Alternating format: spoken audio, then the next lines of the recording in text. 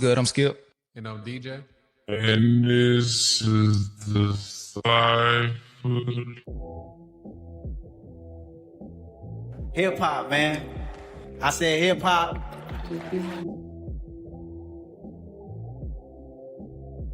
That community is just crazy, that the things that we were able to see and experience because of this thing called rap and hip hop.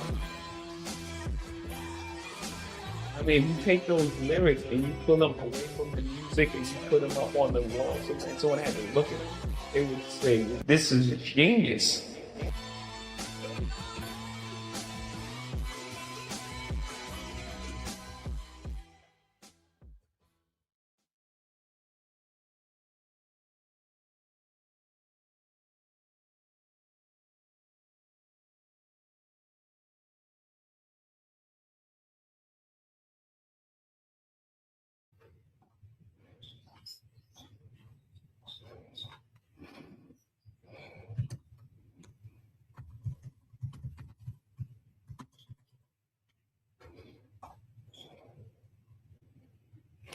Oh, hey, didn't see you there. What's good, y'all? I'm Skip. One half of the super group. We are deciphering. First things first, man. Shout out my brother DJ.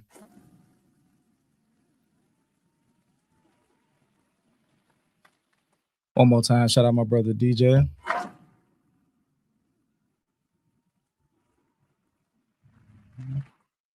Y'all do me a favor. Hit that like button as y'all coming in. You know, send some happy birthday cheers to my good brother DJ. I think he's 42 this year. No, I'm just bullshitting.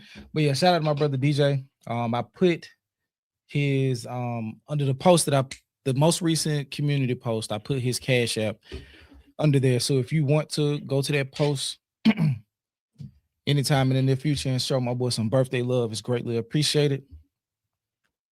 I think he at the Hawks game tonight, so he enjoying his birthday. So once again, happy birthday to my brother DJ.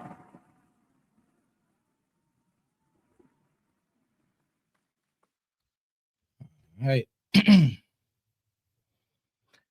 we got a lot to talk about today. The central question that I want to talk about, and we'll address everything else, is if everything is fake, what next? Or what do we do now if everything is fake? Yeah, it just started. ZB19 now did just started. I've been live like 3 minutes.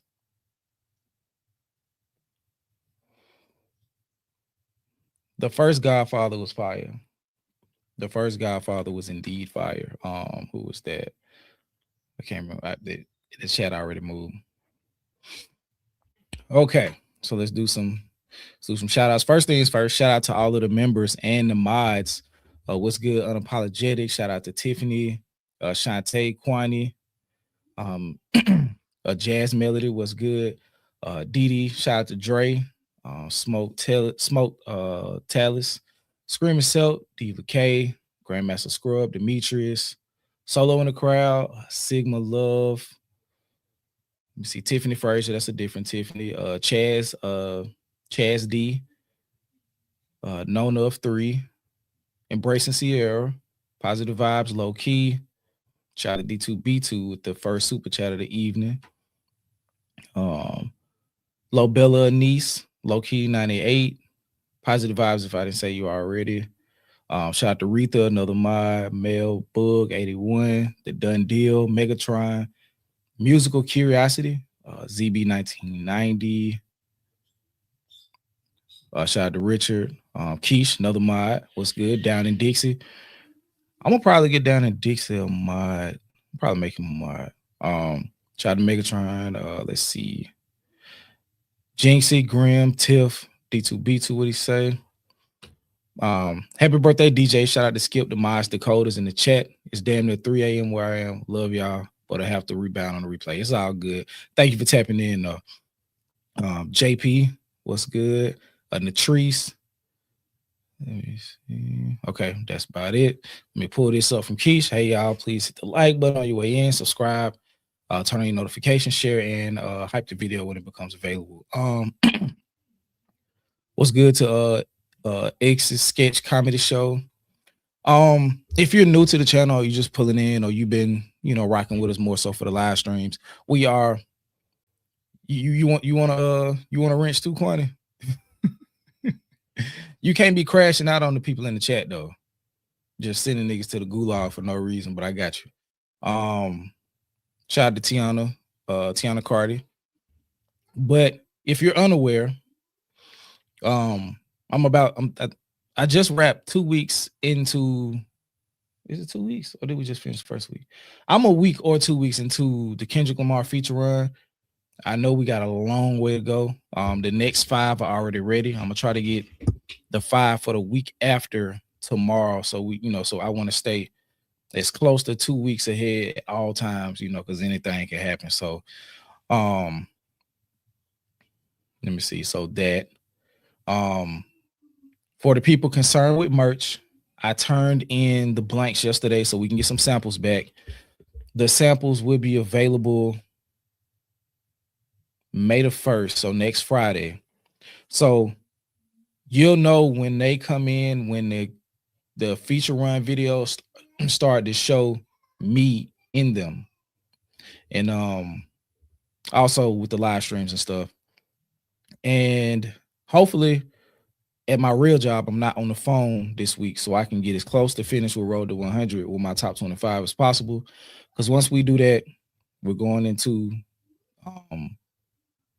the season 1 of Decrypted, where we're covering Damn over like 9 episodes. So that'll be available for the members. I think 1 or 2 of those episodes will become available, on YouTube. So if you want those episodes, be sure to become a member, either YouTube or Patreon. But that tier will be the $7 tier, because that's going to be heightened production value and all of that good stuff. So it's going to be more time that goes into those as opposed to, a one-shot, reaction or something. So we want to have something special for the Dakotas that, are investing in what we got going on. But I see some more people have come in. Be sure to hit the like button. Okay, we 2 weeks in. Okay, good. Yeah. Damn, so I think I did 10 that first sitting. I did 10 the first sitting. Okay, so now we finna go into week 3. But the question is, if it's all fake, what do we do now? And it's a video. It was a conversation between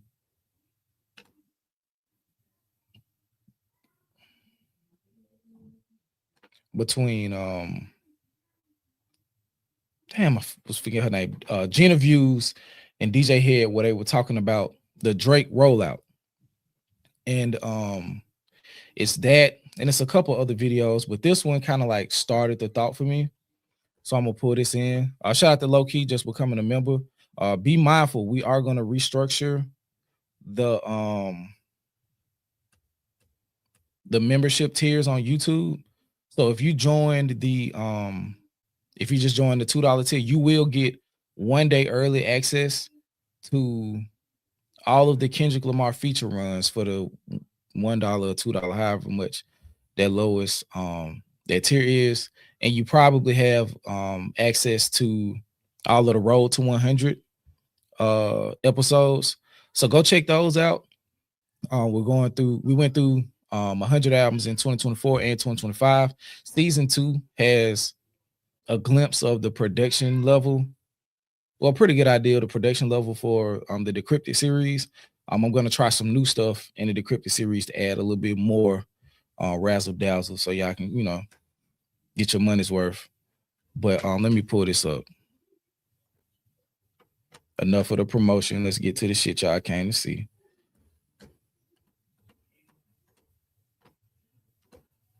It's one little. I thought this was. Hold on.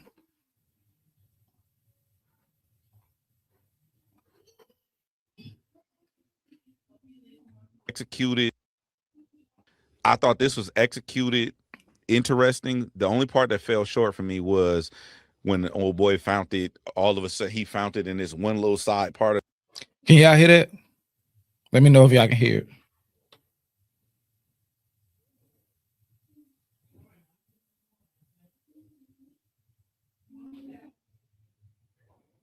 Shout out to Scream himself. Just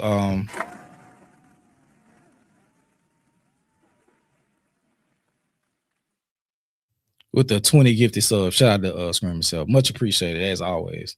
Let me play this. I thought this was executed interesting. The only part that fell short for me was when the old boy found it. All of a sudden, he found it in this one little side part of the ice and ran to his house and did the unveiling. And it's like, that shit corny to me just because it seemed staged. Like it was wrestling as opposed to it being like a real fan. If it was a real fan experience, I'm like, that's kind of cool. Because a random fan in LA or Toronto, in Toronto, could potentially be the person that announces the release date. To me, that's kind of cool. Mm-hmm. The streamer shit and all of the I don't like that. It just seems it's like you staged this big thing for the people, for the fans, and then ran your play anyway. It's like, just run your play. Mm-hmm. That's how I looked at it. I think this time though, with this rollout, at the age of rap, the age of hip hop, the age of media, and where we are right now, everything is staged. So in this day and time, let's say Cameron and the wrestler Jey Uso. Yeah, that was a rollout. Yeah. When they're arguing, you hear the date of the fight. Yeah. If you listen to it, it was like 4 minutes, because I was trying to figure out if it was real, if it was staged. So when I continuously hear the day of the fight, the time of the fight, who you're fighting in the middle of y'all arguing, that's staged to me. Yeah. Right. So I feel like all of the rollouts are staged. All of it. There's going to be a time where somebody's going to call and say, hey, we need you to do Wale. What did they say when Where to Start came out? We need to do some before it dropped. Oh, the content. That's how we got the interview. Yeah, for sure. Because I was supposed to do the content with them. Yeah. You know what I'm saying? So we're in this age of streaming. Yo, we need to figure something out real quick. They about to melt it down. Let's give this live. Let's shoot this live to the streamer. You know what I'm saying? We're in the content space right now. We're in the age of streaming where everybody is streaming. So yeah, they're gonna give it to a streamer. Didn't he go to his house or something like that to set up and stuff? Yeah, he set it up and did the unveiling in front of his house. For all we know, that was all part of the plan the entire time. Correct. So I think that everybody is trying to hop on this new wave of, not a new wave because rollouts have been a thing, but everybody's trying to find their own way to creatively do a rollout.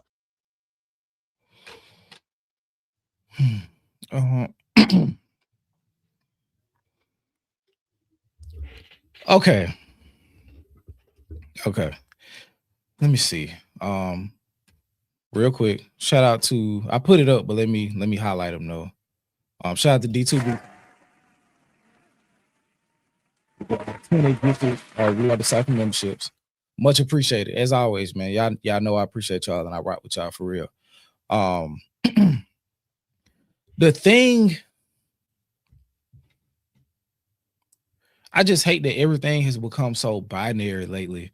And I don't know if this is something that I'm being exposed to because like the content space and like being so focused on media is new to me within the last like maybe 18 months. So I'm not sure if it's always been this binary, but it always feels like it's either 100% this way or 100% that way. And it's like anytime somebody asks a question seeking anything in the midst of the spectrum, the response is always a polar retort. It's never working towards anything in between. And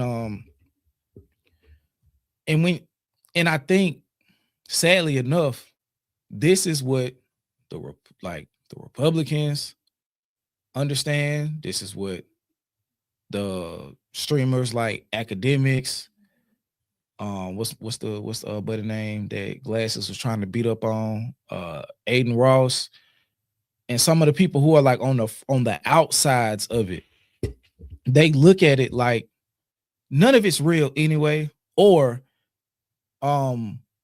they exhibit a level of media, like nihilism towards media, to where nothing is real.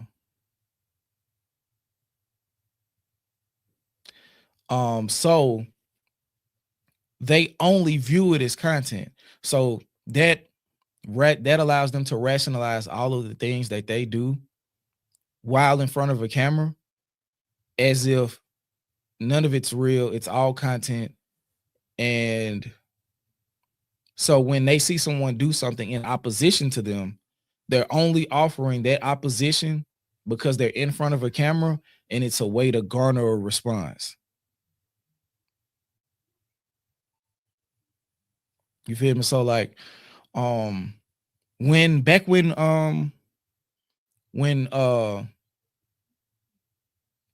Rory and Mal was going through the issue where Rory tweets had got resurfaced, and he was in the Twitter space with all of those black people, and his thing was they only did that because they were looking to build up their channel or build up their social media profiles. So they were using him as a launching pad to get visibility. It doesn't matter if there's any merit to what they're doing. It's only based in somebody trying to make themselves larger. And when you look at it from that perspective, it allows you to understand like how the people who make those types of accusations, how they move. So when you see Mal and Rory go full Drake,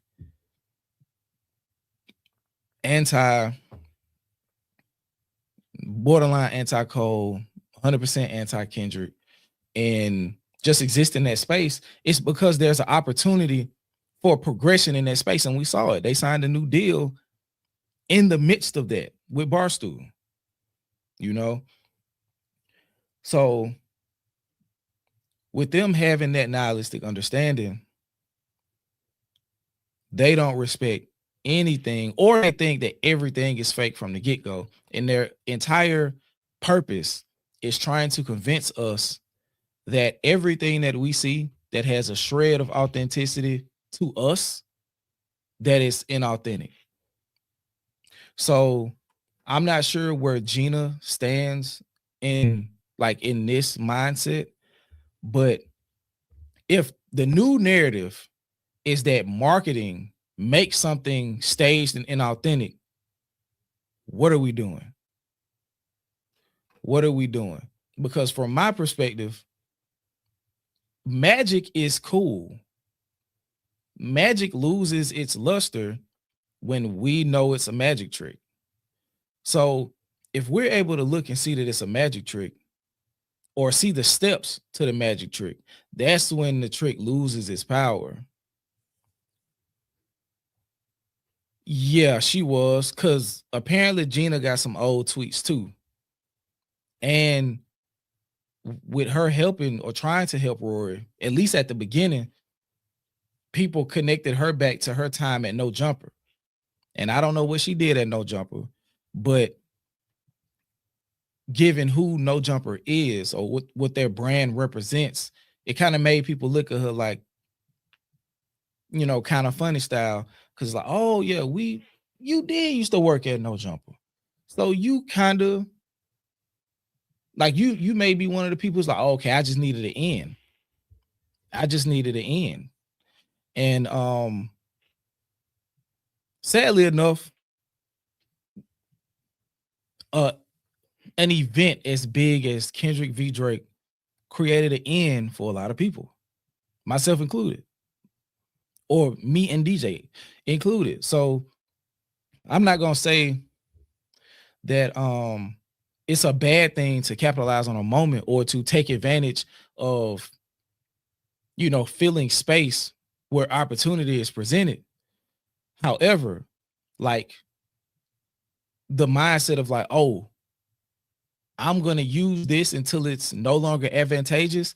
And at that point, opened myself up to just exist in the ecosystem. The ecosystem was only bad, quote unquote, because I didn't have the space in it.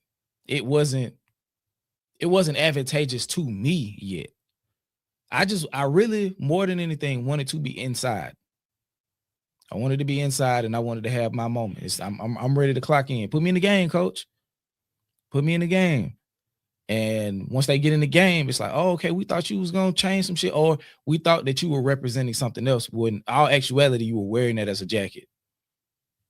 And hey man, I do understand that this media shit is a job. Like the people who are able to build long-lasting careers, they have to kind of go with what's going on. Like if they want to be, because a big part of media is being likable. Like being a personality, you have to be a person, have a persona and personality that people like. And sometimes with that is finding ways, even against your better judgment, to be agreeable. And sometimes people, because I think sometimes people pick sides and lose their career with the side they pick. So I think that's kind of got people scared to like really stand in shit. I think the first year, like post Not Like Us, or like really from push-ups forward, we had a brief period where people really could be honest. And I think in that moment, the honesty, like I said, was an end for people to attach themselves to those polar sides, because whichever way you went, you were going to be supported because there were huge platforms of fandom who wanted to support a given side. So if you didn't really like Kendrick, but she was like, bro, I need a way to I need a way in the dough. I need a way in the dough because I want to do this podcast and shit. I want to do this media. I want to build my personal brand. And now you like Drake anti-industry, Drake this, Drake that, Drake this, Drake that. Kendrick is the heir apparent for what's the name he's always been. And then once you feel like that train is starting to slow down and the other artists are starting to come back outside, and now it's like, man, I never really was a J. Cole hater. Like, what is going to take for y'all to forgive him? What is going to take for y'all to forgive J. Cole and just accept the album? Why can't y'all just enjoy them all? After spending a whole year agreeing with general consensus. So if that's the case, and that's the mass majority of people in more organized media, what about where do the real representatives in media exist?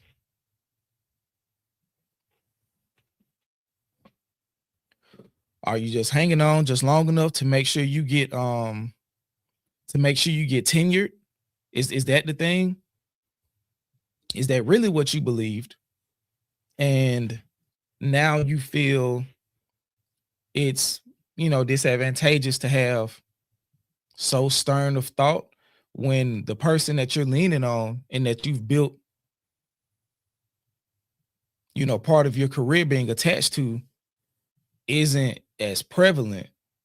You got to kind of like take a step back, pivot, and be a part of the next wave. And this isn't just about Gina. Like, that's why I'm saying like mass, because she's only the latest and greatest to say, or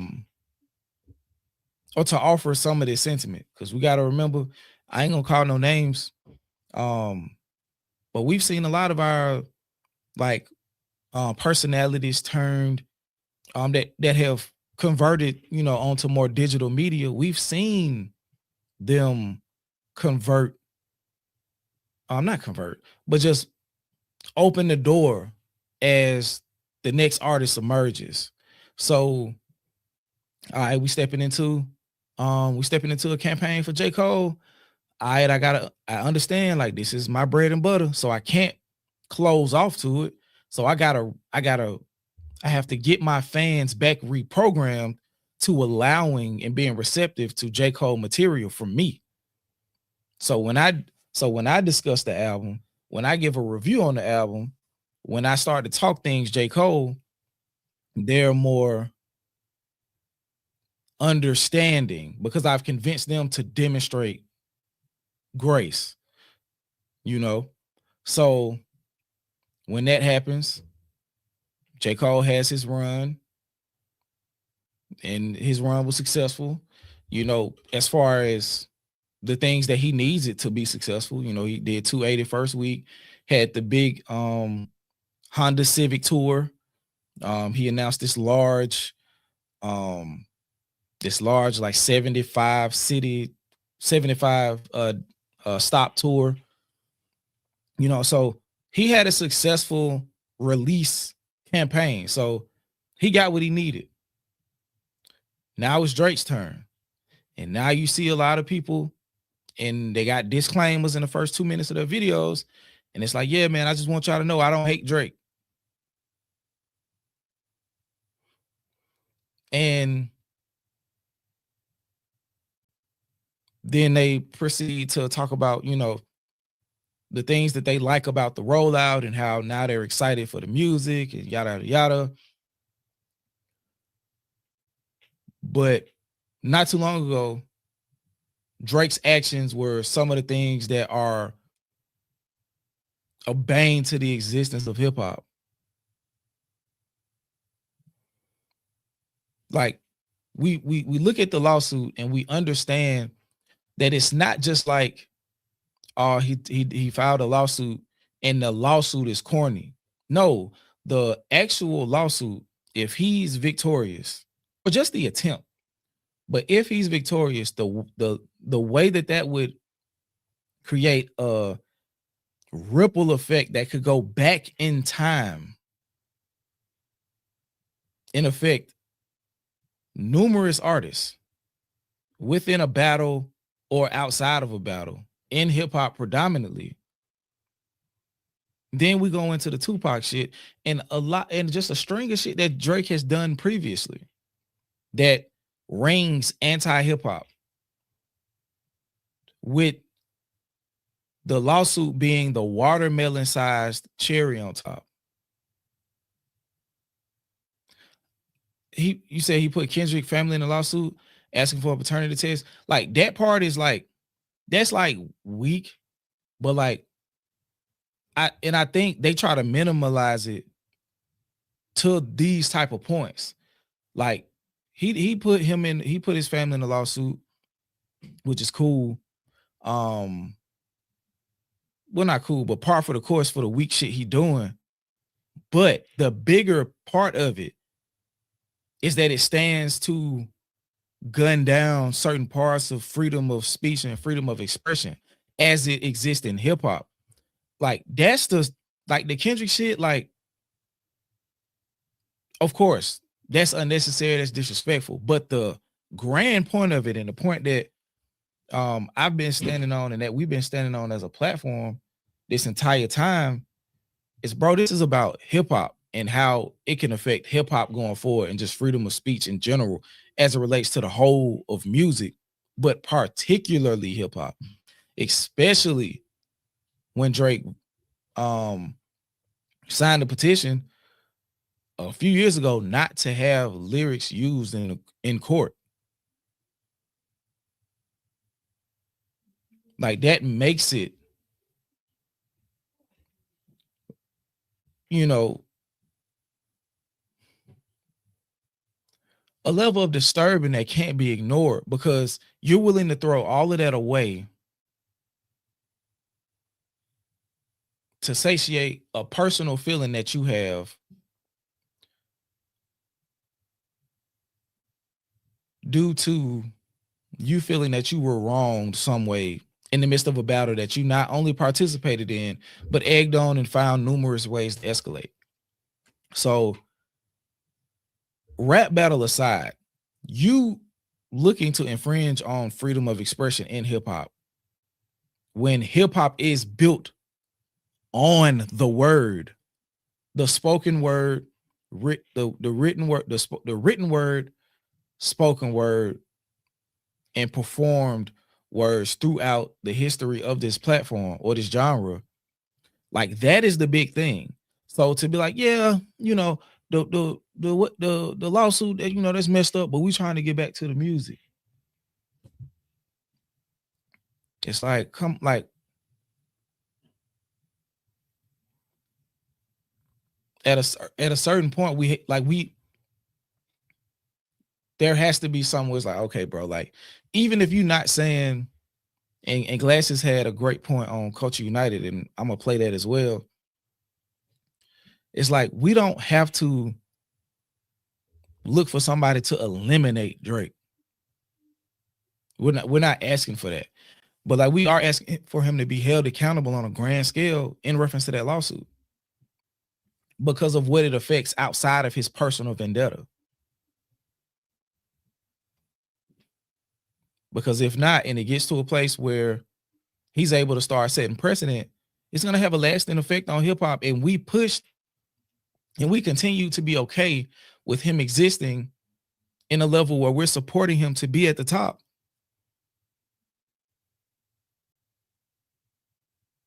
Despite what he's looking to do to the genre that we're pushing him to be the top of.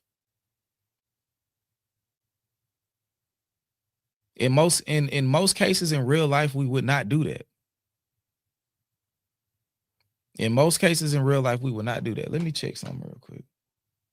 Because I got it on Wi-Fi and I need to plug in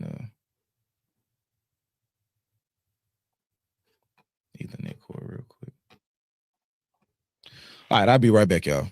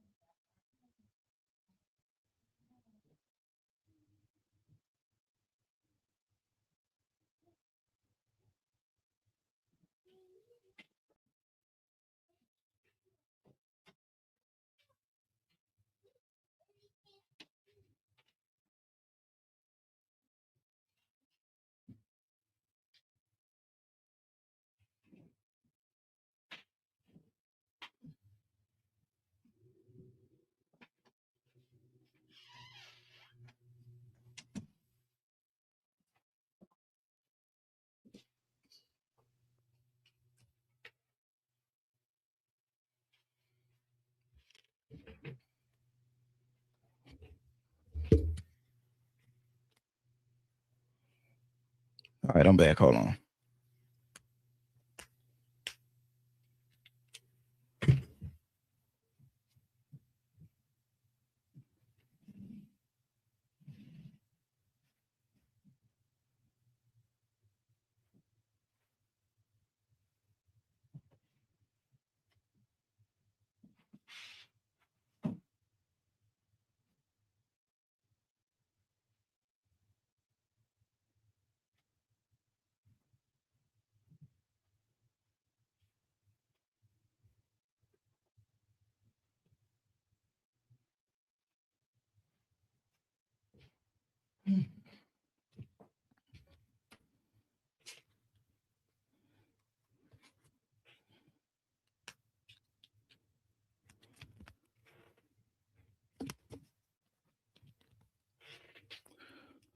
All right, my fault. My fault. Yeah, I had to go get the Ethernet cord because I wanted to be sure that the quality of the stream was good. So let me do this real quick.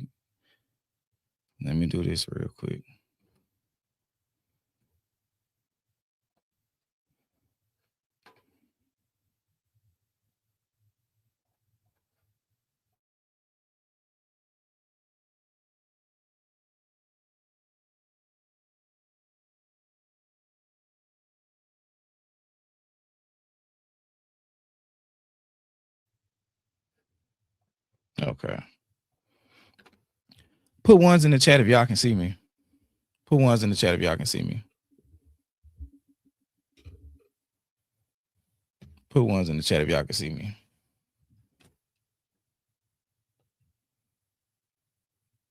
Okay. Okay. Appreciate it. Damn. Okay. Okay.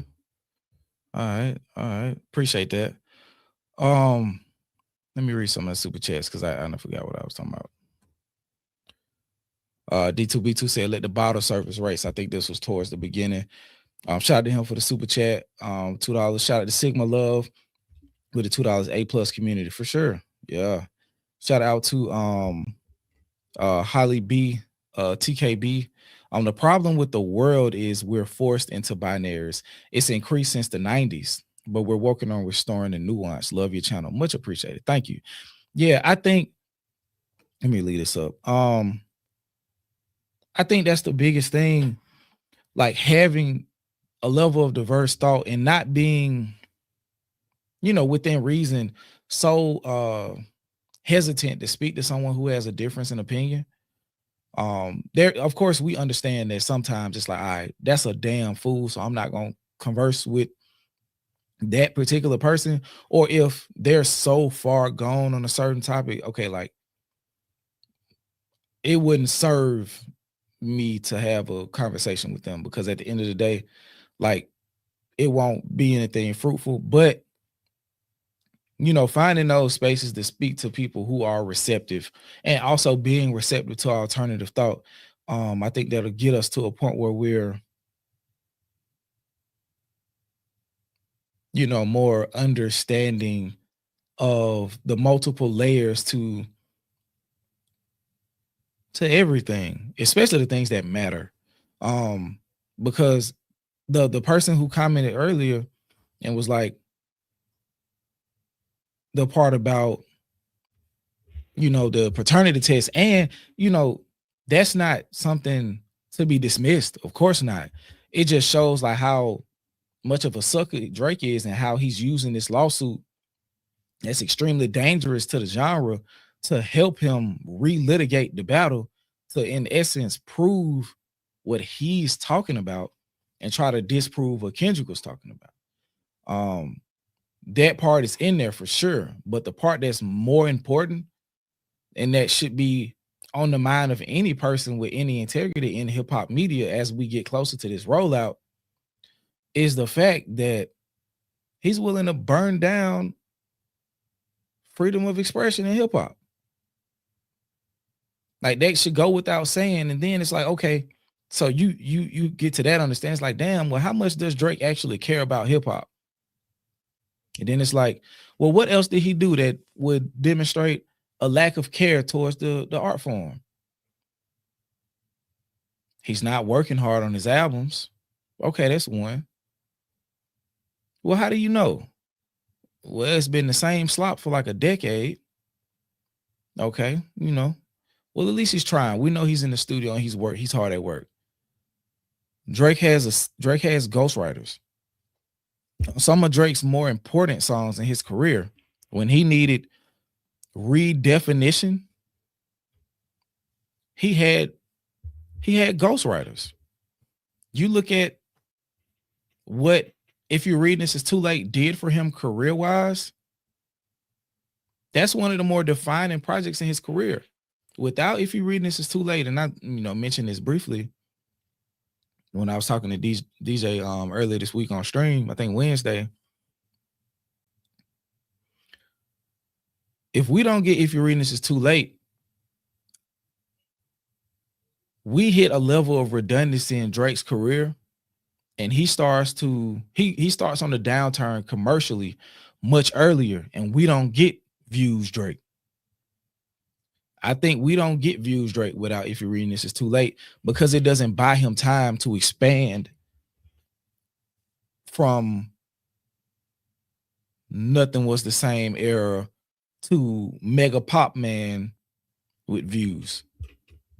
He would have had to try to recreate Nothing Was the Same again, or something else that might not have been as good. And then you look at Take Care, which is probably the most important project of his entire career. And to some people's calculation, his best project. The Weeknd gave him half of his first album to go on Take Care. And then on an even more craft argument of it, Drake has never given us a real, honest, and true rap album.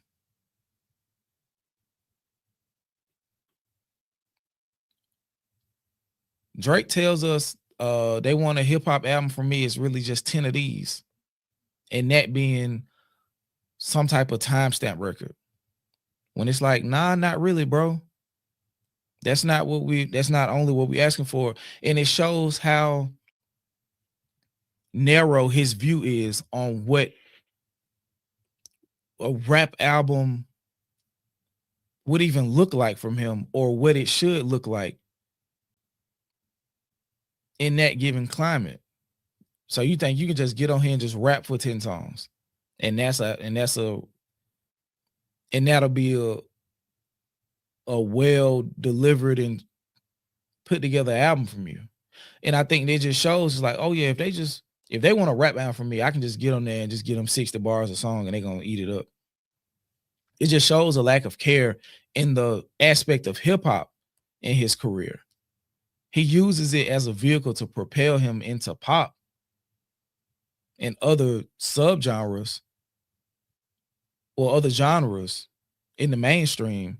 But when it comes to rapping in reference to hip hop albums, it's very reductive. It's a very narrow frame of thinking.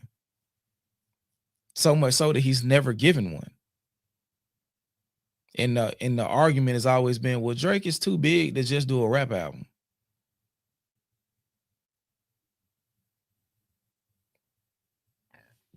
So when you look at the string of excuses that he's been given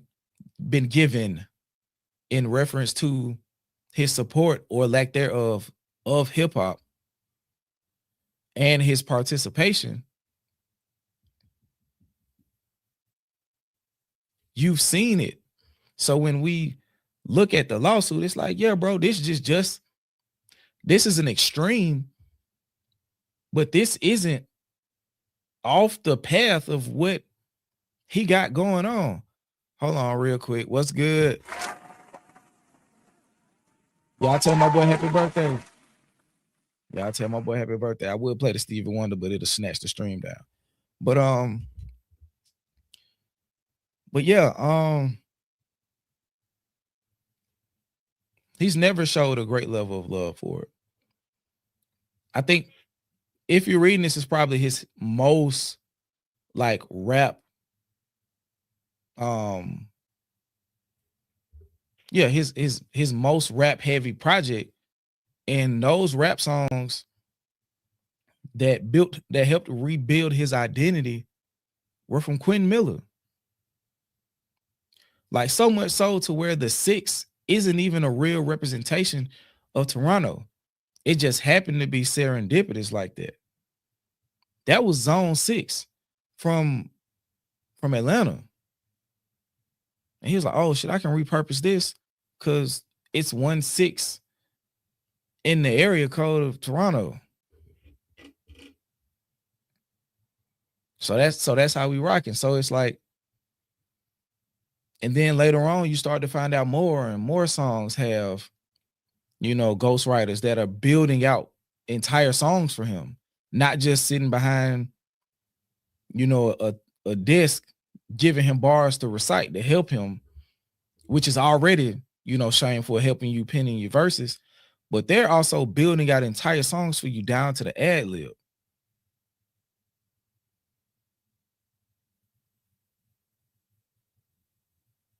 So when you got a nigga of Drake's stature getting entire songs built for him in hip hop, it just shows a level of disconnect and a lack of care and attention to the craft. So when you see him suing over something that's as hip hop as it gets, being a rap battle, but also suing well, also in the lawsuit, using the likeness of a fallen rapper who you pulled to use as an insult in the rap battle is insane. It's like, no, I ain't. That wasn't even me who said that shit. That was Tupac, bro. They wouldn't even get that was me. That wasn't even in my voice. So how can I even really be liable for that? So to just throw, basically the Tupac hologram out on stage and say that the estate is now liable for whatever took place while this man-made hologram was forced to do whatever it was programmed to do on stage. That is crazy. And for us to know all of that shit and then still see these niggas be like, yeah, man, I'm ready to see what the album sound like. We already know what it's gonna sound like. It's gonna sound like other niggas. It's going to sound like other niggas, bro. That is what it's going to sound like. It is going to sound like other people from other regions because he needs to have a diverse sound, a sound which he never mastered to any respectable level.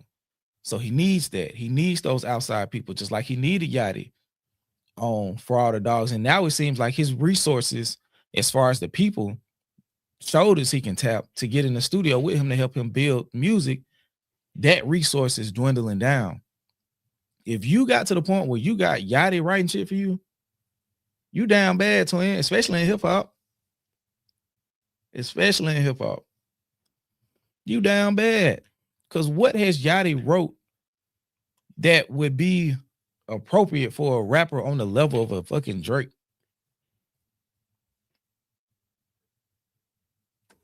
But I guess he was like, shit, Quinn Miller, I was able to take what he made and blow it up. So I can do something like that with Yachty. It shouldn't be too hard. It shouldn't be too hard. I can make it that because I'm Drake. So it's if we can get to the point where it's like it's fun till it ain't, and then we got to get back to the money, I don't want to be a part of it. Not to that level where it's solely based off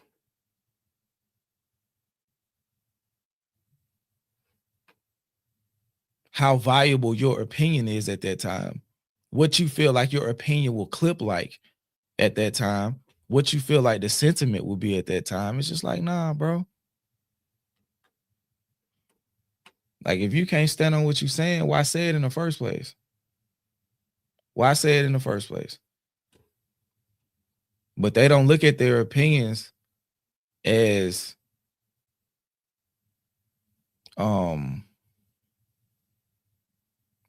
something intrinsic. They look at their opinion as a product to sell. And it's a video that Joe Budden did. He was on Poor Minds. I'm gonna see if I can find it later. But he was like, man, I get tired of myself. I get tired of hearing my opinions because I got to give y'all 8 hours of content a week.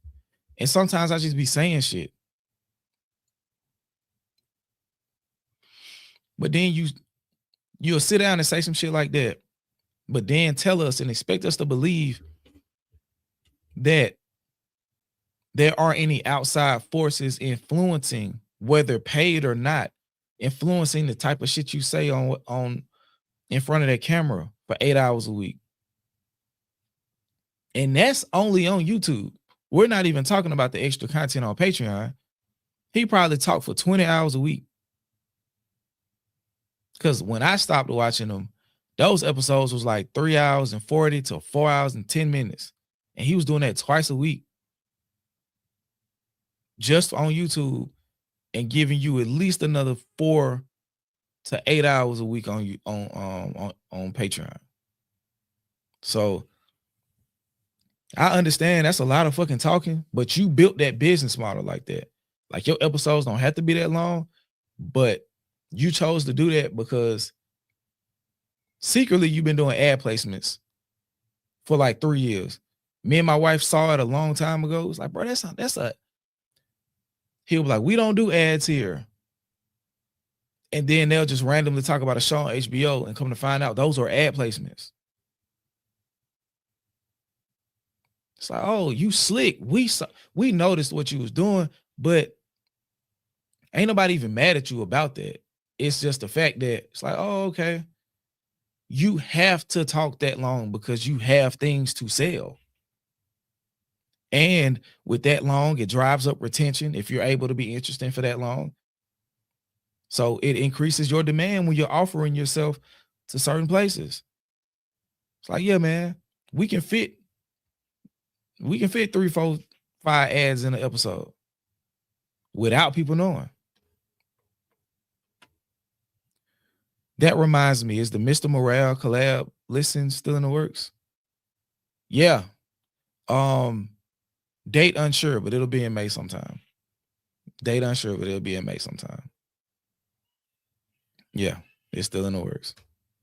You weren't supposed to tell nobody that on the regular YouTube, Quentin. I don't think. I don't know if I announced that. Bail out the truck. You trip. But okay. So let me go to this. Akademics said something I thought was interesting. I said it on stream. Okay, cool. Let me play this real quick.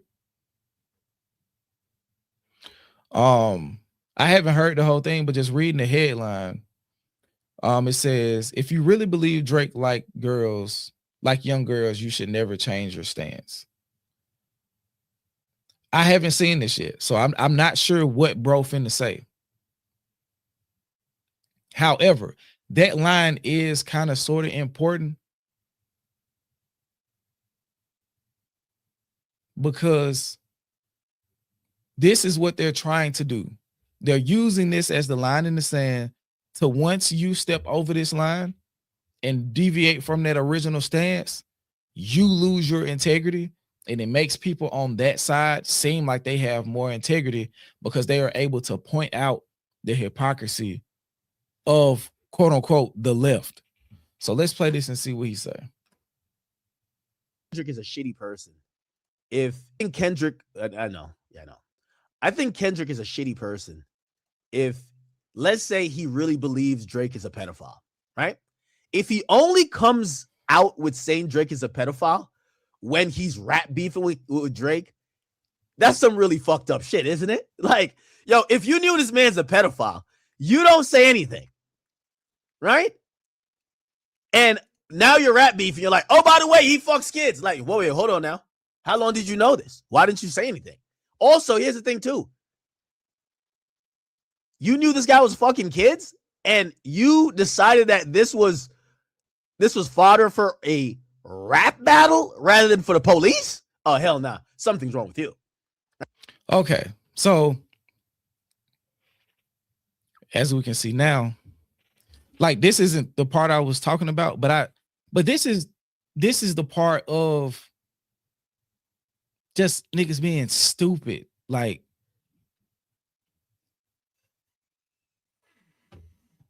what's up, buddy? Huh? Good night, buddy. I love you. Yo, bring my book bag real quick.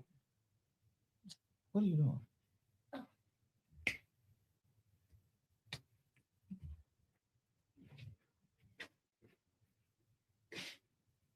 Thank you.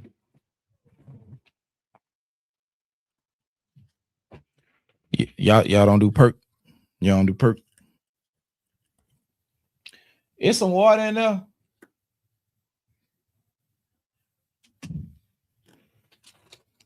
Yeah, y'all don't do perk. You don't like perk. I ain't no addict. I'm itching right now. And this is not a perk. This is Zyrtec, by the way. I don't know if y'all can see that. This is Zyrtec. Allergies on my ass right now. Hold on. I just thought that was funny. My bad. Don't clip that up. The weirdos that be having 87 followers that be making them weird ass videos about folks. Don't clip this up. It's a Zyrtec. It's not a Percocet. This is for my allergies. Not recreational use of Schedule 1 narcotics. It's a Zyrtec. I know y'all niggas weird and y'all be looking for anything. And then y'all will come up off that. We ain't doing that. It's just a Zyrtec. Chill out. But with the academics, like we just see niggas stupid. Like this is where you going. Like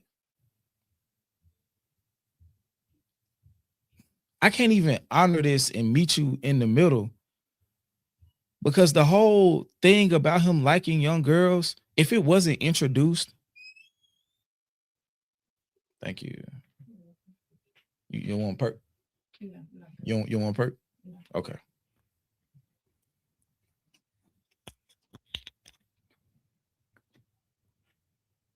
Schedule 2. That's how you know I don't do perk. I ain't even know what schedule it was. I don't know my narcotics. But yeah, with the academics, like with this narrative, the way he's trying to kick it, it's like you can tell that he just sit around sometimes and just look for a way to kind of spin the narrative in whatever way possible.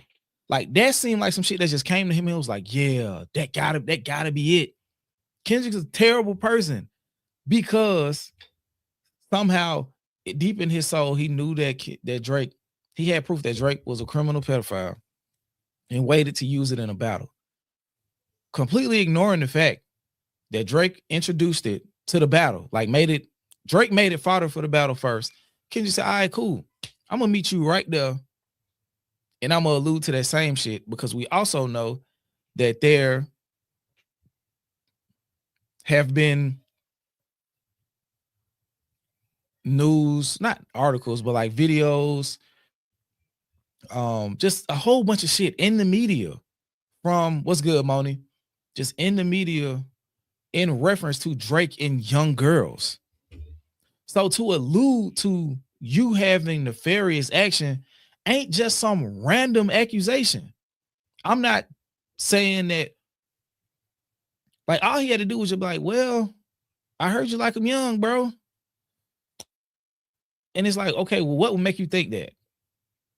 Nigga, you can just type Drake and Drake weird relationship with young girls in Google in 2023 and a whole bunch of shit was gonna come up. It's just like come on, bro. Like, what the fuck? like it's not like he introduced some new shit like you are hiding a child. It wasn't that. It's just like, hey, bro, the world knows that your jacket is dirty, like filthy as it relates to your interactions with girls at or around the age of consent in America. The video you kissing a girl on stage was enough to like hyperbolically call you a pedophile.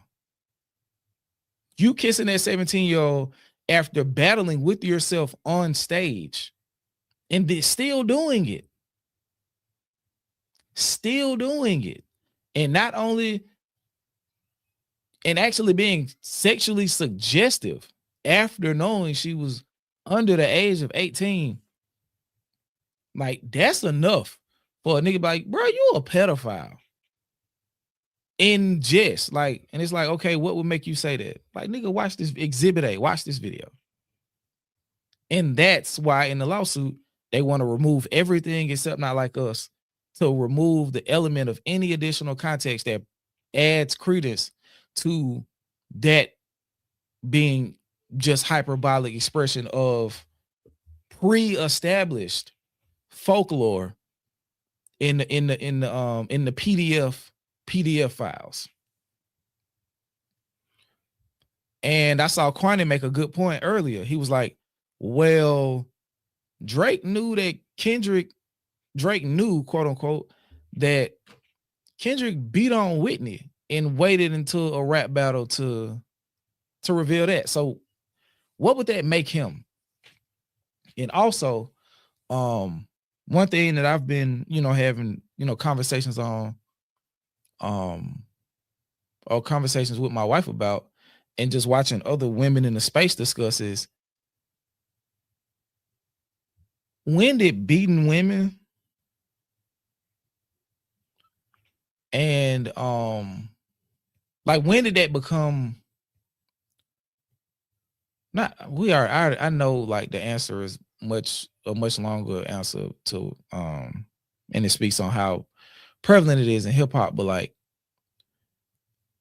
when did it become okay as a jab? Like, cause we get Family Matters and 30 minutes later we get Meet the Grams. So like nobody had a problem with the fact that Drake said Kendrick beat Whitney, or any woman for that matter, even if it wasn't Whitney he was talking about.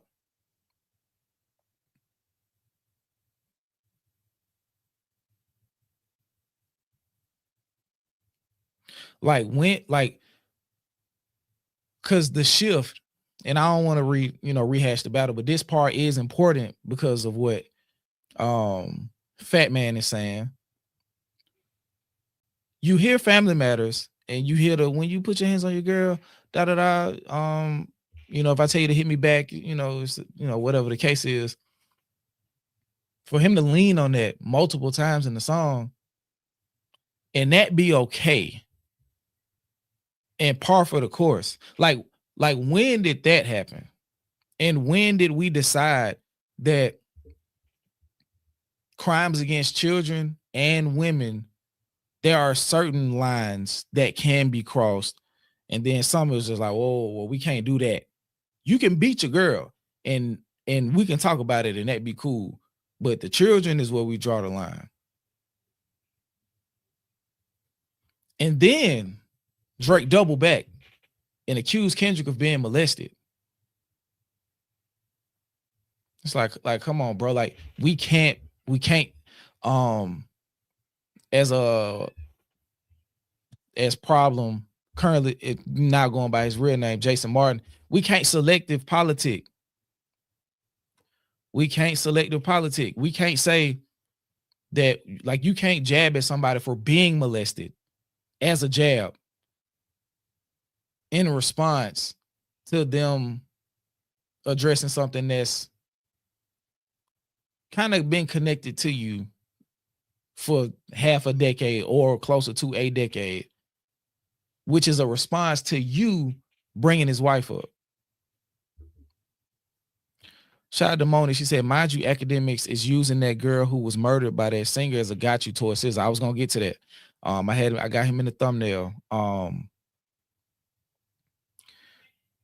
That shit is insane too. Like the levels that they're going to,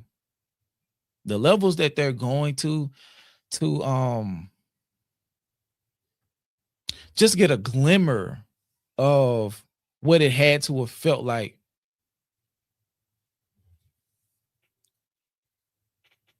to win a rap battle on that level, just to get any level of ground back, is insane. Because the fact that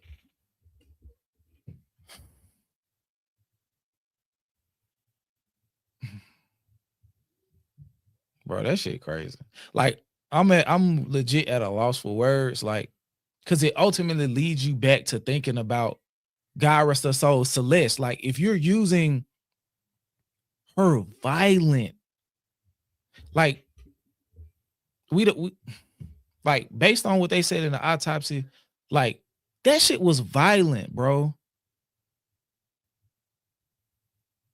And everything after that was posthumous violence on an even higher scale.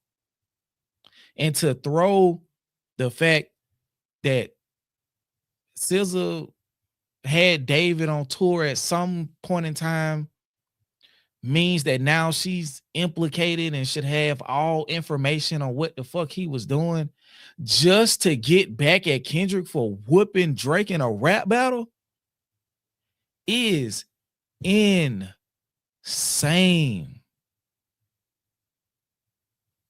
Is insane. Shout out to XS Sketch Comedy Show with the $5 super chat. I'm gonna say, if the line in the sand being drawn is whether or not Drake is actually a person that has pedophilish tendencies, then I'm firmly on the not like us side.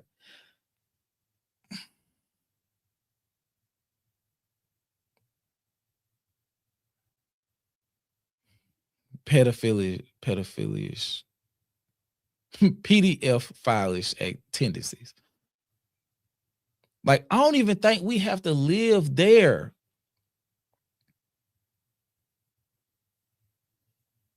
We can say, well, yeah, because him kissing the girl is like, it's just, we can just say weird activities with at or underage girls.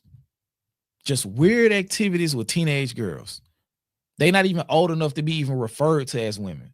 The only time young girls of that age are referred to as women is when it's connected to pedophiles. It's the only time. So I don't even want to co-mingle those specific terms. Underage girls or barely legal girls. So if we're looking at it from that, if that's where we're landing, like, okay, Drake do some pedophile type shit, and that's enough to not fuck with him. That's enough to like never fuck with him ever again. But like on some hip hop shit, it's like, yeah, bro, like you've completed a decade's worth of dereliction of duty in hip hop, and it's just like, nah, fuck you now, because this lawsuit took it to a point of no return as well. So there are multiple angles to perceive Drake, and I'm not saying this is wrong, because we have the proof now, and now it's out, because a lot of people were aware to some extent, maybe not all of the dots connected, no pun intended, but now that all of the dots are like kind of at least presented, although not connected, it's just like, all right, bro. And for when his fans said, yeah, we already knew, push it. You got to push it. Okay. Good night, baby. You want to say good night, everybody? Good night, everybody. You got to say it louder than that. Good night, everybody. Say yo, yo, yo. Yeah. Okay, go to sleep. I love you. Mm-hmm. Can you close the door for me? And what my remote at to my lights? Yeah, what a remote? The remote. You better find my remote. It was on the floor yesterday. Yeah, close it over. Thank you. Hold on.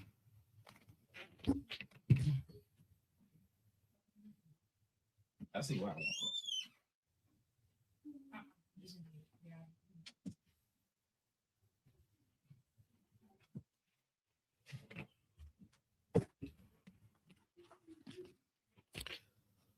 I feel so naked without my overhead lights. It's so crazy. I'm used to the red, but I gotta find my remote. Somebody took it. But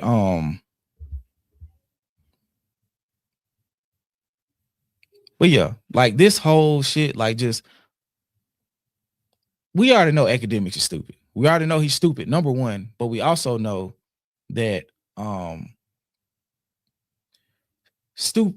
him staying in the willful stupidity like allows him to build narratives and to pitch it to the people who watch his streams. Because we're realizing the deeper and deeper this goes, is like morality can't exist in these spaces, as far as, you know, as it pertains to what Akademics and, you know, Drake and like the people they support. Like the deeper that rabbit hole goes, one way or another, it leads to Israel. And that's all I'm gonna say about that. But it leads there, it leads to the hyper far right, where we end up in chat rooms with Nick Fuentes and all of that type of shit. But yeah, it's a poisonous rabbit hole that, truth be told, Akademics is like the beginning of. Like people like him are really the beginning. So him being stupid is, and him playing stupid or whatever the case is, him presenting as an idiot is par for the course. So this dumbass narrative that he pushing, it's the shit I expected. But yeah, it's like they can't even get creative. That's how I look at it. You know what I mean? Like you knew this nigga if you really think that. But I think people kind of realize like nobody really like. Do you really think Kendrick, really believes that Drake was fucking children? I don't know. I'm asking y'all. There's no way he thought that, right? There's no way he thought that.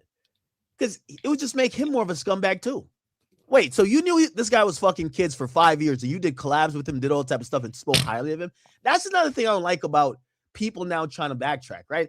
Some of the people backtracking legitimately 2 years ago, they were drinking a Kool-Aid and saying, well, I ain't gonna lie, Drake do like young girls. And that to me, that's nasty. If you really believe Drake like young girls, he doesn't, but let's say you believe that, you should never change your stance. You shouldn't be like, some time passed. Now I could listen to, bring me the Iceman. No, nigga.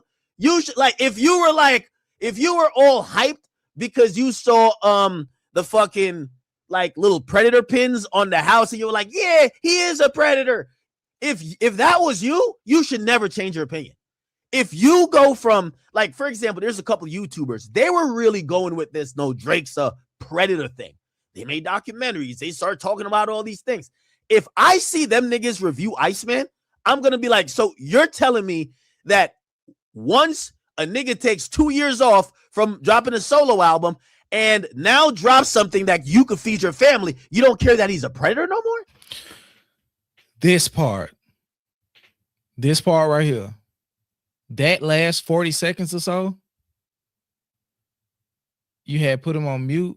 You should have heard that. If you're talking about on mute on Twitter, I understand. But like as far as this, that was extremely important. He made the biggest documentary. He's on the other side though. So as long as they're on the same team, it's cool. It's cool. As long as they're on the other side, it's cool. The only time they get at odds is if kind of like how what's the blonde hair lady name? They got fired who like trying to go at Trump now. I can't remember her name. But yeah, they're on the same team. It like logic and morality is suspended in this area. Bondi. Okay, yeah, Pam Bondi. But no, not Pam Bondi. Taylor Green, Marjorie Taylor Green. Yeah, her. Yeah, now she got all this beef with Trump. Like, since she's not working for him and he this despicable person, this, that, and the third. But it's like, was he that when you were working with him? So if they ever fall out as far as the connection that they have, their proximity to Drake, you'll start to see, internal beef and shit like start to, pop up out of nowhere. Like, oh, what's the dirt? And Akademics going at it. Ooh, XQC going at it with Ben the Don. Like, what's going on? It's because they're only coexisting to have proximity to the person that they view as important and is enriching them. So that documentary about the 616 in LA when What's the Dirt was connecting Drake and Ibiza to the young girls or wherever they was at. Let me see if that shit's still up. I ain't gonna pull it up on the screen. Let me see if that's still up.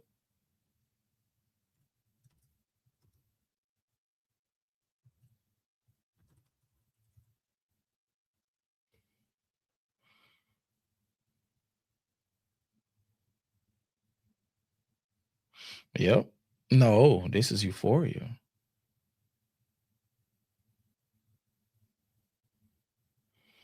Don't tell me he pulled it down. Let's see what the most popular shit is.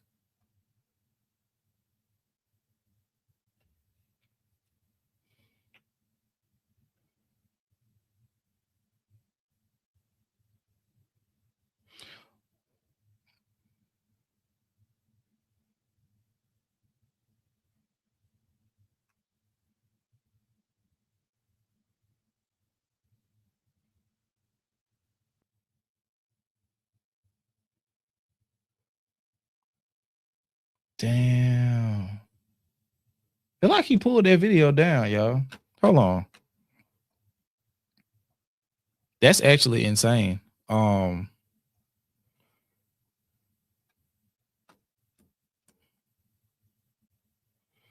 on.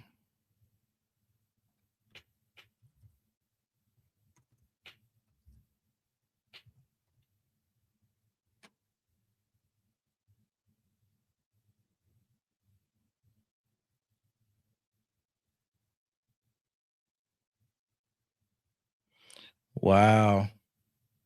He pulled that video down. I didn't know. I don't watch him. And I don't, as you can see, I ain't subscribed. That's crazy. Let's see if he his Family Matters gone.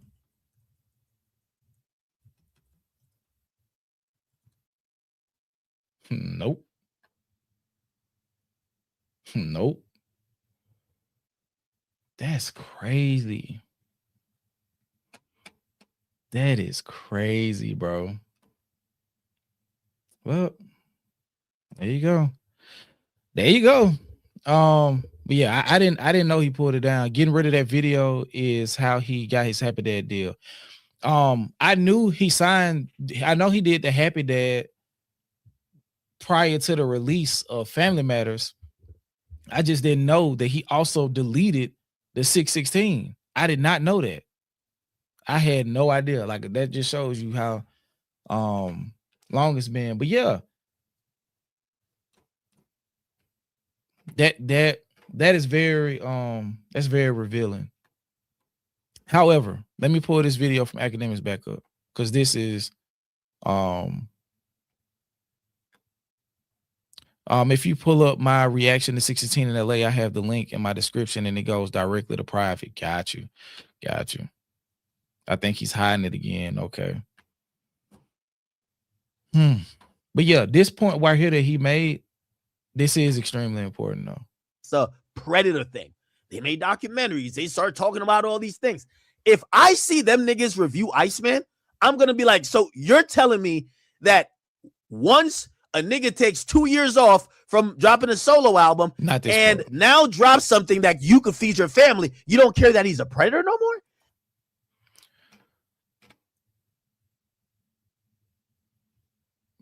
That part right there. And that's what I was saying earlier about how they feel about not only what Gina said, but also about some of our other respected members of digital media.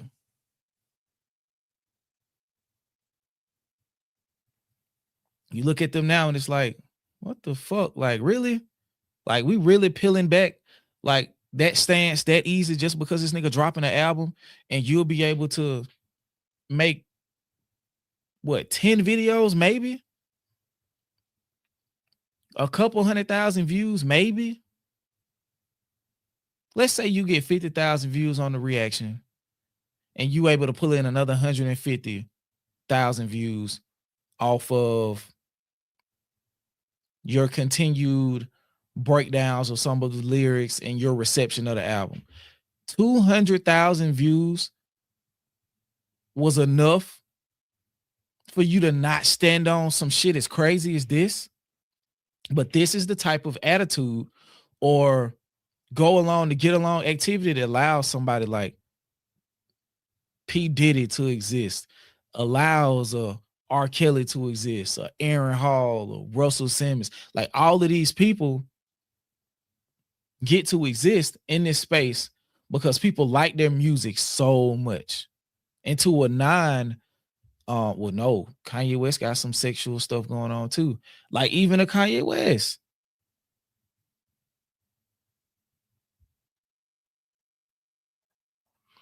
But when Jalopy said, let's boycott Iceman, No Life Shaq got in his feelings and started crying when Jalopy ain't even say nobody's name. For this exact reason that Akademics is saying, but not necessarily on like the integrity part, but like it's a lot of people who get, not a lot, because it's only a few people like at that level of visibility as far as reactors are concerned,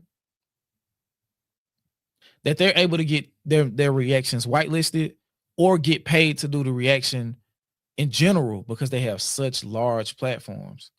And whether or not they take them is something I can't confirm or deny. But I can tell you, when we had 17,000 subscribers, we were getting offered whitelisting to listen to specific artists. So you tell me somebody with anywhere between 200,000 subscribers and 6 million, those whitelist offers are also coming with monetary checks.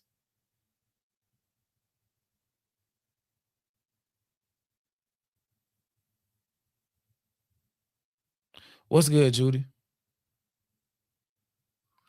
So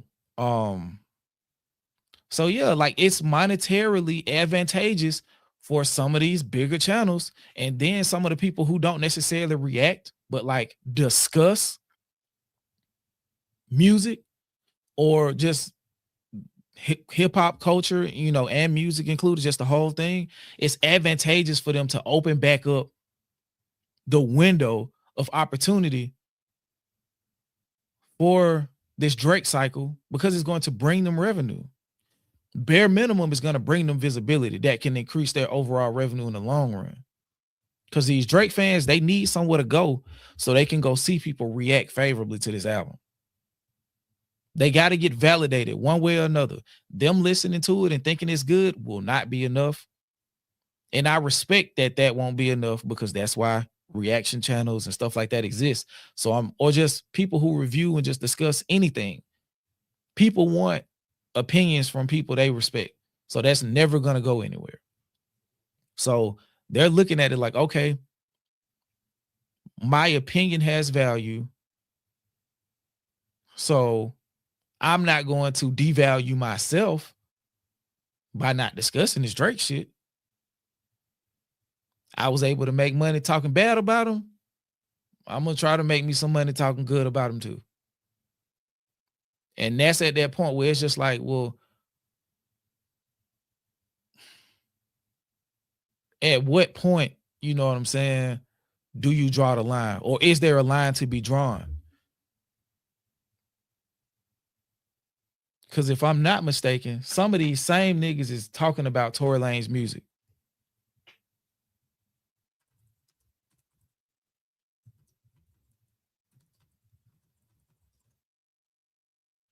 Let's see. Let's see who the top person. Oh, that's a white dude. He don't count. No disrespect, but he don't count. He ain't know the culture. These niggas look like they think Meg stepped on glass, so I ain't talking about them either.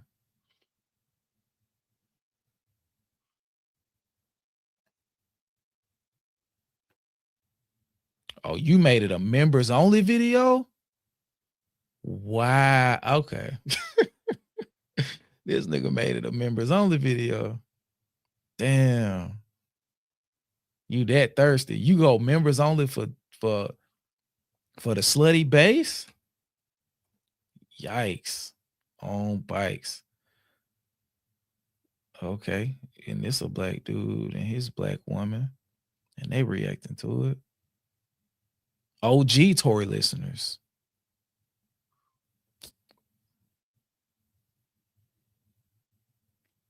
You're a loyal supporter.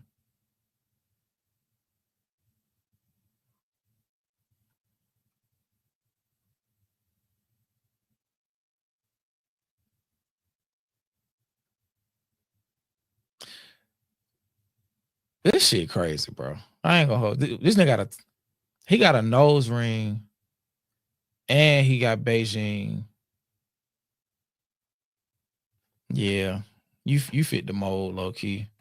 You fit the mold. But I say that to say, oh yeah, hit the like button real quick. Let's get us up to 250. Let's get us up to 250 likes. Ultimately, at least 300 before the stream is over. Probably even 400, depending on how long we go. Because we ain't even an hour and a half in. So yeah, we can probably get to 400 450 likes before the stream's over. So go ahead and hit that like button if you have not yet. That costs you absolutely nothing. ZB said people who like Tory Lanez are yuck. He is a Timu hobbit.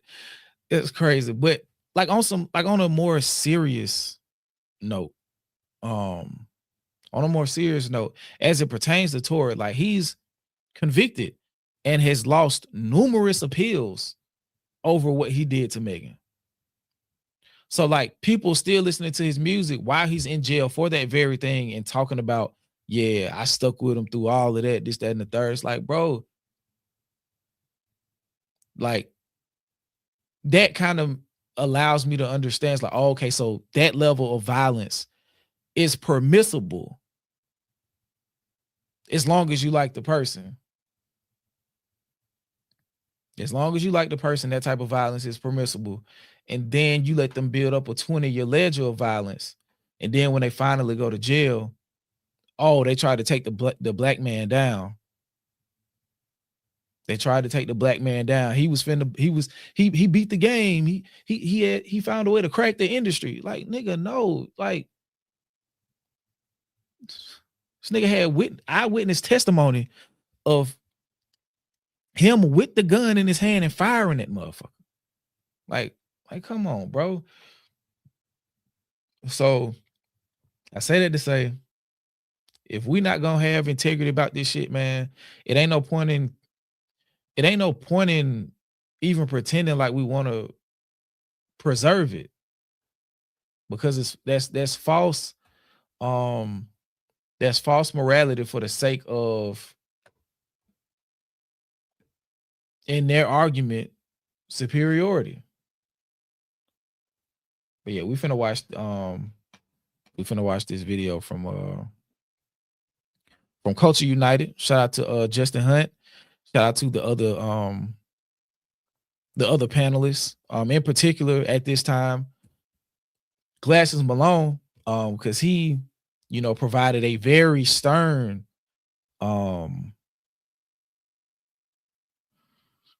opinion as it relates to Drake and support for him going forward, as it relates to Iceman and just his music and just general support of him, like with the abundance of information and just things that we've seen as it relates to Drake. It's like, bro, like at one point it's like we're gonna have to decide whether or not, even just as a moderate collective, like, bro, this nigga is not he's just not good for hip hop, bro. And if we're trying to preserve hip hop, the craft of it, he's not good for that. The culture of it, he's not a good representation of that. The commercial art form of it, ultimately he'd be bad for that, even though he's selling. If he's allowed to change how it's perceived by the companies, he's bad for commercial hip hop as well. But let's play this real quick. It is like 18 minutes. So I'm gonna speed it up just a little bit. And dang, bro. Elle seemed like she's a decent human being. She was fucking tripping. She was tripping. Tripping. Shout out to the Great Enigma. Skip, not gonna lie, I was very disappointed to hear on the stream last week Mac Wop and King both say free Tory. Crazy work. But like, where them niggas from? They got a lot of like homies that's in jail for extremely insane shit, and they still say freedom.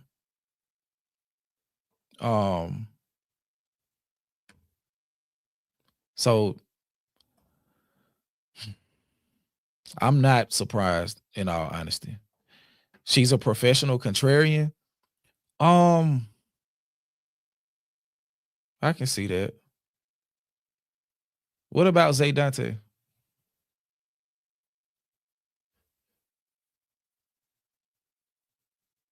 Oh, he dropped a song. Oh, okay. Yeah, I saw the vents. I'm gonna do a reaction. I'm gonna try to do a reaction in the in the feature run bundle tomorrow. Get that Vince in there. I did see something about him having a punk rock direction. But the thing about being a professional contrarian, you eventually turn into the opposite of what you're looking to represent because you're going against everything that seems like it's conventional wisdom. Like, just like with the whole,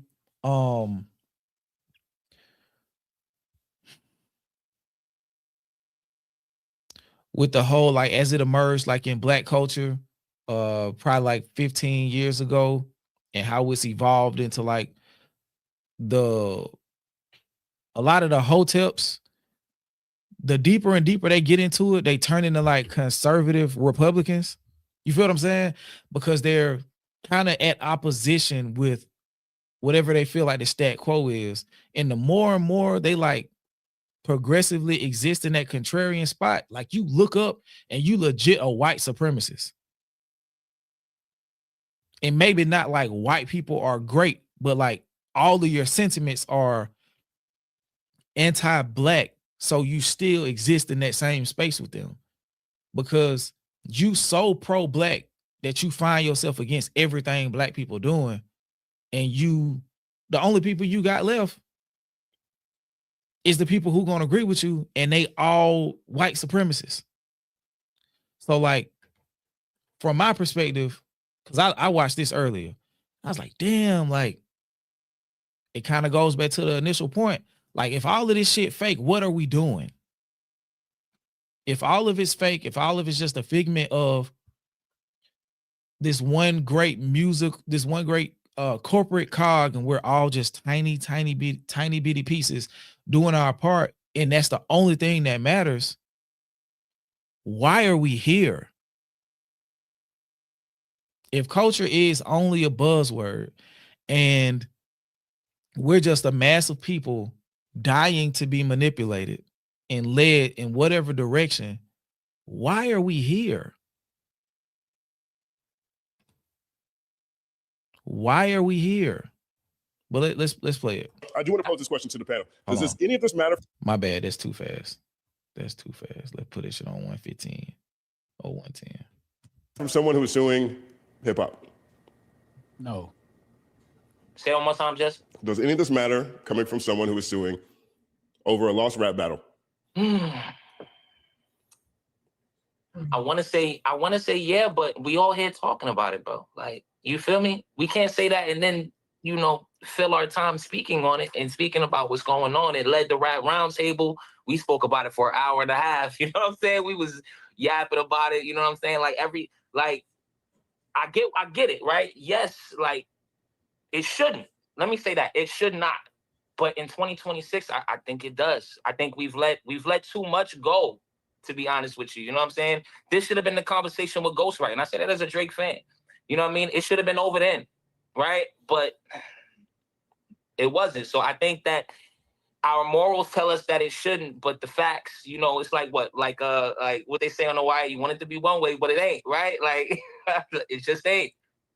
But I think we're left talking about Drake's antics more than the music, and I think that's why, like, it technically doesn't matter. Like, he's dropped 40 some odd songs like since the battle, and nothing has really stuck. Nokia was a hit, but it's still, it's not in my like. I don't know that it really left like a lasting mark in terms of the canon of like music, numbers, industry wise. That's a whole other conversation, but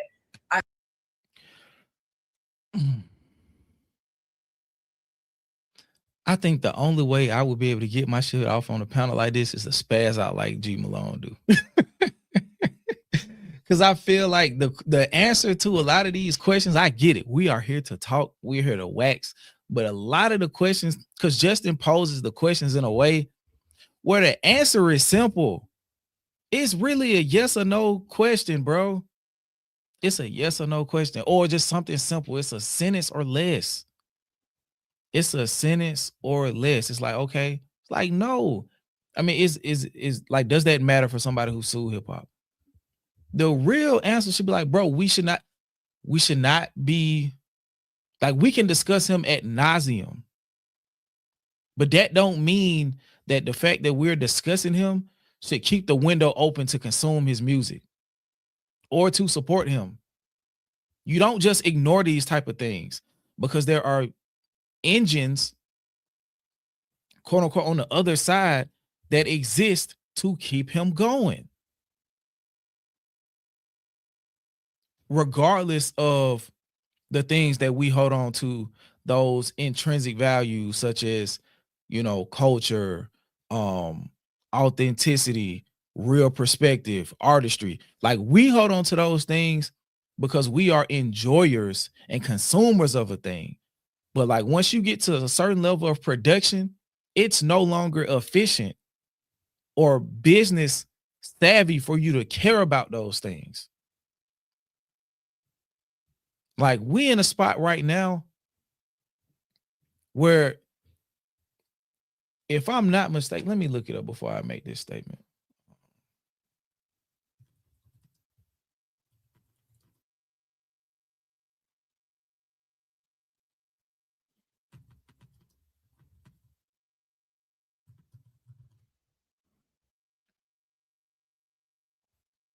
Okay. So according to the BBC, I just wanted to make sure that I was right, but Apple pays out over claims it deliberately slowed down iPhones. So I just wanted to be sure before I said that, but we're in a space now where businesses are actively going against their product to get you to buy more product. There's no ethic to it. There's no ethics to it. So they're going to continue to do that. So if we just say, hey man, we're not gonna talk about Apple, we ain't gonna say nothing, they would have never had to pay that out. It would have never come to the attention of other consumers that they were even doing this shit. Like, I remember we used to always say, and still to this day, like, okay, Apple want us to get a new phone. This shit starting to slow down and it's not working. And for that to actually be something that got to the level where they had to pay out for it, if people were just like, yeah, I mean, we all see it, but we ain't gonna say nothing. Like, that shit's stupid. Like, at that point, speaking truth to power dies and the power structure is just able to move forward uninhibited. That makes no sense. So the fact that we discuss and speak truth to power does not mean that we're providing power to end the energy it needs to continue to move forward in the industry, disadvantageous to us. That shit don't make no fucking sense, bro. That's like telling somebody who's going through an abusive situation in any form or being discriminated against. It's like, bro, if I bring it up, I'm just like, no, nigga, you gotta address it. It don't matter what it is. Just because you disengage from something don't mean it's gonna stop, because you might stop another person from going through that same abusive relationship, whether it be contractually, whether it be in school, whether it be at a job, whether it be in a relationship. And at that point, you're kind of at fault in a way. You become an inactive bystander, and that makes you culpable at a certain point. It's like, nah, bro, we know, we see Drake doing all this fuck shit. We gonna talk about it. We gonna stand on it. And we not gonna engage in anything that supports him in a positive light. Give a fuck. I do think that Drake at this point with the suing thing, it'll be more of like a case study of Icarus, a case study of hubris, of ego, of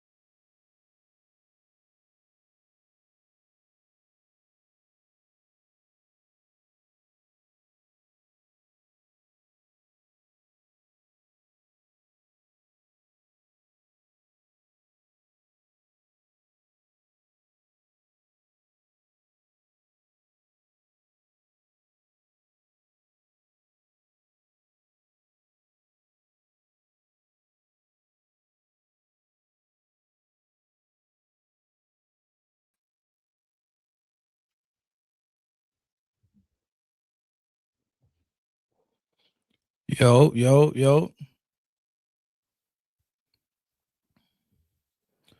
Can y'all see me?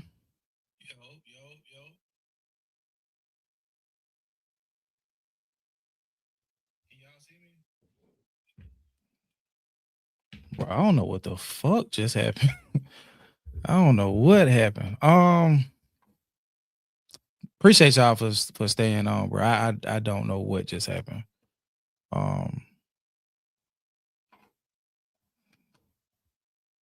I don't know what just happened. Okay, hold on. Had your volume up too loud. Okay. Let me make sure everything is good. Once again, appreciate y'all staying on. I don't know what the fuck just happened. But okay. Despite the corny stuff, I did drop off in the whole her loss incel, like pandering to the red pill era. I didn't like that at all. But yeah, I just feel like the music is not good enough for it to like matter beyond the first couple weeks. That yes, we will press play for scientific purposes. I know I will, to see what it sounds like. Like all of this hoopla has to lead to something, my nigga. It has to. But I think, you know, in the grand scheme of things, like when we look back on this, I don't know if we're going to be talking about the music more so than just Drake as spectacle. And I don't know what that means, but yeah, I just don't see the music sticking enough for us to be talking about that, in my opinion. Real quick, before whoever jump back in, I think it's just shout out to BK. Shout out to Masito too, but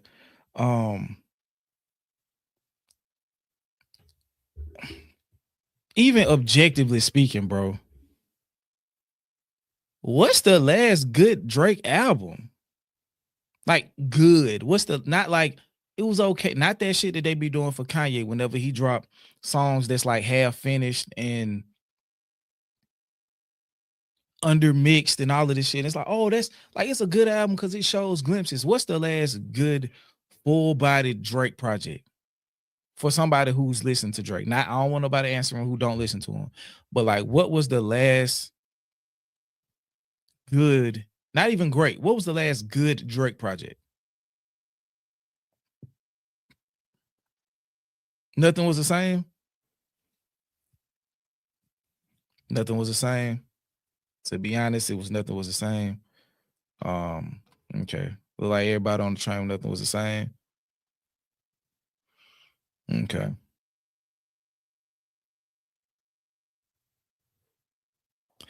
But you got to think about it too, Bakugan. This wasn't a thing until 2016 going forward. This wasn't a thing until 2016 going forward once he became the poster child for the streaming era. And I think we talked about this on the last Decipher episode. Shout out to the panel we had too. That was a dope ass panel. When I introduced the whole IPO shit, and maybe Drake is like he's the workhorse for a lot of this, like the new ecosystem. Like they use Drake to usher in the new ecosystem. So Drake is synonymous to streaming. So the whole playlist shit, I think he was able to fall into playlist culture once he realized that they were going to push his music regardless. So as long as he had music to introduce into the stream, the flow of the streaming market, he was always going to have music played. So all he had to do was go sit down, get enough music to get that initial first, the initial run of the album campaign. And once that trickles down, the songs that last, they just add to his streaming numbers going forward in continuum. So yeah, that didn't really start. He didn't start saying playlist shit till like More Life. So whatever year that was, maybe 2017. But he was still trying to make albums up until that point. And once he realized that he was the poster child of the streaming era, or once it was able to be cemented, he stopped caring about albums as much. And Yeah, his last really good one was Nothing Was the Same. I would argue if you're reading this, but the best one, the last one where him and his group got to the level was Nothing Was the Same for sure. But to say in this, like from this perspective, it's like, bro, there's no realistic expectation from anybody other than a Drake fan that he's about to put out good music.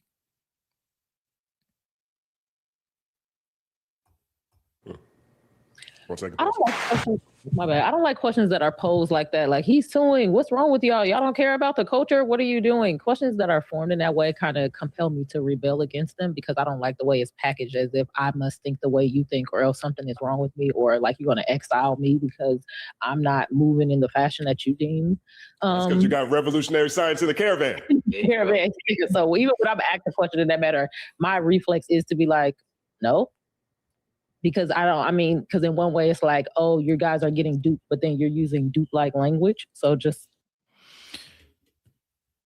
I ain't gonna lie. Moni said earlier, I think what Moni said was like the nice version.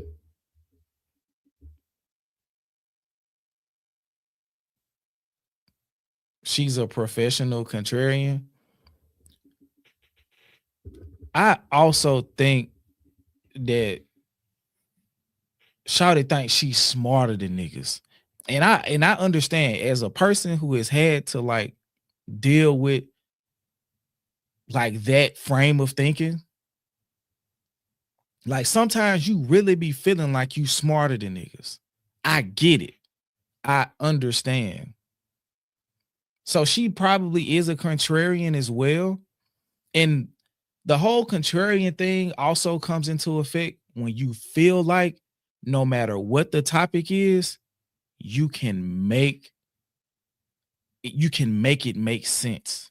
It's like you find a way to challenge yourself in the constant commitment to being a contrarian. It's like, bro, I can win.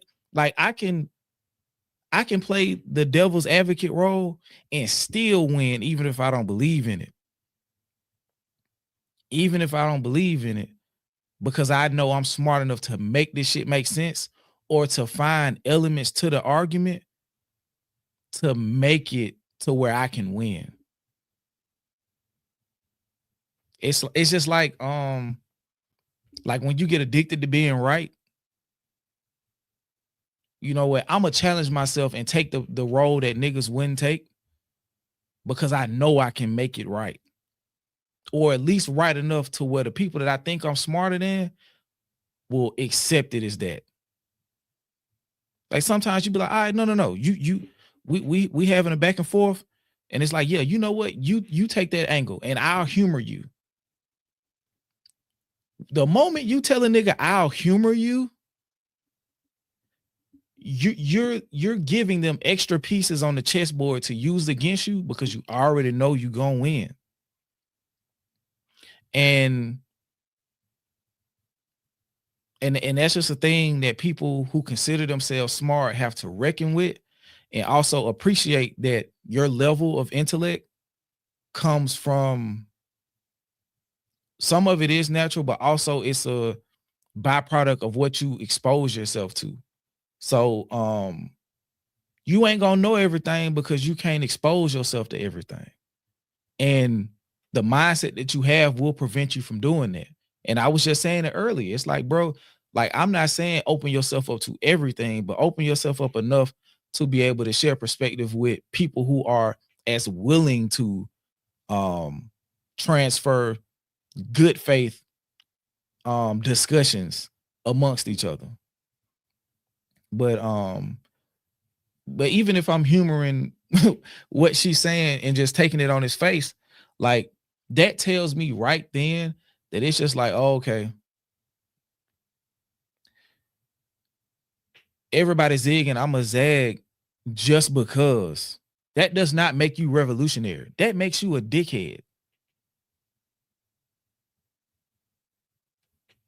That makes you a dickhead because you're being problematic only for the purpose of getting a rise out of only to get a rise out of the people around you. That's the only reason.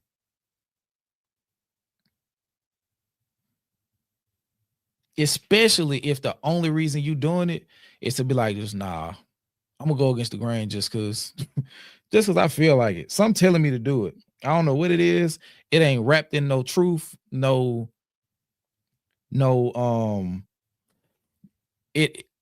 you're not putting me in an existential crisis where agreeing with you is gonna corrupt my sense of self. I'm just doing it because I feel like it. I'm just doing it because I feel like it. And I also think when smart people get together and they build like this, like talented 10th perspective, when they come and converse with other people, they carry that talented 10th shit with them. And not to say that's her, but just like giving an observation of, of that mindset in totality from different spaces. Does that matter? My reflex is to be like, no. Because because in one way it's like, oh, you guys are getting duped, but then you're using dupe-like language. So just FYI, that doesn't work well on me personally. The suing thing is a bit much because at first I was like, some lawyers talked him into thinking he can get $1 billion out of UMG, and they're over there scamming the shit out of him for that legal money that he's probably paying out the ass to go through this lawsuit that obviously is not going to prevail because it doesn't have enough legal standing. Too many things will have to shift in order for that shit to prevail. So, but then I think about it like, well, let's say if he would have gotten to the right court where they say, you know what, yeah, this can be used as a factual basis. Something I was looking up said that could be used as a precedent in the criminal courts, like, oh, well, rap could be used as a fact. So I understand why people saying he's suing could be bad for rap or hip hop or whatever, but saying he's suing hip hop, that feels like a stretch to me as well. I think he don't care enough. Like some people look at it like, oh, he's purposely trying to dismantle something because he feels like if he can't be the head of it, it shouldn't exist. I think it's more so a lack of care, where it's like, I don't give a fuck if I can get $1 billion. But I also think a lot of niggas would do shit if they could get $1 billion. So okay. I don't like this part.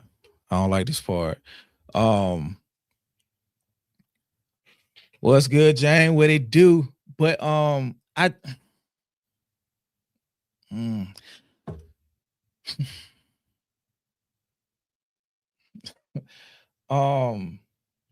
just don't like that shit. I don't like the whataboutism she about to get into. I know I've already seen it. I don't like the whataboutism she getting into. Where like if one person doing wrong, I can stand on the assumption that everybody will do wrong under that same given circumstance. So that makes it like we shouldn't be as mad because, bro, you'll do this shit for $1 billion too. So why we tripping off this person doing it if I can assume that you was doing it or you would do it? It's like, bro, like if I would do some fucked up shit and the next two people standing next to me would do some fucked up shit, just because we're all participating in fucked up shit don't make the thing no less fucked up. It just means it's 3 niggas willing to do some fucked up shit that should be called to the carpet for that thing. And I think if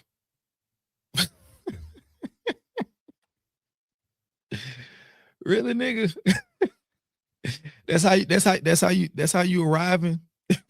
That's how you arriving, cuz I appreciate it though. But yeah, it's like that shit dismissive because it's like, okay, because you say this and then we look up and it's like we have an epidemic of that fucked up thing that you were giving niggas permission one way or another to be okay with. Not like I said, now it's an epidemic of it. Now you really got to shut the fuck up. Like you can't even address it because you were permitting it earlier. And now that it's actually running rampant in the space that you make a living off of or make a living from, or at least make something to complement the living that you're already making, you can't say nothing because you permitted it when it was cool, like when your part of the business could still operate. And that's why I was saying earlier, like at this point, it's like, okay, you say some shit like that. It's like do you really give a fuck about it for what it is or for what it can do for you? And it's not just the L thing, it's not just a Gina thing, like it's not just an academics thing, like it's a lot of people. So it's just like, bro, what the fuck? Like if we're gonna keep moving and be like, all right, bro, the business gotta keep persevering. The business gotta keep going. And I feel like that's what Hov was dog whistling in the complex. It's like, yeah, bro, the shit that's not good, quote unquote, for the commercial replication and further growth of the thing, we got to let it go. And also, some of the shit that's attached to the most affluent in the space, the most impactful in the space as far as commercialism goes, we got to let them get away with shit because our proximity to their commercial appeal for the greater good of the genre, we got to let them rock. And that is insane to me. And maybe I'm just not in the business enough. Like maybe I haven't talked to the architect like Neo did in the second Matrix. Maybe I just ain't went back to source shit and got a conversation with the architect to see. Cause if it's fake to that extent, where they are low-key dog whistling to us from the inside of the building, like, look, y'all, this culture shit that y'all talking about ain't existed for 30 years, and we only selling y'all the image of it so y'all can continue to consume it because y'all build identity to this thing through culture. If that's what it is, I don't want nothing to do with this shit at all. Like, might even stop listening to like current hip hop once it hit the mainstream. Because if that's what we doing, I don't want no fucking part in it. Because that's what it feel like when people talk like this. It's like, nah, bro, y'all really just don't know. Y'all really don't know that regardless of how we feel about these niggas, like if they touching girls, the girls making themselves available, we can't care about none of that because they bringing in too much money to keep this thing going. So we can't stop them. And we only start to stop them when they stop being as valuable. And I don't want to believe that that's where we are 100%. Even down to the people in media. I understand that there's a level of that thinking up at the upper rungs because we already see what they do when presented with opportunities to show morality. I saw a video today.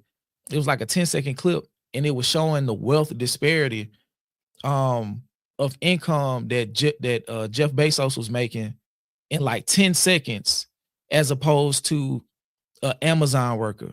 Like he bent the corner, shook the worker hand and told him he was doing a good job. In that 10 seconds, Jeff Bezos had made like $5,000 and the other person had made like 50 cents. You know what I'm saying? So it's like, I understand that a person at that level don't give a fuck about what's going on. They don't care. They don't care. They're going to destroy the economy. They're going to deny livable wages to the employees.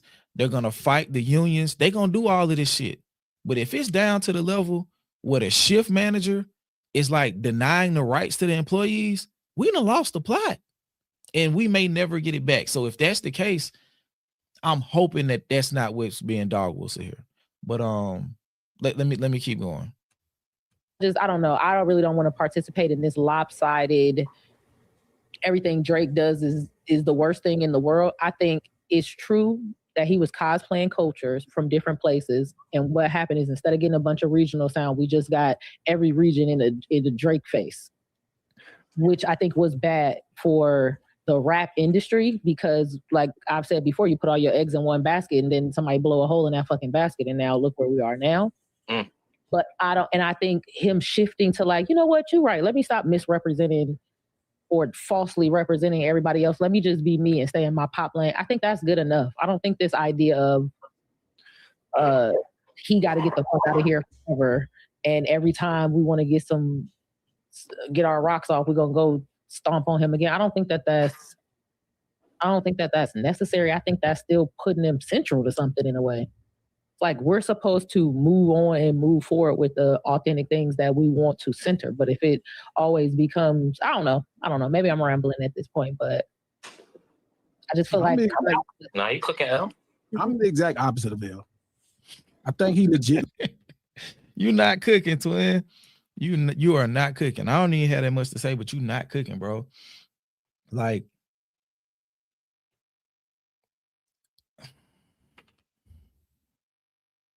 Booker T. Washington would be proud, though. Booker T. Washington would be proud. Like, it's almost like, yeah, like it's they are trying to go through so many different ways to tell us that the Drake hate was seasonal. They are going through every angle possible. Like, yeah, bro, we hated on Drake for a while. It was cool. It was fun. We made our money. We built our careers to a certain point. We kicked this back in. He about to drop again. We need him. Let's get off his back. Let's let him drop. And then we can continue our parts in the cog by discussing whatever he does next. But leaning on this lawsuit, we gotta back up. He did it with intentions to fuck hip hop over. I think every time he does something, we should legitly trample him. I think because we empowered him, he deserves every bit of our critique. We praised him, he deserves every bit of our critique, the harshest of it, because he was able to benefit off of it without having to actually care at all. Fuck that. Every week, a nigga playing in our motherfucking face. I told y'all with this Jack Harlow shit. I said this nigga blackface and y'all looked at me crazy. Y'all know goddamn well these people playing in our fucking face. And they doing it easy. Like this shit. This ain't no accident. He thought he was finna he tried to make them take that record down and suing him. He don't even care. He is purposely going out his way. He actually is suing hip hop. It actually is. Editor's note, I think everybody agreed with you on Jack Harlow. Continue. Yes, definitely. I'm saying no. I don't like the idea of UMG. I don't like the idea of UMG standing in the place for hip hop. He's suing him. They're the only ones because you won't stand in the fucking place for hip hop. So what? Oh shit! We gotta trust UMG. He's suing him. Because they're the only ones because you won't stand in the fucking place for hip hop. So where we gotta trust UMG? Well, I think it's up here. Because Cameron won't stand in the place for hip hop. You won't. Gilly won't. Nobody will. And I don't know why. I have no idea why. Y'all know this wrong. It's two left fucking shoes. And y'all say, well, for Duke, everything. No. Y'all know this a cardinal sin. No. Fuck that. I get it. Cam ain't tripping. Gilly not tripping. You not tripping. Fuck that. I'm tripping. Cuz wrong, foul, and dirty for that. Nigga, hip hop put you on, nigga. The nigga that put you on is a hip hop nigga. Use his free speech to get everything he want. And now you about to fuck it up. People could go back and fuck up hip hop records in the past. Fuck that. And his fans, y'all some suckers if y'all don't tell him to take it down and stop it. That's the problem. Y'all keep condoning sucker shit. I've been telling y'all since I came on this motherfucker, people need hands. And y'all refuse to give them hands. Y'all refuse. Y'all keep trying to find a way to be cool for fuck the conversation. That's a real problem. And to cut my nigga some bail, or just to elaborate on what he's saying, as far as the whole hands of it, I don't even think it's like everything, like from his perspective, like he said he want to lay hands on niggas.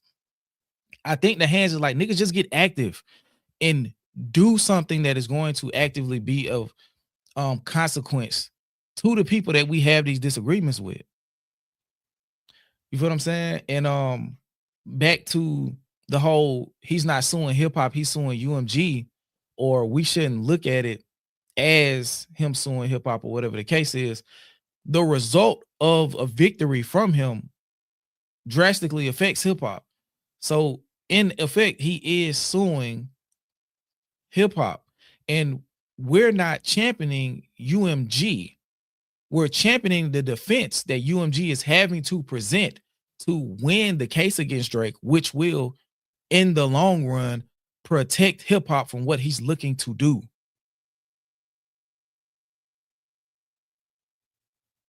It's really that simple. It's like UMG just, hip hop is behind UMG, but UMG has to protect its investment in hip hop by standing in front with a vest on and taking those bullets. Hip hop is, I mean, UMG is not taking those bullets with no vest on. It's standing in front of hip hop with a vest on. It is protecting itself and by proxy protecting hip hop.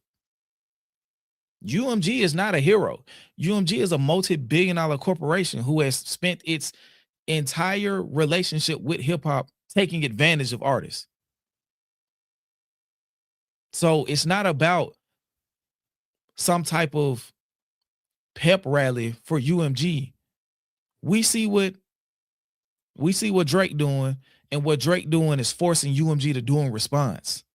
And what is forcing UMG to do in response is for the greater good of hip hop. And once they do that and it's over, we can go back to understanding the fullness of UMG. We can even do it while the lawsuit exists. They just had some shit going on with Salt and Pepper. We can understand these things at the same time. We're not championing UMG to understand that we need them to win this specific case, or it's gonna cause a bunch of trouble in the genre for not only the people who make it, but the people who consume it, and people in the periphery, and people who have been able to make an earnest living through their proximity to hip hop. Shout out to Keith. She said, yes, Skip, I'm slowly seeing they're trying to bring him back into the fold. I watch shows with ads on Amazon. They play that Google and NBA commercial with Drake's Non-Stop song back to back. Yep. And that's why I'm saying, like, on the last stream, I was like, I'm just wondering, like, how deep is he connected through these other multi-billion-dollar corporations?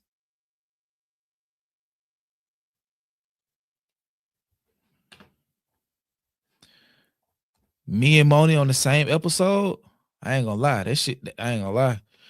Some random ass Wi-Fi shit gonna be happening. Both of us gonna turn into stat quo. Like, I'm sure we will go on there and purport ourselves professionally, but I ain't gonna lie. Like, at some point, I'm like, all right, man, y'all on bullshit. Like, in a professional way, but it's like, come on, bro. Like, we kind of making a lot of a simple, really, we finna do this. Come on, bro. Like, the real answer is much more simple than this. Let's stop doing this. It's a real problem. Fuck Cuz record.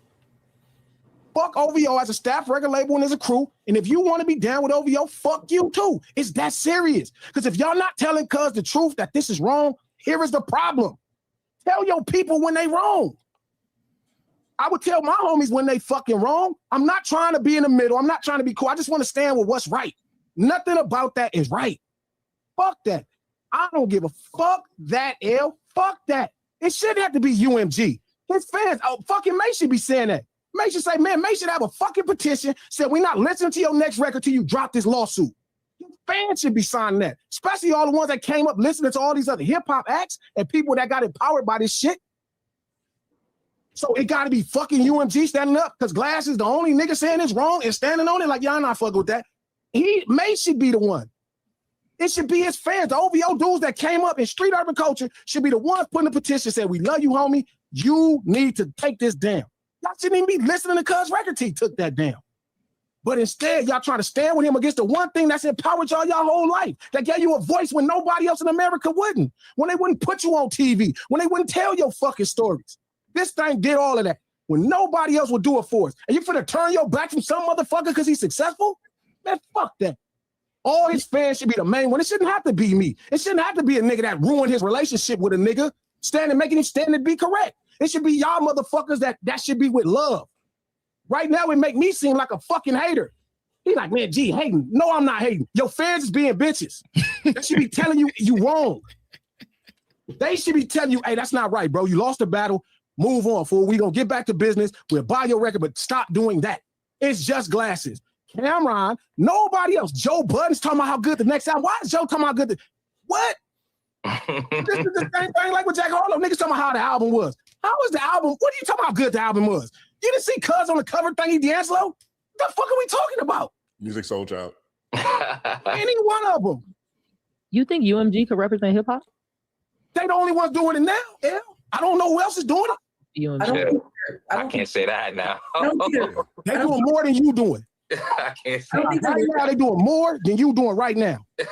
They're not doing it for hip hop, but it happens to be in the best interest of hip hop. Abraham Lincoln didn't free the slaves for black people neither, but it was the thing that fucking happened. Sometimes you get some lucky shit for some shit that nobody give a fuck about you, but because it's UMG, I don't like that. Why is UMG the one standing up for hip hop? I don't think it's about hip hop. I think it's about artistic expression and making standing up for hip hop. Man, they just trying to win a lawsuit. They're trying to win a lawsuit. They're also siding with the First Amendment, our constitutional right, and for artist expression, for artists to be able to say something without the feds being like, you actually meant that, we're going to arrest you. Like, I don't think it has anything to do with them being a representation for hip hop. It's just making sure artists under their label can say, hey, I did this in their art without the cops calling and saying, hey, we're taking that as fact and not as artistic expression. And so you're going to face legal consequences. It's the same thing Drake signed to in 2022 of like, no, like we should not use rap lyrics in the court of law because then so many people would be implicated in that, right? You would have to. I'm weak. Elle look like she's like, like, man. Okay. So, on a serious note, shout out to BK.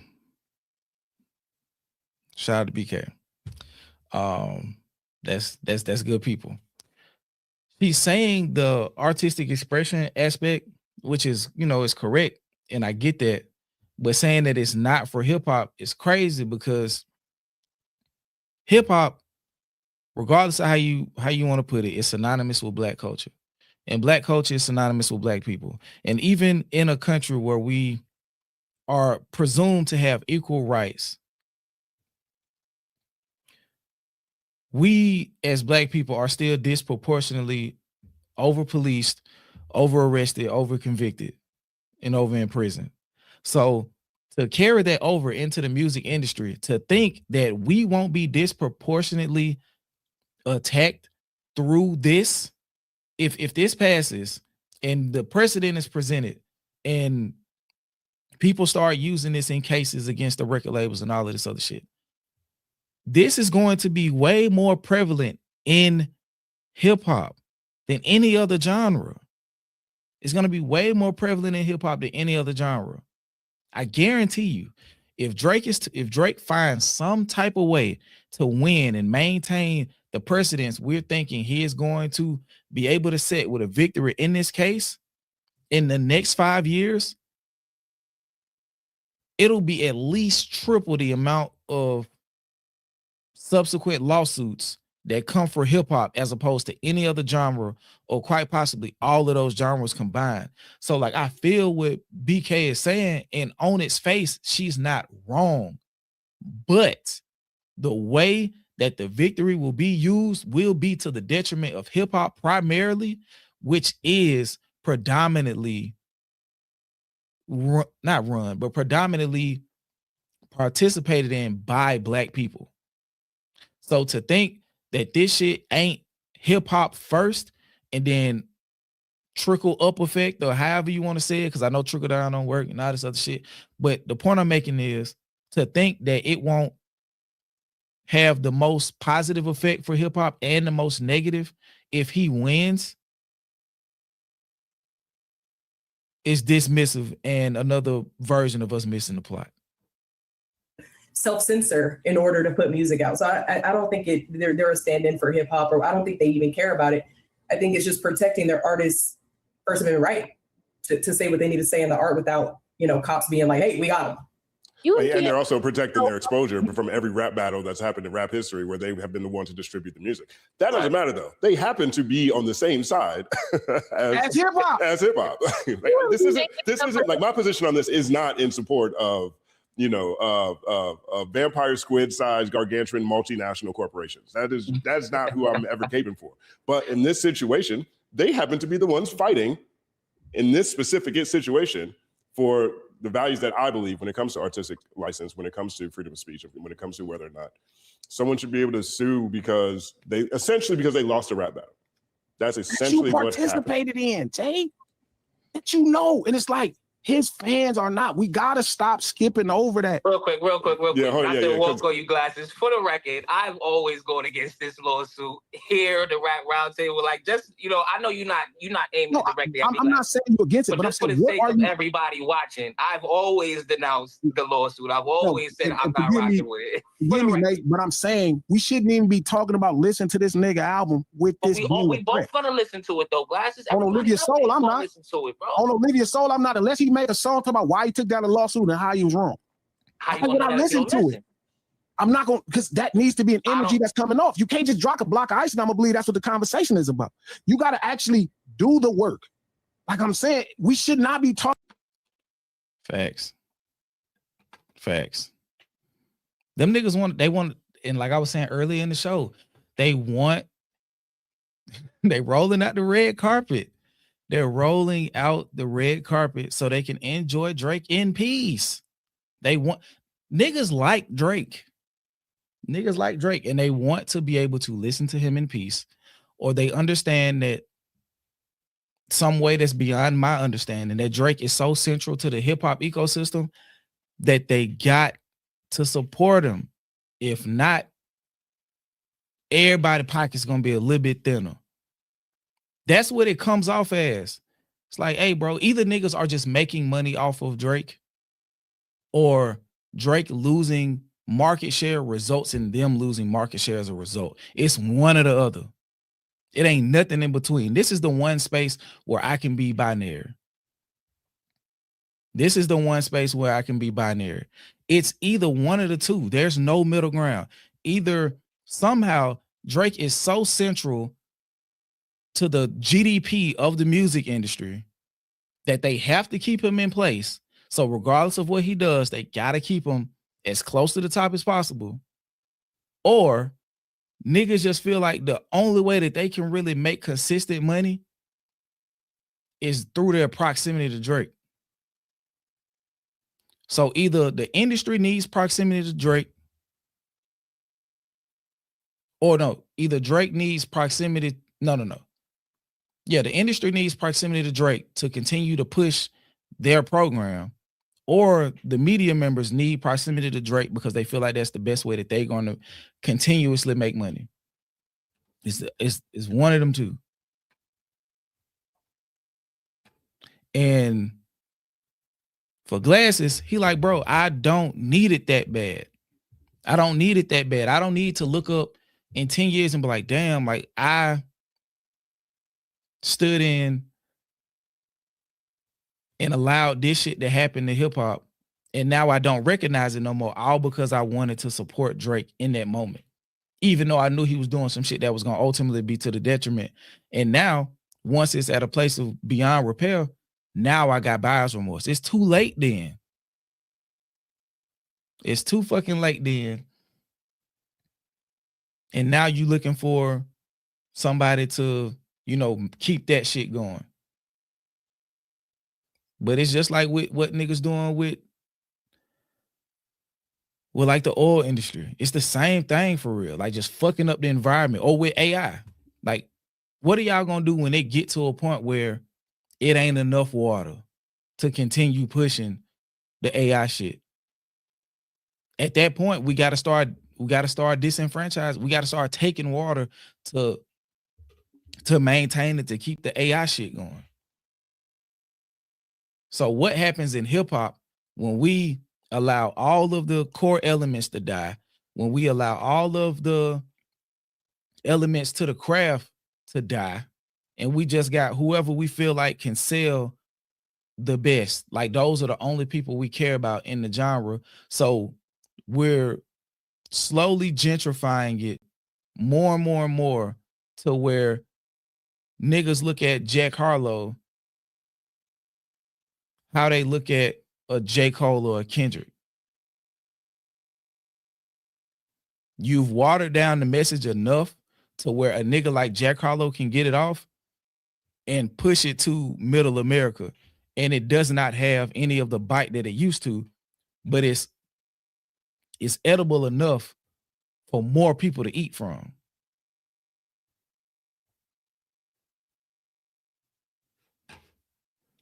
Let me keep playing it. Talking about listening to no nigga album that's endangering the thing that we love. That's just crazy. Would you listen to an album to somebody that was like, you know, kicking the shit out your brother and then we gonna listen to his album? I don't give a fuck how good the album sound. Fuck how good the album sound. Bro, it's gotten worse. And it all started, Jay. I said this shit 7 fucking years ago. I said this motherfucker not hip hop, bro. And he gonna show everybody over and over again that he is not hip hop. It's gotten worse and worse. And even if UMG is everything that it is, for once it's on hip hop side. And we not. And the fan base is not. The fan base should be putting the biggest pressure on him. We should all be protecting this thing. If you come from street urban culture, we should all be protecting this thing that allow us to be represented at a mainstream level. We shouldn't be coming out listening to no nigga album. Nigga, I don't give a why are you battering? Why are you still putting this nigga in the scope if you crying about suing a nigga now? Why are you talking tough? You just told me wasn't tough. Huh? Yeah, I was gonna say I want to see what you want to say. Y'all rallying the truth for these celebrity niggas. I don't care. Like, I'm really tired of it. I don't give a fuck. I don't think UMG can represent hip hop. No, he's not suing hip hop. He's suing a fucking company. UMG don't represent hip hop, and Abraham Lincoln didn't free the slaves. The slaves freed themselves. Honestly, I don't give a fuck. When niggas talk about the shit that we have and the way we've been done wrong, especially in the court system, I'm sorry. These niggas fucking record contracts, it just don't hit the top of the charts where it's like, oh, we all need to rally together to get this nigga to stop suing hip hop. No, we need to rally together against places like Alameda County where the fucking police is paying crackheads to lie in murder trials and shit like that. That's the type of shit we need to rally together for. I just be thrown off by where it's Okay. This part right here, this part blew me, bro. Like, I was listening to this shit. I think I had I was coming home Thursday, and this not the hill to die on a hip hop panel. Like, you say you say you basically trivialize everything that you sat on a panel for 6 months and discussed. You trivialize all of it in exchange for a real life event. You trivialize it all for a real life event. But you get on here and discuss those very things. You continue to discuss the very things you trivialize. Why are you doing it? Why are you doing it? Yeah, the whataboutism. Shout out to T-Mac with the super chat. The whataboutism from L is crazy. It's like that's probably the most disingenuous thing she said the whole time. And it's like, if none of it matters and we only need to be talking about real life shit, first of all, why have you chosen this as a profession? Secondly, why do you continue to show up week in and week out on this panel to talk about hip hop culture shit? And if it don't matter for real, why are you even engaging with it as a consumer? Because it sounds like she want to listen to Drake too. So when it gets to the point where we like, nah, we can't keep fucking with Drake because he's antithetical to what we trying to do, or to just hip hop, period.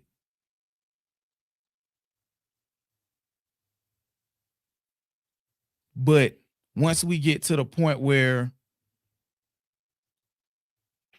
we want to address how he's the antithesis to hip hop, now we doing too much And now we need to be more focused on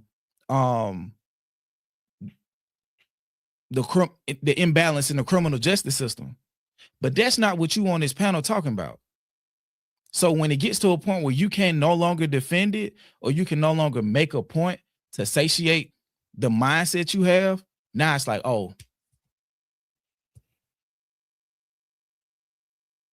like, nah, we need to be talking about the criminal justice system and crackheads in such and such county lying in, like, that is a thing that definitely deserves to be discussed.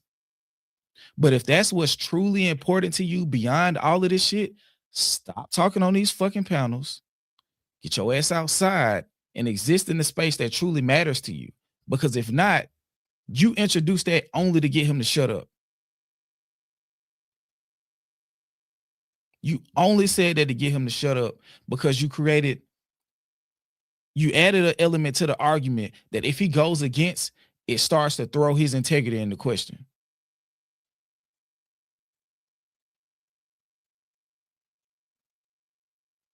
And it's just like, bro, we're here. Like, Culture United. We're here at Culture United to discuss the culture, maybe not in united thought, but in a united stance that whatever we're doing is for the preservation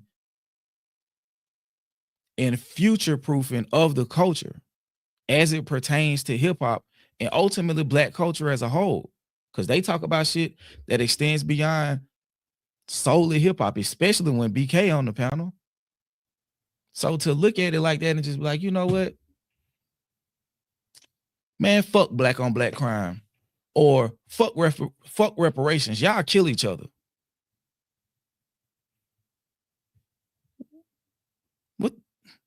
What they gotta do with reparations though? Yeah, y'all kill each other. Y'all don't deserve reparations. Y'all in jail more than anybody else. Huh? And we should talk about that. Oh, okay. Like, she just nuked the conversation and took it to a place that it ain't got nothing to do with. But also at that point, if that's really how you feel, you should have pulled a Curtis King, shot the Curtis King, and left the panel. Like niggas is sellouts or some shit because we ain't organized ourselves to fight back against. Yeah, she taking a lot of this shit personal.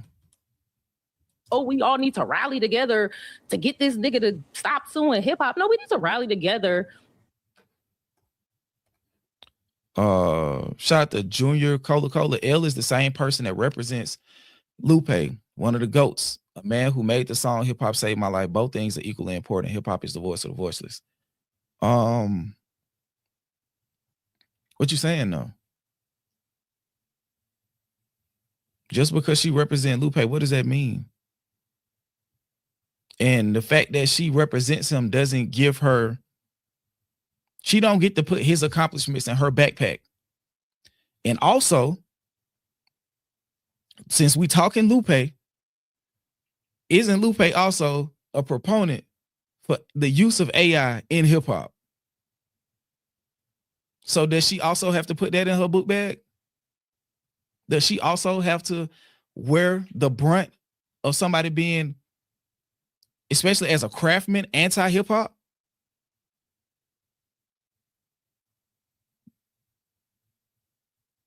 If that's the case, she should be held liable for that if we giving her credit for being attached to the nigga who made Hip Hop Save My Life.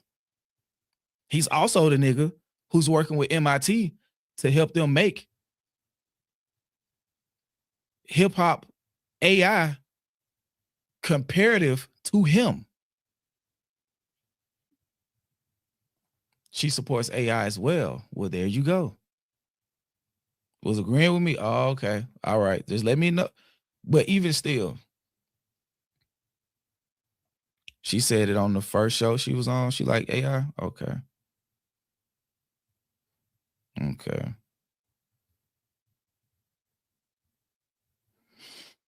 And I don't want, because I don't watch every episode up and down. So I don't want this to be like a hit piece on her. It's more so like to champion what Glasses was saying. But yeah, she's just bugging the fuck out, bro. Shout out to Koala, man. He said, yes, Lupe Fiasco. Lupe Fiasco, member with the $10 super chat. Much appreciated. But yeah, bro, Lupe Fiasco, him. The same nigga who made The Cool, Tetsuo on Youth, Drogus Wave, him. Samurai, him. Food and Liquor 2, him. Yes.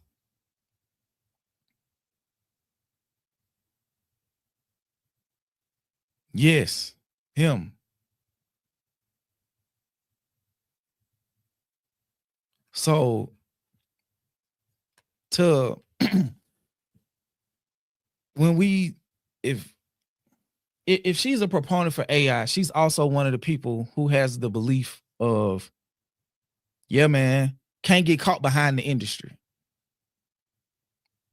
You can't get caught behind the industry because it's gonna get ahead of you, or it's gonna like some shit gonna catch up, and you don't want to be the person still operating with analog.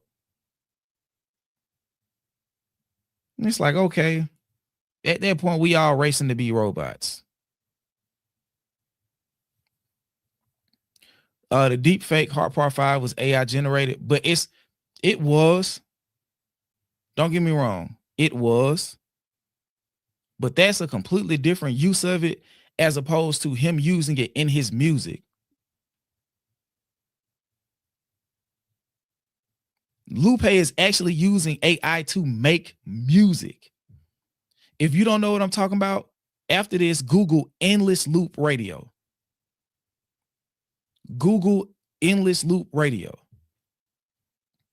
And even still, there are extremely detrimental environmental implications to the use of AI. Yes. So if we're looking at it from that perspective, yes. PG Lane contributed in the use of the creation of the Heart Part 5 video to the environmental hazards of the use of AI. Yes, we can say that. However, in reference to this specific situation and how the goal of Lupe's was to completely infuse it in hip hop, he wanted to train the AI model so much that it was able to make songs of Lupe on par with the human version endlessly.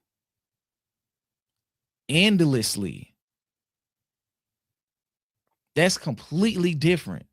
And if she's a proponent of that, that's nasty work. That is nasty work. It's nasty work. Using it for the face modulation in the Heart Part 5 video is completely different from training the AI to replicate your music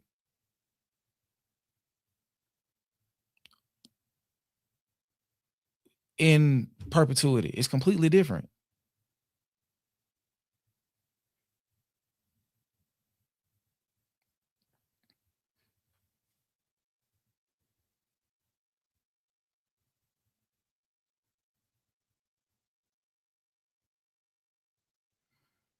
Don't get me wrong. The use of AI is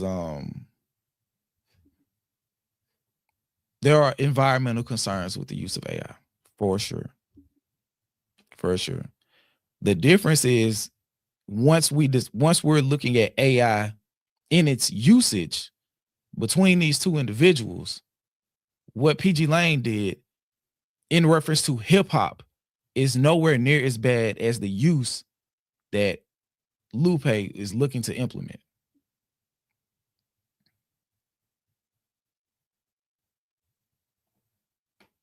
And that's what I said.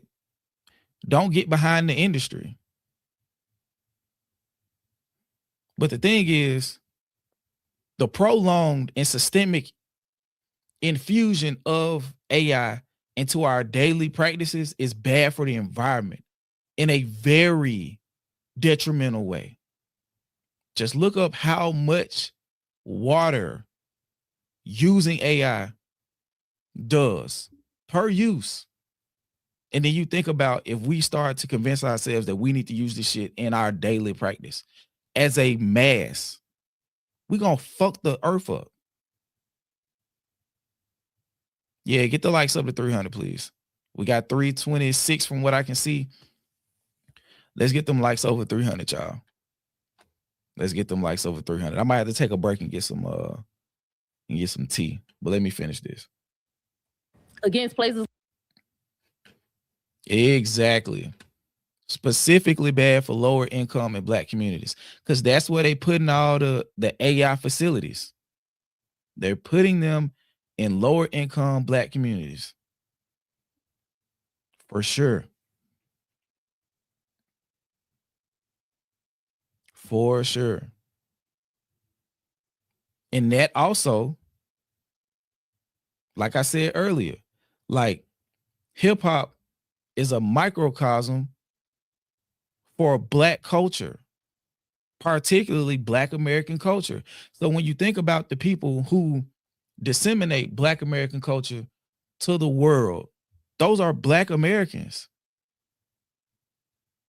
So if it's affecting hip hop negatively as a culture and as an art form, not as a business, but as a culture and an art form, it is ultimately affecting Black people. So when we go up the pyramid to get to the business aspect, if the business aspect gets affected, it's going to make its way down to the people who make it. So if they start really pushing the AI shit, like when we was talking about Timbaland and the shit he was doing, if that type of shit takes off in mass, those are writers losing jobs, those are producers losing jobs, those are artists losing jobs. A&Rs are already losing jobs. They out of here. Entire departments are going to be gone. Like at that point, we are pushing the system more and more towards being self-sustaining. And once the system gets to a point of being self-sustaining, why do they need humans? Why do they need humans at that point? And the whole goal throughout that process is to get us feeling like they need it. We need it more and more.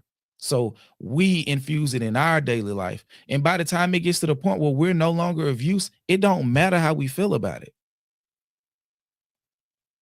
Because they done found a way to keep the money in-house. At that point, it's just money laundering. They got a system creating AI music in an endless loop, no pun intended. That is getting streamed from whatever way that they can make it stream, and the money is only circulating internally.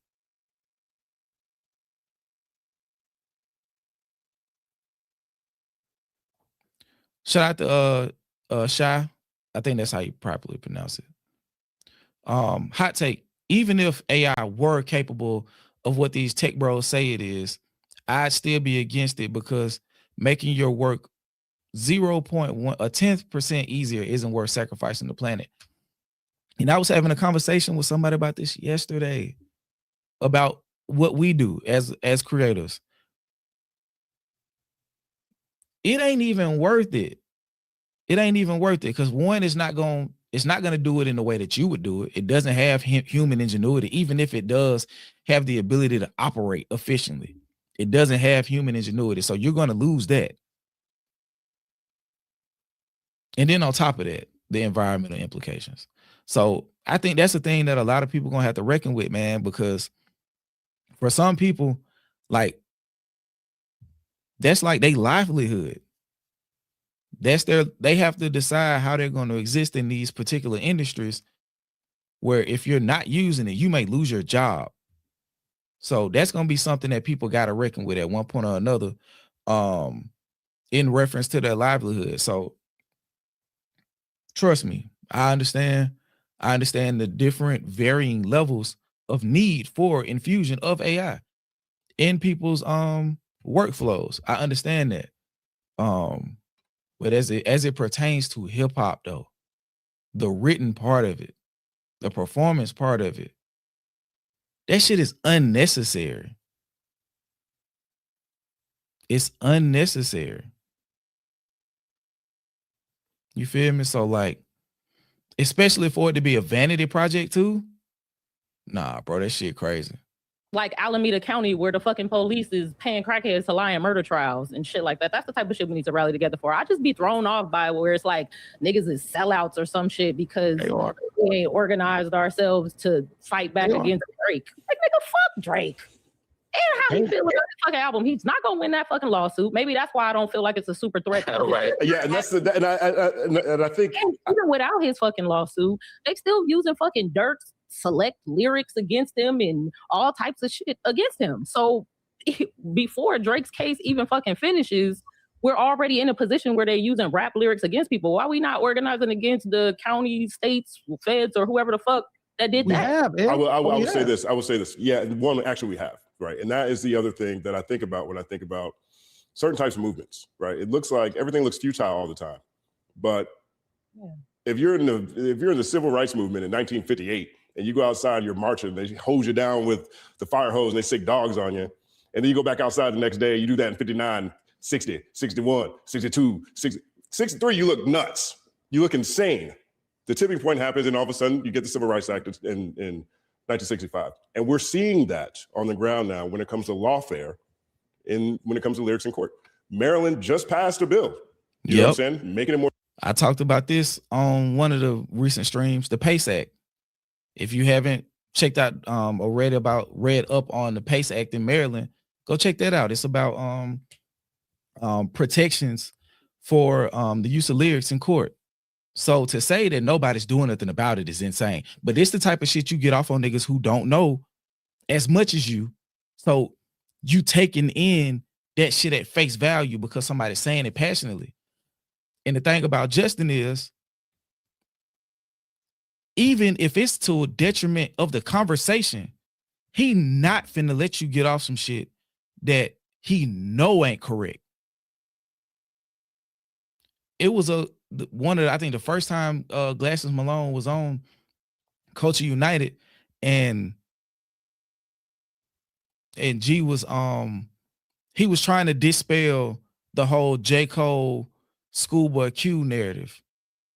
And Justin was like, unless you finna break some, as far as break some news to us, as far as some shit you can prove, we gonna go to the next topic. Cause I'm not gonna, cause in his mind, he's probably like, I don't want the real punchline of this conversation to be based on something we can't prove. I ain't gonna lie, I was tight too. Like, I was tight too, because I know what G Malone was trying to say, and it would have made the rest of the conversation pointless. Because it's like, bro, the point that we're using to pivot this whole conversation on isn't real. This whole J. Cole shit, talking to Schoolboy Q, all of the people with sense know that wasn't real. Or at least we believed it wasn't real. We all believed that shit wasn't real. And I think the fact that G Malone is a person of enough connection and proximity to those individuals, it would be taken as more of a fact because he's the one saying it. So he was like, shit, if you ain't finna present, like, if you ain't finna cite this source, don't say it. But yeah, in reference to this portion, he was like, nah, I'm not finna let you get that off, L. That shit wrong as fuck. More difficult to do that. And so to say that we aren't doing anything or anything isn't happening, I don't agree with that point of view. I do agree that more than anything else, the framing around UMG sticking up for hip hop, that just don't feel good. I'm with it. It feels weird, yeah. It don't feel good. I don't like it. But in this particular case, that's what's happening. Let's go UMG. They're in a lawsuit with Salt and Pepper right now about not giving them their bread. Like, this is what I'm saying. Let's go Salt and Pepper. Hey, and that part, him ending it like that, well, like, hey, and as it pertains to Drake v. UMG, let's go UMG. UMG v. Salt and Pepper. let's go salt and pepper. But yeah, I gotta go make some tea real quick. I'm gonna be back. But yeah, the thing about a lot of the Drake, the thing about the Drake lawsuit and the Drake fandom, some of them who understand it's fucked up, but the less they know about it, the more they can still support him, they choose not to learn about it. So they can operate from a position of ignorance and think that that buys them the right to continue to support just because they don't really know what's going on. We ain't going for that shit. We're not. Let me see. Yeah.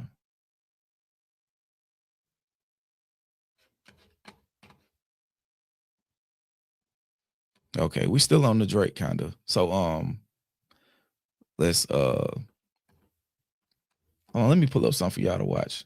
I gotta get some tea real quick.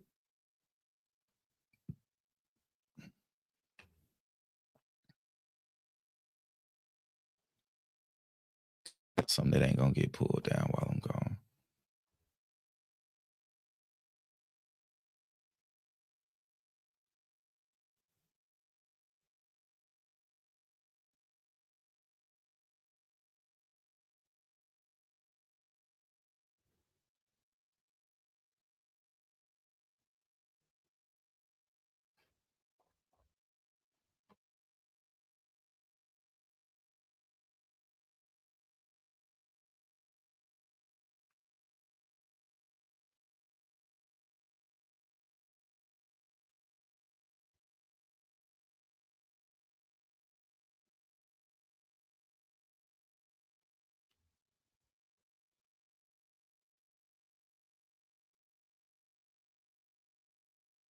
Damn, what the fuck episode 4 at?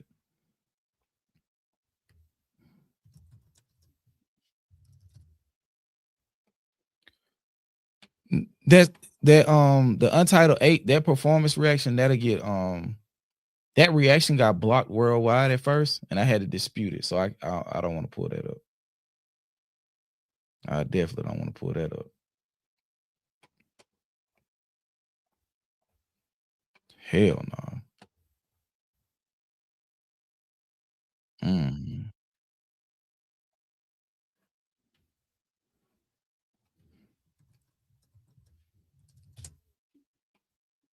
I'm gonna pull up an episode of Road to 100 for y'all. I'll be back.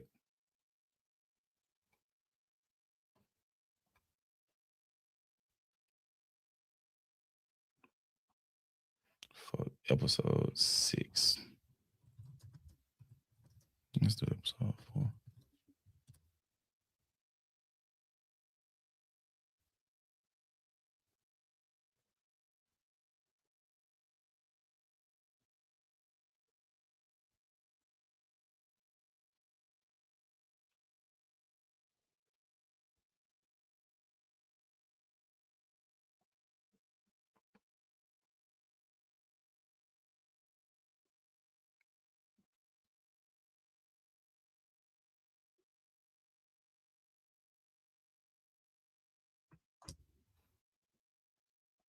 Okay, here we go.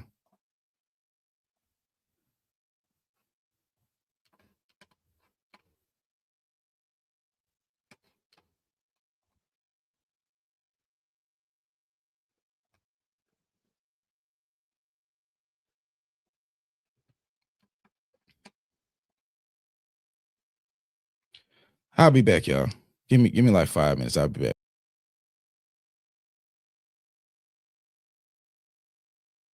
What's good, y'all? I'm Skip. And I'm DJ. And we are Deciphered, and we are back for episode 3 of Decipher Road to 100.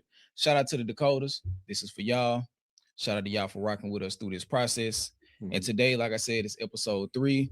If you're just tapping in for whatever godly reason to the Decipher Road to 100 series, we go through 100 albums, 5 episodes an album, which totals about 20 episodes, which we end with the penultimate 11 through 25, and then the final top 10 episode. But for today, the 5 that we have is Dave East and Ransom, The Final Call, IDK, Bravado / Intimo, Reason, I Love You Again, Jomo, also known as Jim Jones, At the Church Steps, and lastly, Friday with, what was the name of the album?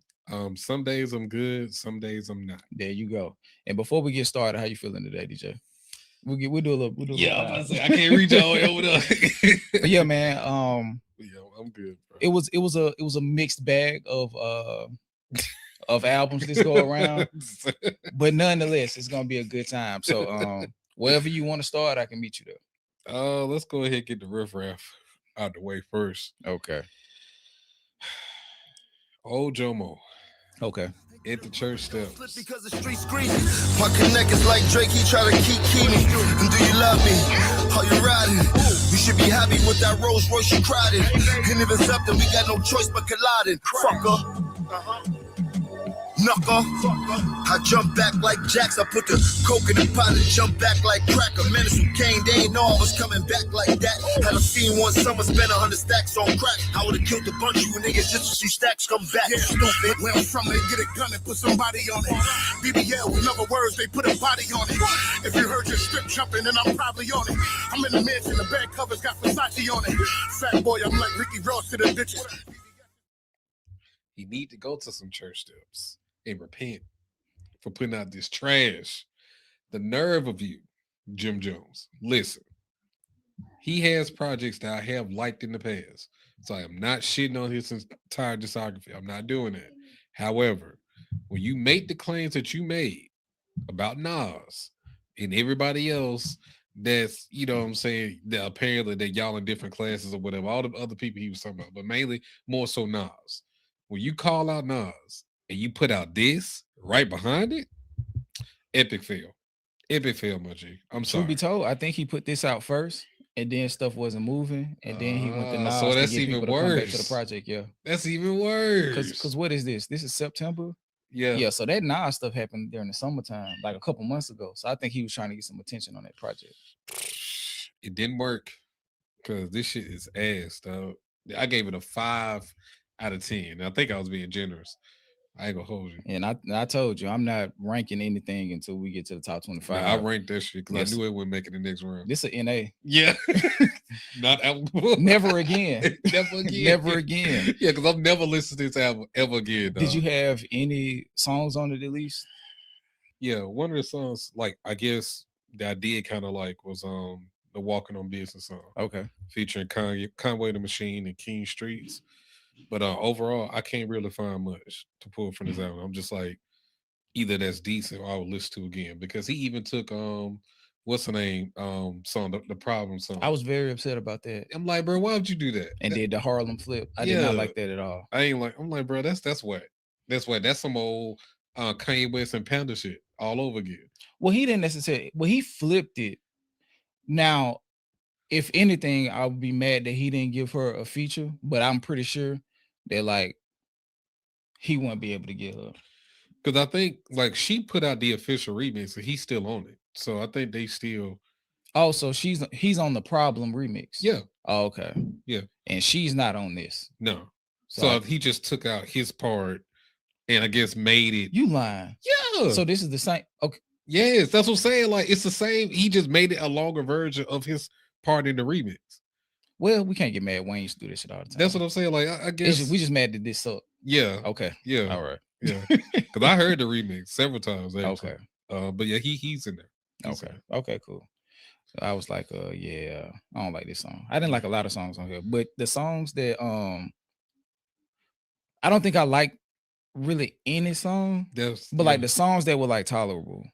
Yeah. Like, cause I ate every one of the songs had a caveat. Genesis, Walking on Business, Call on Me, What's Going On, End of Summer, and Church Steps. That should have been the mind frame, the whole album. Cause it's like you don't get to compare yourself to Nas or say that you better than Nas, and like, or talk about how much more anything that you are than Nas, and then put out this. You know what I mean? But it's like you show on the last two songs that frame of mind exists.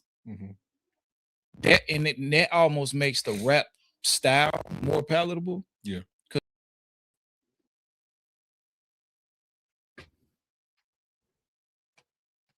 Okay. I'm back.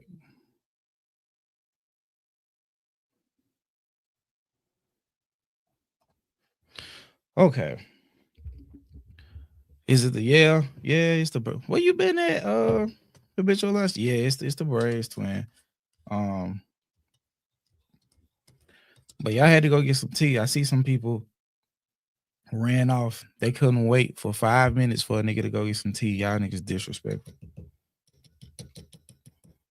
Y'all don't love your boy for real. It's fucked up.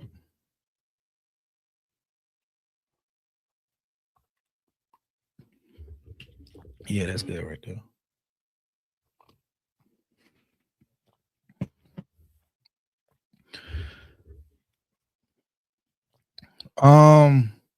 Nah, it's something close to that, but it's not throat coat though.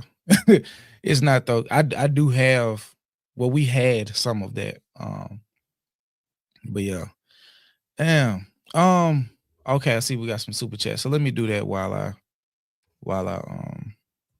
rework my move so we can pivot to talking about the little weird streamer nigga. Kabushka. Where we at?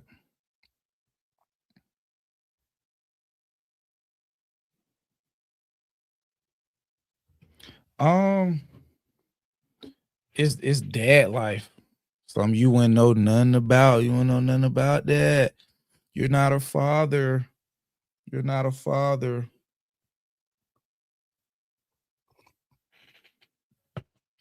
Yeah, you got to get one for the dads. For the dads. But yeah, I don't know where my wife got that from. She probably was from Home Goods or something for real. But yeah, probably something like that. Home Goods, back of TJ Maxx, some shit like that. You know, something like that. But let me see what's going on with the super chats. We read that one. Shout out to Simply J, Simply J20 with the $5 super chat. Exactly. Speak truth. Let me get this nigga off here. He making me seeing his face is pissing me off. Shout out to Diva K with the $2 super chat. Agree with Glasses Malone's gripe. No lies were told. That's a fact. Diva double back for the goal with the $2. Much appreciated. Shout out to Natrice. She said apparently there was a shooting in quotes at the White House Correspondents' Dinner. Even if the U.S. president stages incidents, then it starts from the top. I'm gonna look into that probably after the stream. They always on some bullshit, and ain't no telling what they about to try to use that as fuel for. Okay, I read this one, but shout out to Sketch Comedy Show. Let me see. McConan said the parasocial Drake stands low-key brought up a great point earlier. If you were dancing and not like us, you're not allowed to listen to Iceman. Fair enough.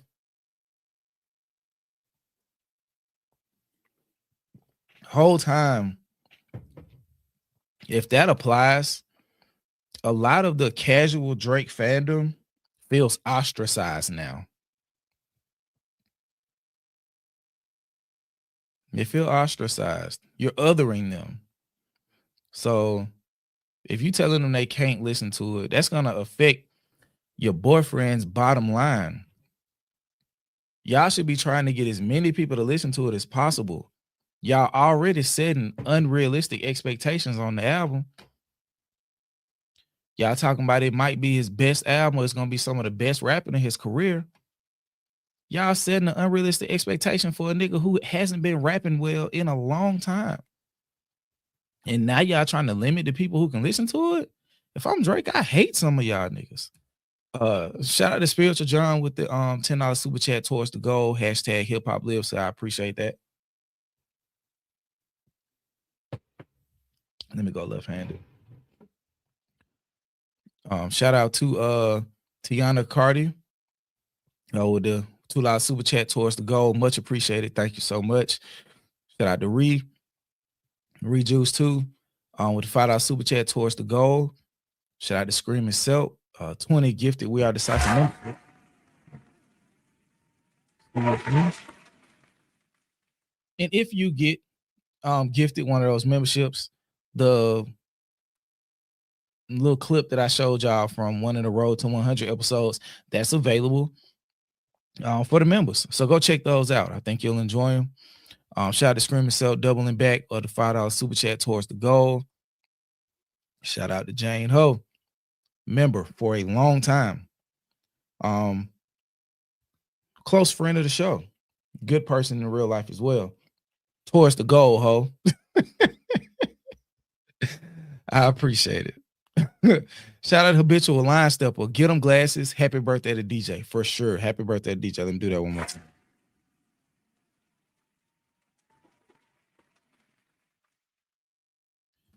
time. Shout out to Jiraiya 89 with the $5 super chat. 3 to 4 weeks ago, I randomly started seeing Drake show up as a genre tab on YouTube. I told bro something about to happen, and here we are.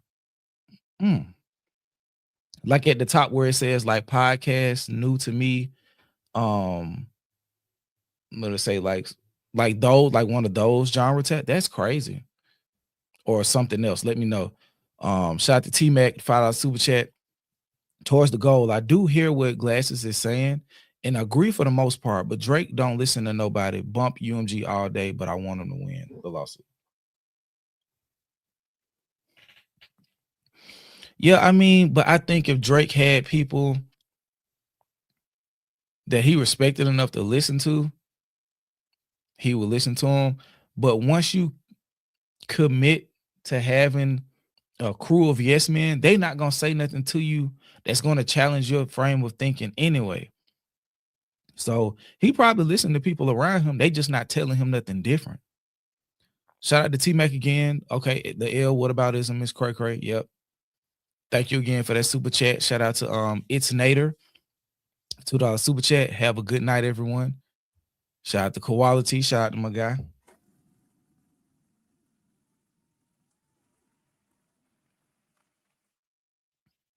Yeah. Lupe Fiasco. Yes, indeed. Him. For sure. Thank you for the contribution and the membership. Shout out to Down in Dixie. $5 super chat. Koala's crash out on Lupe was top shelf. When he get going, that should be, I'm telling you, some of the most entertaining shit on YouTube. Shout out to Koala, man. Shout out to Koala. He's a good dude, first and foremost. He's a good dude, first and foremost. He show love to all the creators. He makes sure he show love to his audience as much as possible. Anybody who's starting a channel, he want to make sure he platform them in whatever way possible. So just shout out to Koala, man. He's a good dude, great content creator, but he's also a good person. So shout out to him, man. Let's see where we at. Down in Dixie again, $2 super chat. PG Lang used AI to generate images, not art. Gotcha. Shout out to Rita, mod and member, said towards the goal, hip hop lives here. $10 super chat, much appreciated. Screaming Silk, 3 back-to-back, all 5s towards the goal. And if you got gifted a membership, make sure you thank while you're in the chat. Thank Screaming Silk or D4vd. Much appreciated. Shout out to Embracing Sierra, $5 super chat towards the goal. Thank you so much. Shout out to Screaming Silk. It will be the air hands, but it don't go with a big dog, $50 super chat. Happy birthday, DJ. Dinner on me. DJ Anime Smile. Hashtag Mosh Pit.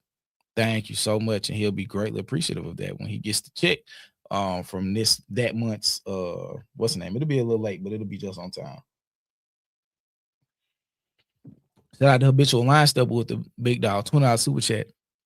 Goal reached. Shout out to Rita. Goal, $5 super chat. Shout out to Jinxie 06, $2 super chat towards the goal. Shout out to Jane with the big dog $20 super chat.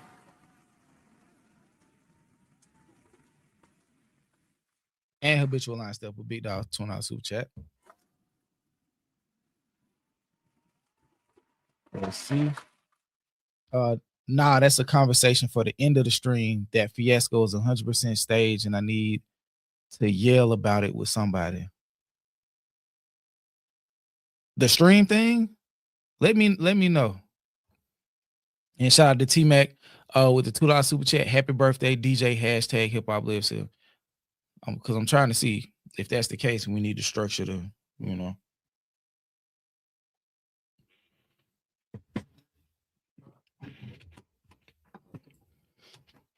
Because I got so much shit to talk about, we can kind of loop around it if that's what you're talking about. Well, let's see. Oh yeah, we got to talk about JCon real quick. Gotta talk about JCon because it doesn't make any sense unless we gonna get.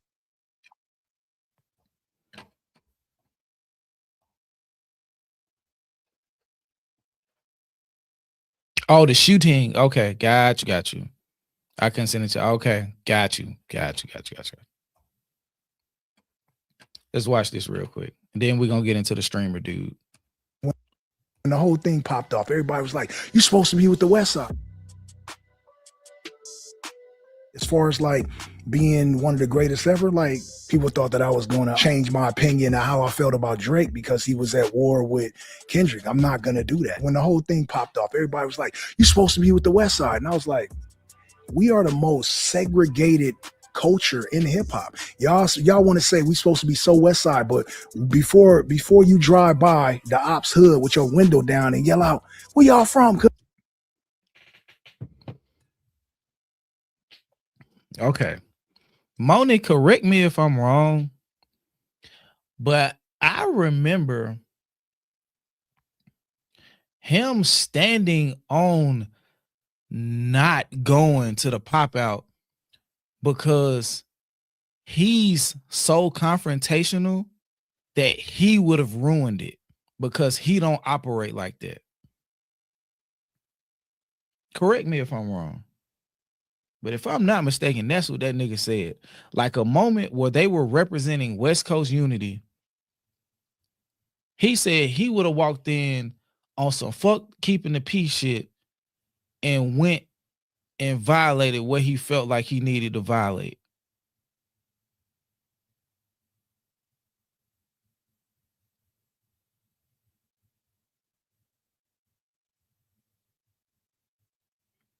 And now he's using it as a reason to give him permission to not be on code.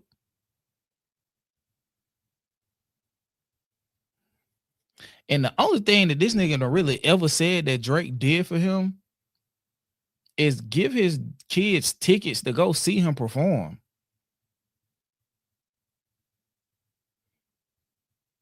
Is it about the West Side End? Or is it about is it about your section or how you feel in that moment? Yeah. Right? Y'all ain't doing that. So let me do me on my type of time, and I'm gonna let you know how you should walk accordingly when you have camaraderies or real friendship. When the whole thing, but they do both have dealings with younger women too, though. So it might be on some birds of a feather. Cause I didn't know about the End of Your Love situation until I think I may have saw something about it, but I didn't know nothing about her. So I just heard the name and something about her in the park. But until recently, I found out like how old she was at the time. And like, don't the game got like a baby with like some famous chick, younger daughter that's like 21 or some shit? These niggas weird. These niggas are weird.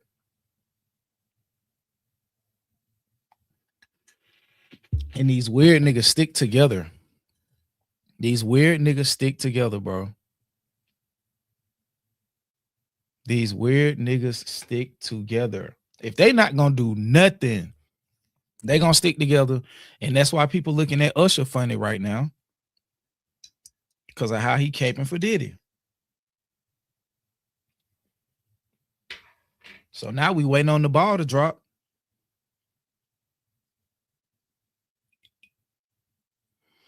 On Usher.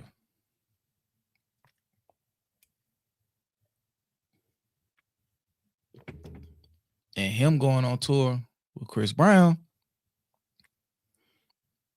is another unsettling indication. But yeah, people really waiting on the ball to drop on Usher, which is crazy. Let's see. Okay, so we still on the Drake shit. Okay. So here goes another person that's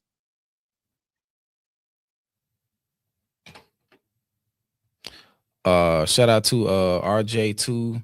This is off topic, but please, we gotta get your reaction to Compton State of Mind by Kendrick and Allure Joe. Is Kendrick a feature artist on that song?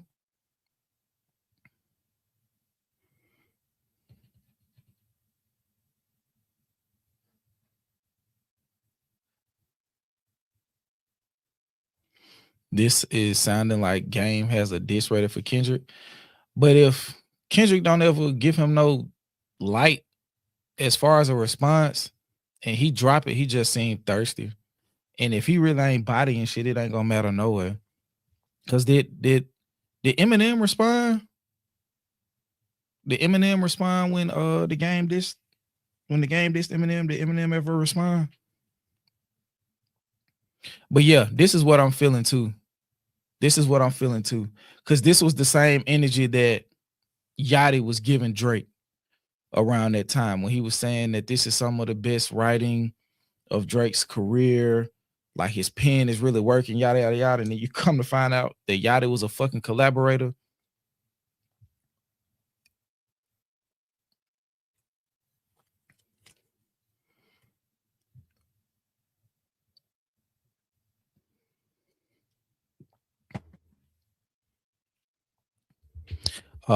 Child Scream himself gotta go, being summoned by the queen. Great stream, and have a good weekend, everyone. Appreciate you, Scream yourself. I'm gonna give you these on the way. God, Scream yourself, y'all. Continue supporter in some of the biggest ways possible for the channel. So shout out to Scream yourself. Have a great night and a good weekend. But let's watch this. Let's watch Black Harlow real quick. My boy said, I got blacker. He thought that shit was like, he thought he ate, as the women say. Vivid time for this is the moment where I remember vividly this album coming out and me being like, oh, Drake's the best rapper alive. Right then. It was powerful. Another person that you've gone to work with and collaborate with, like, that must have been crazy as well. Like, crazy. Shorty, like, you know that boy Jack is going place. Recorded the verse in front of me. It was an amazing experience. He recorded the verse in front of me. Watching him work, not punching in, delivering that whole way through. Cause he had already practiced the verse, nigga. What are you talking about, Jack? He had already practiced the verse. You acting like you saw him sit down and write it. It's just cool to see a rapper really be a rapper and it not be some packaged thing that a team is putting together. It's a rapper. The irony. Not a packaged thing that the label put together. Saying that Drake is the antithesis of that is insane. And then you exhibiting those same traits with how you were marketed and pushed your first two albums. Come on, Jack. You got to know what's going on. There's no way you don't see that you're a product of the mainstream system. He can perform the act. He can do it, you know? It might sound like a given, but it's not always like that, I feel like. He has the skill set, which is at the fundamental is so cool to see the skill set in real time. The minimalism of his approach, you know, I know he's been known to strip things off of beats, act as a producer in his own way. I relate to that. Vivid time for this is the moment. I like to take things away. I like to reduce down to the bare essentials and then maybe build back up from there. But I think he does a great job of recognizing what's actually necessary. You know, a lot of his greatest songs are so spacious, him and a couple instruments. And I think people forget, just either out of habit or a need to compensate, that you don't need that much sometimes. It's really in the essentials. So that's something I definitely learned from him. I think he's grown tremendously, and I think he actually gets better and better at rapping. Just on a technical level, I think he gets more skilled and he finds new pockets, new flows. That's because he's bringing in new people consistently. He does not have the same writers every album. So when you say he's finding new pockets, he's finding new artists to pillage from. He's finding new artists to pillage from. So when you feel like he's rapping better, he's going and enlisting artists who their writing style predicates on them expressing technicality through whatever he's going to steal from them. It's like, come on, dog. Be for real. Be for real. Ain't no. Yeah. We're anticipating his upcoming album. Any thoughts about that? I'm anticipating it with you. You stay in touch a lot? We talk. I've been in the crib with the phone. Then they're gonna play the Quinn Miller shit. That's crazy. They're playing something that he did not write to bookend a nigga talking about his writing skills.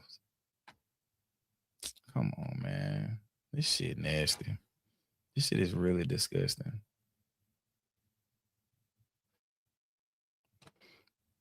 This shit is really disgusting. And that's why I'm asking. It's got like he gotta have the industry by the balls, bro. He has to. But I wanted to show y'all this. Like the OVO fans are going. Like, what does this do for them? I don't understand it. I don't know if y'all seen it, but a lot of like post album announcement, they've been going to Kendrick Lamar's Instagram and like just spamming comments. And this eventually led to, you know, among other things, as it went on Twitter, led to Kendrick Lamar trending in the middle of Drake's rollout. So it's almost like, not even almost, the pattern is now showing that Drake's fans are acting outside of what's in his best interest on a consistent basis.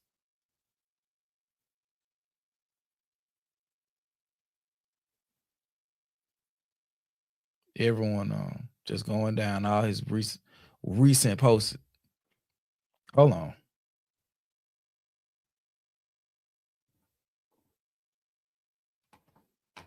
This is bot activity. I'm finna go to Instagram real quick. I just want to see. What they said. I am that famous J. Let's see.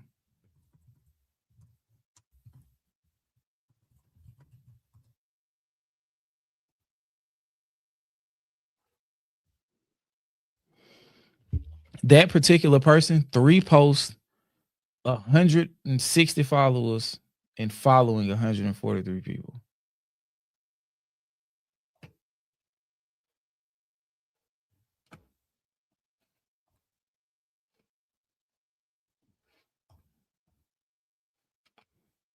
With 3 posts, these don't be real people, bro.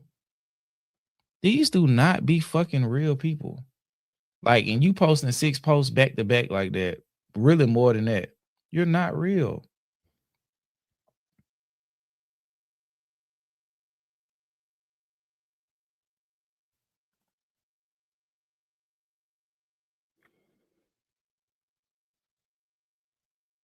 Hold on. Like, for it to be like repeated back to back with the same people like that on multiple posts, that shit is weird. And it's a lot of posts. I ain't even think this one ain't on my mind to do like this. Hold on.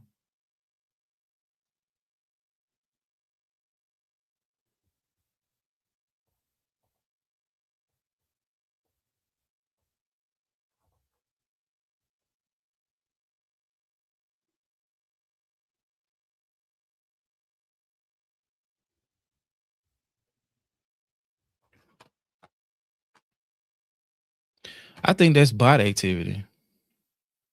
Yeah, that motherfucker is not is yes, this is body activity. Like the way that it's coming, but like they're getting their post in like back to back like that, and the post is damn near identical every time. That's body activity. That's fucking body activity. And like I was just saying earlier about the birds of a feather flocking together.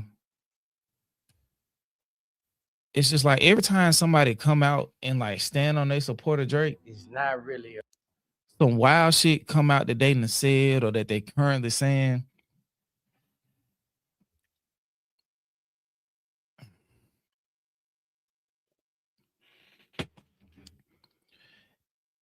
And it's just like, bro, y'all gotta have a fraternity. Y'all gotta have a fraternity. I heard about the Jealous Fredo Santana. I actually listened to it. I ran through some of his features on one of our members only. Yeah, so I heard that before.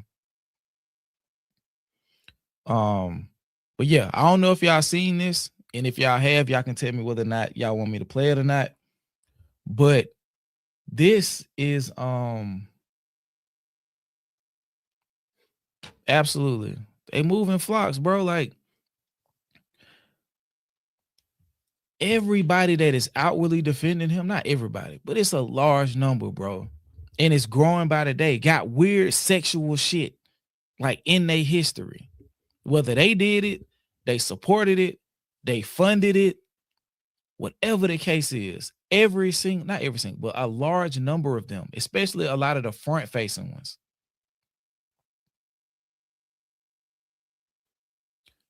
Let me put this in the chat.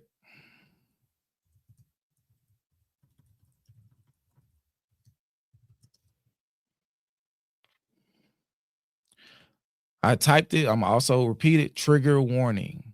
Trigger warning.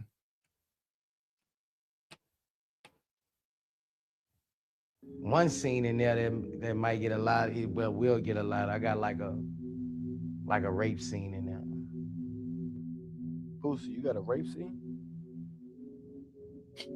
Hold on, let me explain it. Before I fuck up. Yeah, this live. What's good, Miss Hummus? This live. What it do?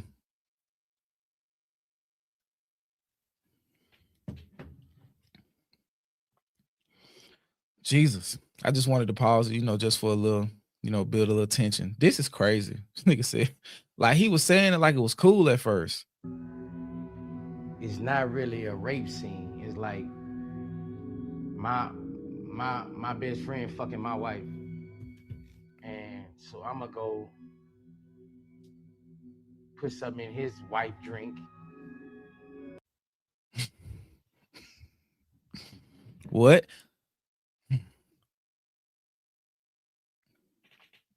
And this just goes to show like how prevalent sexual assault culture is. The fact that if the person ain't fighting back, technically it ain't sexual assault. If you just slip them something and you do it with a level of care, quote unquote, it excuse me, it ain't sexual assault. Basically what he's saying so far. And these the type of niggas that's supporting Drake. With his fiance drink. And she gonna pass out and I'm gonna rape. I'm gonna have sexy lingerie. I'm gonna put her lingerie on her. Boosie. You gonna drug this woman to a point where she's unconscious and you gonna dress her for him? You're going to undress her first to a point where she's completely nude. And then you're going to dress her up in some lingerie that you like.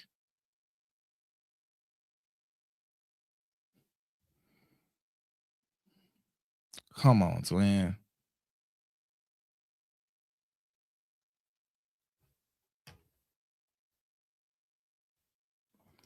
I saw that. Y'all know my wife be keeping me plugged in with the shit. Yeah, we was talking about this on one of our walks at work. Like it's a whole website of them like showing like how to drug their wives and have sex with them. Yeah. And I think in the last month, as far as the like the most recent month that they tracked the traffic, it was like 62 million visits or 62 million 62 million visits to the site. It's insane. No kiss on her body soft, but she gonna be out. But it's like sexual. Like I wouldn't call it. It's not aggravated. I wouldn't call it aggravated. I would call it a sexual misdemeanor. Something like that. A sexual misdemeanor. A sexual misdemeanor. Yeah, because it's not that kind of rape. It's like lotioning her body, putting her stuff on. So I wouldn't call it it's like a sexual misdemeanor.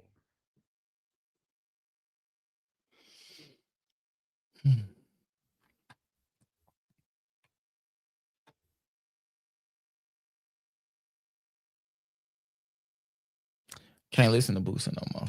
If like even though he's not somebody I listen to really at all, like I never really was a Boosie fan. I was more of a Jeezy than Gucci and Boosie, but yeah, that's a rap. Like my nigga like really is saying it's different types of rape. like he's like, yeah, we can, you feel me? Like as long as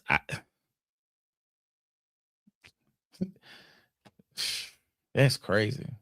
So basically it has to have a certain aesthetic for it to really be rape to him.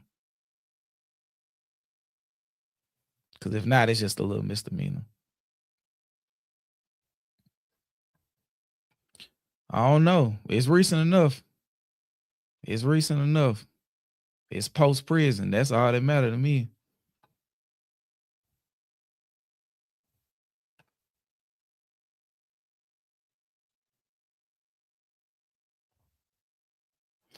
And shout out to Screwface.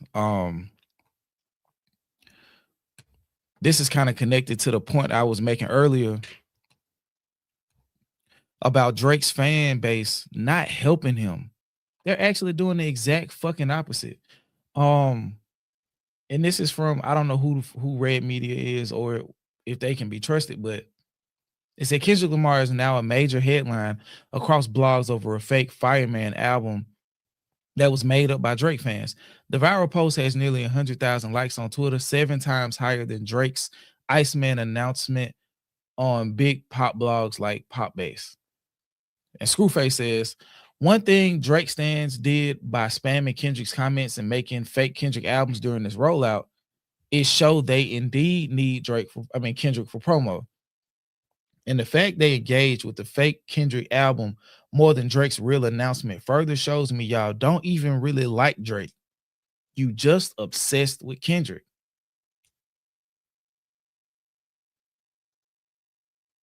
Facts. Like going out your way to that extent to try to use a narrative of Kendrick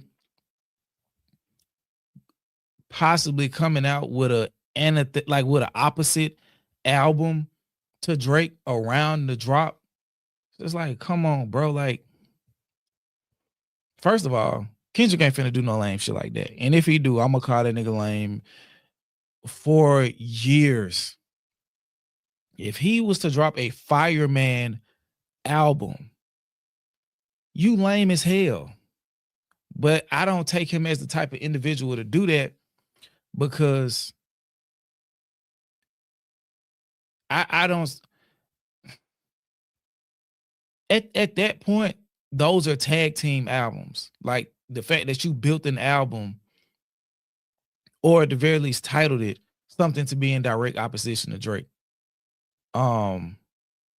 If you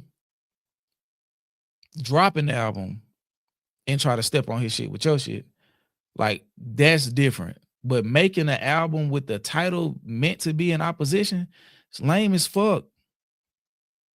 It's lame as fuck. And only a lame ass Drake fan would draft some shit like that up and think that we would even believe some shit like that. One of my homeboys, who's a Drake fan, he gonna DM me the fucking picture of Kendrick with the fireman. I'm like, bro, that's not real, bro. That's not real. Nigga ain't finna drop no fucking Fireman album. And why the fuck would Kendrick be in the studio in a firefighter costume? It's over with, bro. Like, I get it. Like, y'all, they feel like they need some of that attention to, propel what's going on. Probably try to pull some of the 50 Cent versus Kanye. Try to do that. Yeah, it was AI. And maybe that'll draw more attention to the Iceman album if they feel like Kendrick is coming too, or whatever the fucking case. It's just like, bro, that it's not happening. It's not happening. I think even if Drake drop a song on there dissing Dot, like Hove was doing post Ether, he's not responding. I'm not even validating the shit you said I'm not validating it with a response. It's over with. I beat your ass so bad that anything you do after this, it does not matter. Because when it was really time to fight, I made you quit. I not only beat your ass, I made you quit. I don't even want to battle you anymore. That nigga got on wax and said, I don't even want to battle you anymore. I haven't heard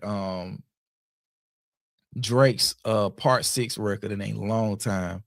I want to hear that part. I don't even want to battle you anymore. That shit was crazy. He made that nigga say, I don't even want to battle you anymore. That nigga said something like, it got me second guessing it. Like, boy, you know how bad you got to be getting your ass beat to be like, bro, this shit ain't even worth it. You got me thinking about how frivolous fighting is. Them hands crazy.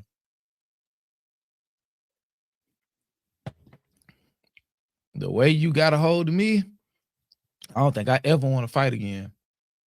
But then once he realized he survived and he didn't die, he's still out here talking. So it's crazy work. Let me see where we at.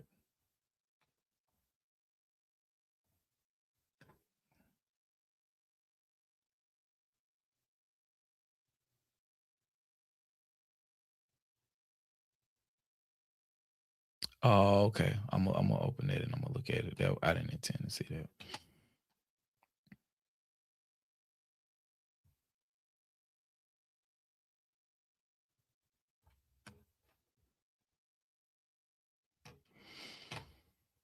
What y'all talking about? Shout out to Miss Hummus, just became a member. Go check out that Road to 100, please. Shout out to RJ2YO8 with a $10 super chat. On some other shit, UNENO remix, their Vice City remix, a lot of Kendrick features in Black Hippie. Compton State of Mind needs a reaction. The music video is full circle now with the Not Like Us video. I'll eventually get to them. Maybe the UNENO remix, especially because I think that's the one where he was like, well, that rhyme scheme was stupid as fuck. Or was that the That Part remix? It's one of them.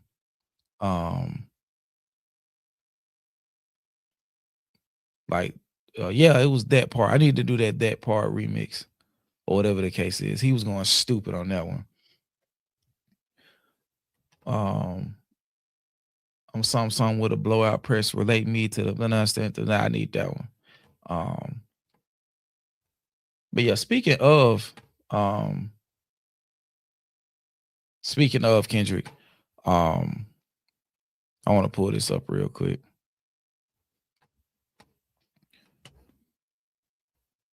And this is per a fan account on Twitter titled King Kendrick. But classical composer Steve Hackman has released a Kendrick Lamar Suite EP on all major platforms, reimagining some of Kendrick's most popular songs in string orchestra. Steve Hackman has popularized fusing pop and orchestra music from various artists like Beyonce and Taylor Swift, with Kendrick being the first artist with a fully dedicated project. So let's take a little listen and see what's going on.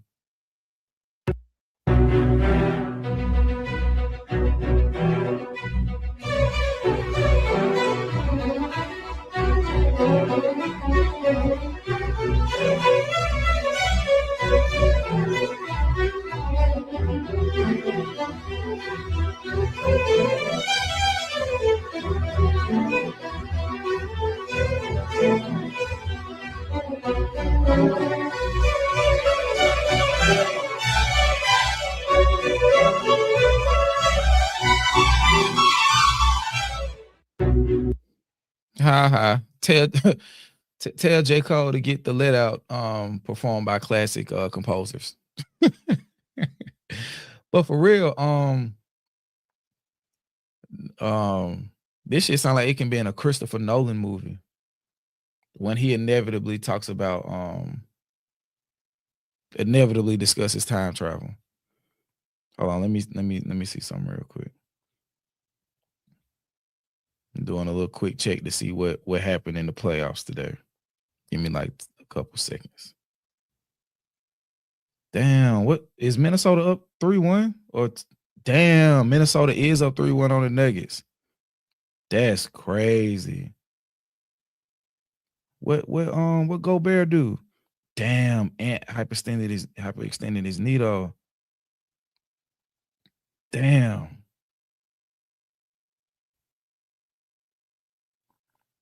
Damn, he finna be out for like 2 weeks. They gotta hold on. The Knicks tied it up 2-2. Yeah, they might go ahead and take the series.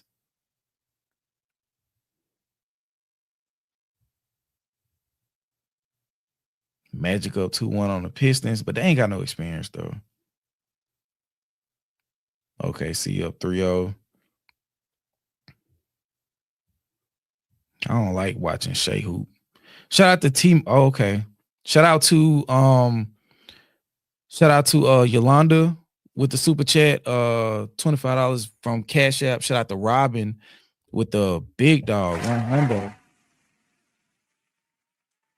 via Cash App, and shout out to T Mac via Cash App. And if these are to DJ, let me go and send these over. This is for the K-Dot feature. Salute. Thank you, Yolanda. Hip Hop Liz, thank you. Much appreciated. Shout out to Robin. Thank you. Appreciate y'all Cash App contributions, because as y'all know, those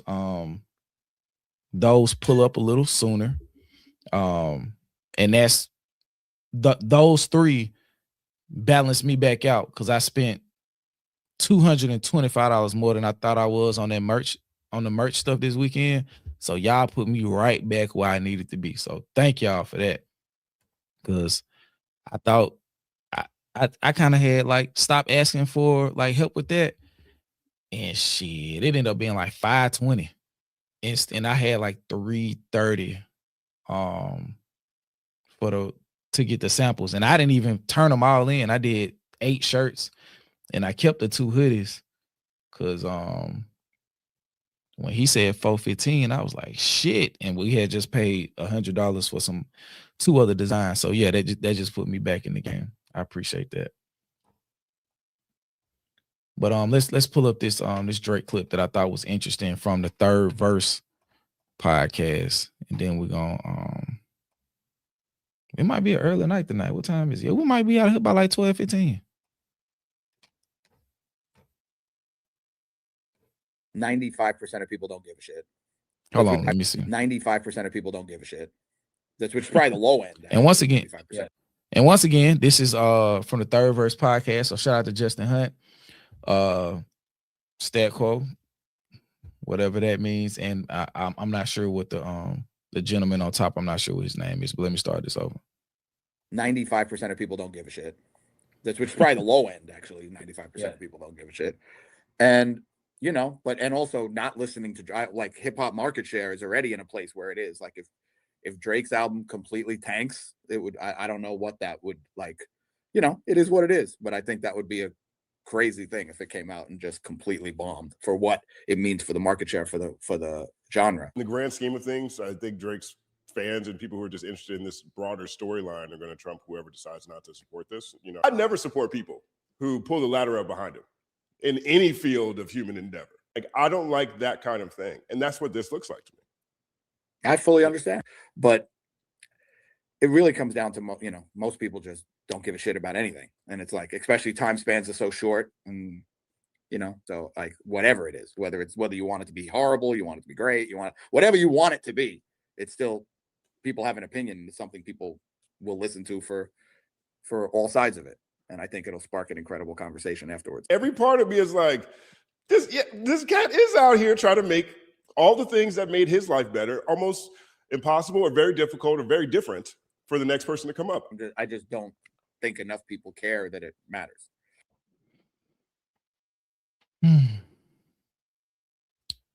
What does the other guy do? What does the other guy do? He's Jimmy Iovine's nephew. So I'm assuming he's like entrenched in the music business.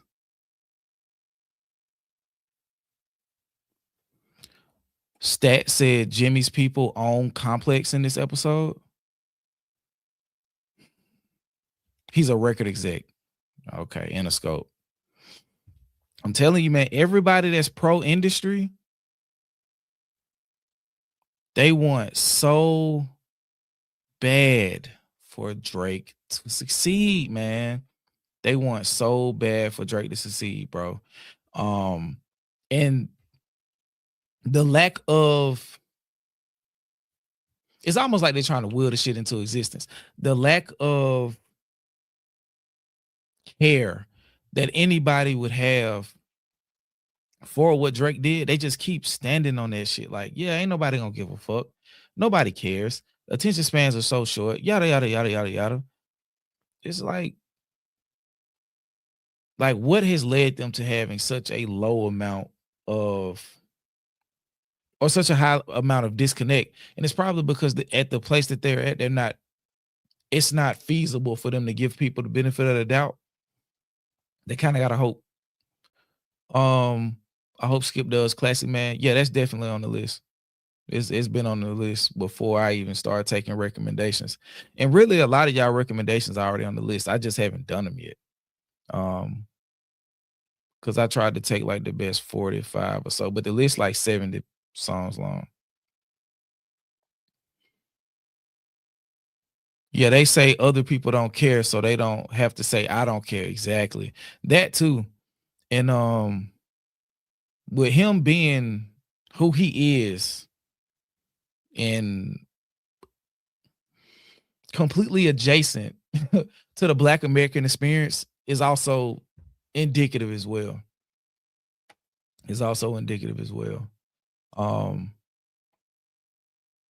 And I didn't say white for a reason. Because I think the proper indicator is just completely adjacent to the Black American experience. I think that's the proper way to say it, because it's not a racial thing purely. That exists as a component for sure, but just not giving a fuck. And like just like, yeah, I need everybody that hears me talk to feel like I'm a person to respect, and my perspective is nobody gives a fuck. So like, if you do care, maybe you're doing something you shouldn't be doing. This is called neuro-linguistic programming. Very, very, very, that's $100 phrase right there.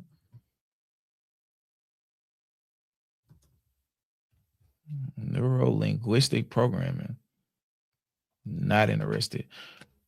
NLP is a psychological approach developed in the 1970s around MK ultra and shit that connects neurological processes, language, and behavioral patterns learned through experience to specific goals. It utilizes techniques like anchoring, reframing, and visualization to reprogram mental habits, aiming to improve communication, personal development, and treat issues like anxiety. So basically, hyper intentional narrative crafting or hyper intentional framing to meet the suggestive needs of the individual in power. It's fucked up.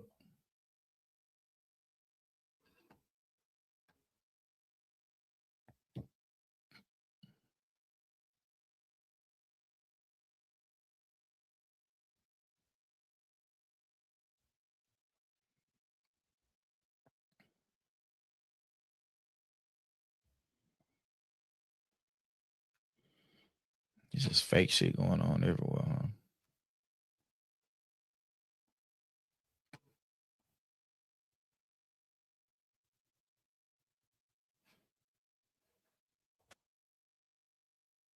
Oh, let me play this Not Like Us one real quick. Because this one sounds like it's hard.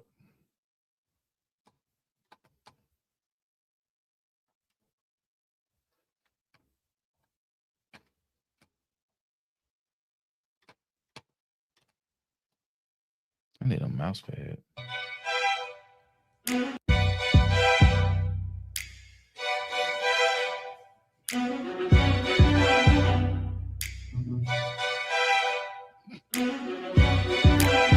Niggas really be banging to the string orchestra.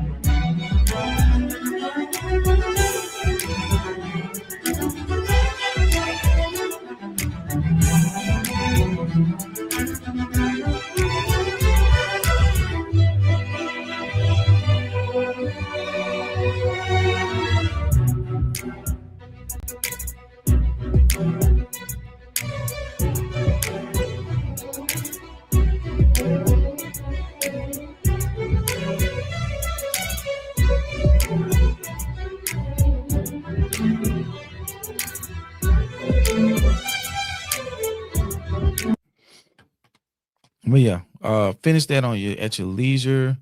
Yeah, Crip Waltz. That's funny. That's funny. Yeah, that's why I wanted to play that one. I just felt like that one was gonna be harder than the other one.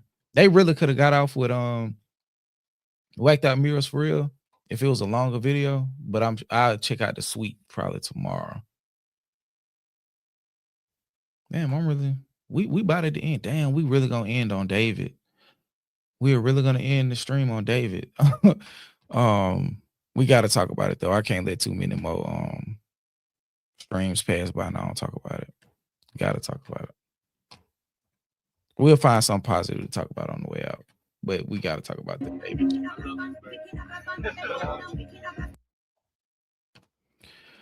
Shout out to Doechii. She's in the studio with Jay Versace. And they going through some beats, you know, building out the sound of the album. So it looks like she's still working, or this is something, you know, older from back when she was working. But I think if the album is coming out, it's probably gonna be towards the back end of the year. Maybe dead in the center of the third quarter, kind of how she dropped Alligator Bites. If I'm not mistaken, it came out in August. So I think if the album drop, it's gonna be around there. Did you hear Party of Two new song, 2 Nights in LA? I have not. Is it worth playing? Is it worth taking a chance on the stream? Let me know.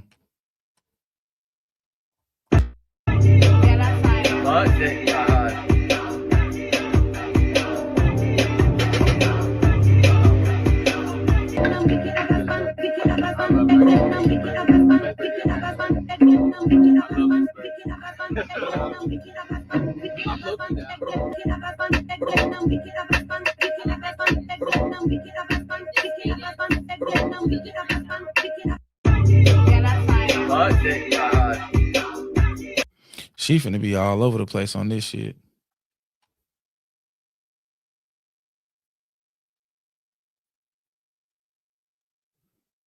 Oh, y'all hating.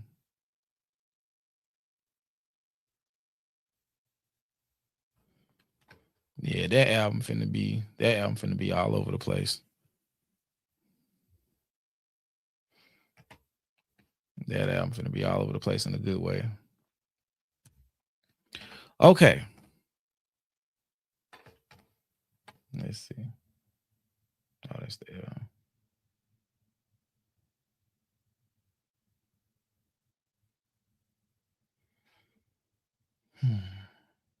Okay.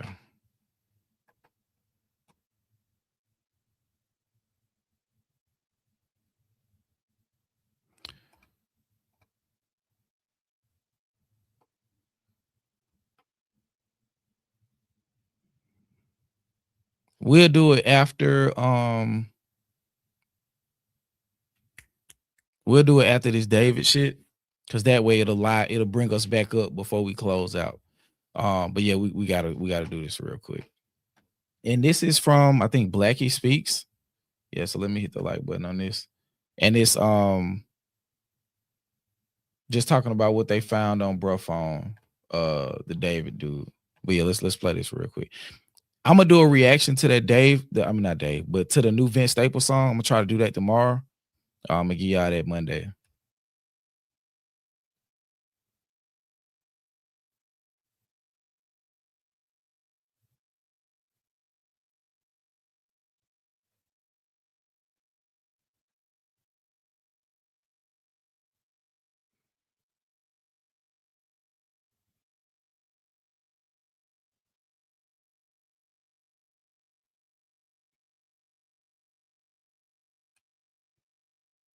Oh shit, my fault, y'all.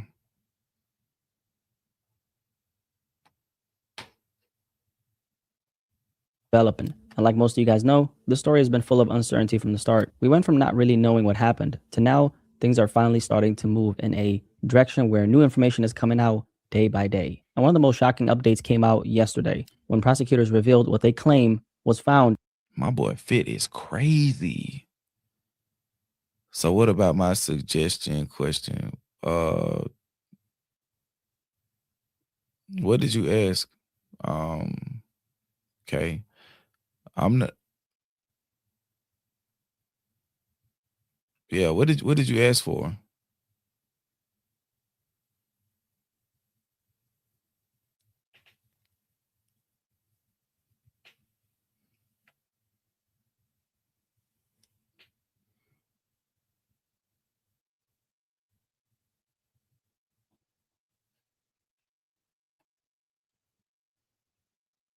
New freezer? Hold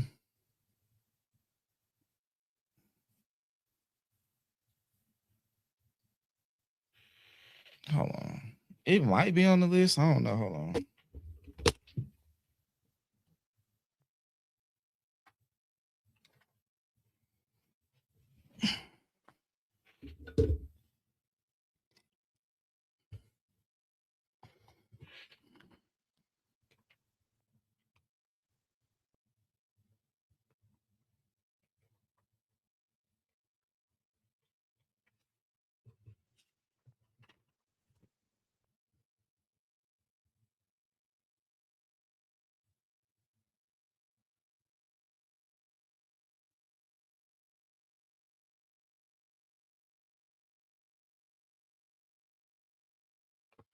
It's in the 70, but it's not in the 40. It's in the 70, but it's not in the 40. So if I do it, it'll be a part of something extra, but it's not in the 40 though.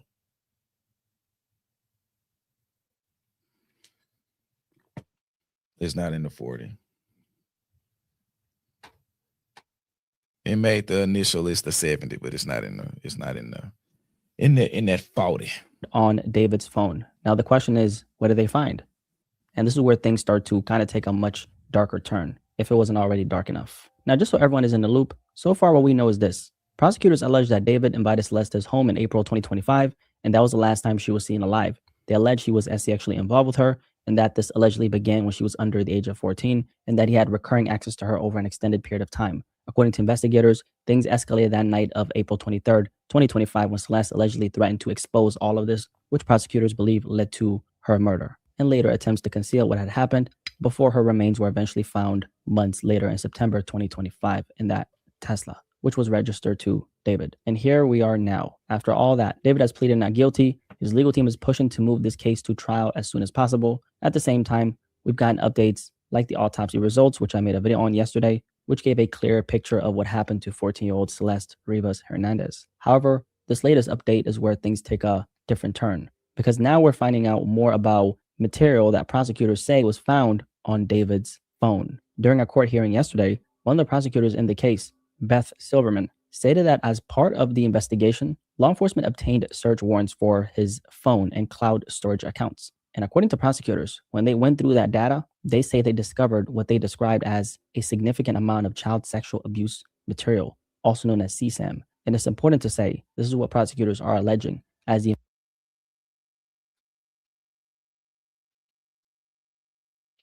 Lock this nigga up off of the contents of his phone alone, because with that, if you're consuming it,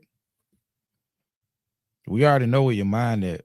So with it being, with you actually having access to this girl and you consuming at a high amount, high enough to have the shit on your phone, you a sick ass nigga. You a sick ass nigga. You know how much, like, bro, you know how much data a fucking terabyte is? You know how much fucking data a terabyte is? 20 gigs is like an hour and a half of one angle. Unedited. No, processed and edited. Yes, we are positive. It was terabytes. I watched like 6 videos on this case. It is terabytes. And I think it was like 40 something terabytes. It was like 46, 49 terabytes. It was a high level. It was a high level of terror. It was a lot of fucking, like, that's, bro, that's crazy. Even if it's 40 gigs.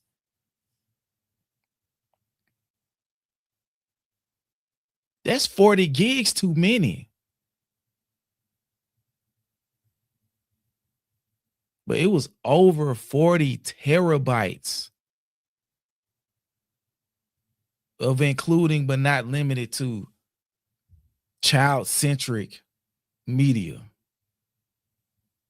Investigation is still ongoing, and not all of the data has been fully reviewed yet. With that being said, what prosecutors are now claiming is that the alleged David was in possession of CSAM found on his phone and iCloud storage. According to reports, this came up after investigators executed search warrants on his devices, which is when they say they discovered this material. And this is where things start to get even more serious, because the prosecution is now making it clear that they're eager to present their evidence in court. And the reason for that is because what they're calling the totality of the evidence they claim they have against David. Now, keep in mind, when these charges were first announced, prosecutors said they had around 40 terabytes of evidence in the case. That's an overwhelming amount of evidence. And just to put it into perspective, 40 terabytes is about 40,000 gigabytes. So the totality of the alleged evidence they're talking about is massive. Now, one question I have is this: does that 40 terabytes include everything found on his phone, or is that counted separately? Because as of right now, they haven't fully clarified that. But what they have made clear is that it's going to take a long time to actually go through and present all of this material to the court. And the reason for that is because of how large the amount of data they have is, but also because of the sensitive nature of some of the material they claim was found on David's phone. So what they're basically saying is this isn't something they can just rush through, because not only is there a huge amount of data, but some of it requires very careful review before it can even be presented to the court, which means we're obviously still at the beginning of what's about to come out in this case. Now, when it comes to this evidence, what exactly does it include? Obviously, we don't have full descriptions of everything. And honestly, that's not something you'd even want to get into, because now, Where was he housing this shit? Because they say like it was in the cloud, but 40 terabytes. What kind of data plan did he have? Or was this shit in like on external hard drives too?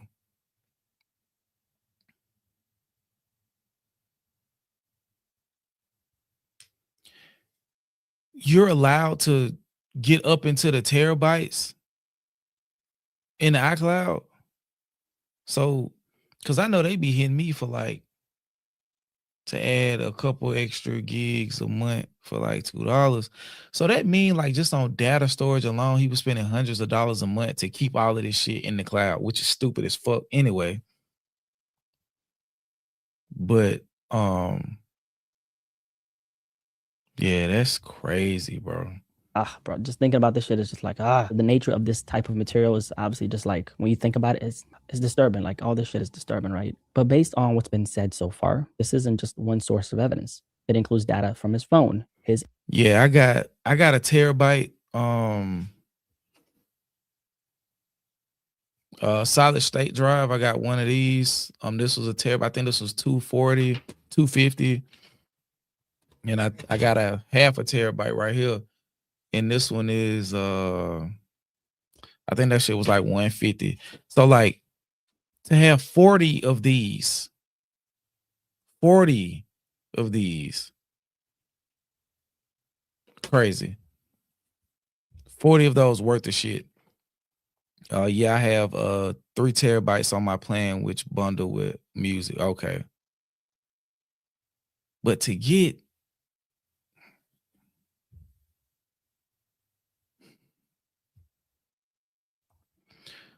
Moni said there's a video on Twitter of the victim on a live stream with him, and she jokes about him. Yeah. Yeah. That's the part.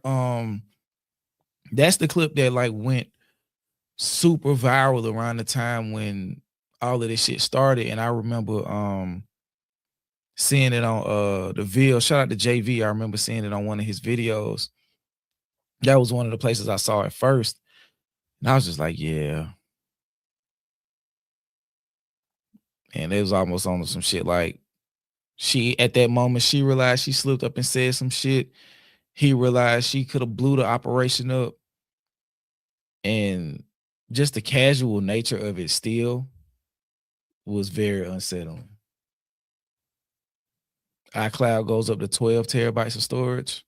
iCloud storage accounts, items collected through multiple search warrants, and of course, a large amount of forensic material tied to the investigation. So when you hear prosecutors talk about the totality of evidence, they're talking about everything combined, his entire digital footprint, plus what investigators have gathered along the way. Now, during the hearing, David was in court wearing an orange jumpsuit. Now, we didn't really get no pictures of this. We did, however, get some courtroom sketches, as you can see on the screen right now. That's David right there.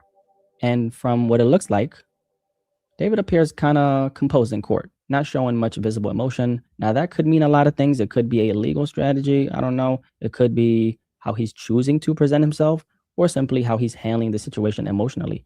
But regardless, it's just something I noticed in some of that footage. Now, right before David got arrested, he was living it up. And according to the people in the area he lived, there were gatherings and parties happening at the house he was staying in. So to go from that to now sitting in court facing charges like this, it just shows you how fast life can come at you. Now, when it comes to David's legal team, they're taking a very specific approach here. Like we touched on, they're pushing for the prosecution to present their evidence as quickly as possible. And they've even taken it a step further by exercising his right to fast track the process. You know, kind of like when you're at the airport and there's like a fast track line, you're trying to get through all this just to get through security and all that stuff, right? So that's exactly what they're doing in this case here. They're trying to fast track the entire process, essentially asking the court to quickly determine whether there's enough evidence for this case to move to trial, which is something you don't always see in situations like this. So the question is, why do they feel so confident? Well, some legal experts are kind of saying that the reason why they're so confident is because they just don't believe that they have what they say they have. Now, as of right now, a hearing has been scheduled for next week, where prosecutors are expected to begin laying out their evidence publicly. And that's obviously a huge moment, because for the first time, we're going to start to see what they actually have and how strong their case really is. Now, again, we don't know the full extent of this material.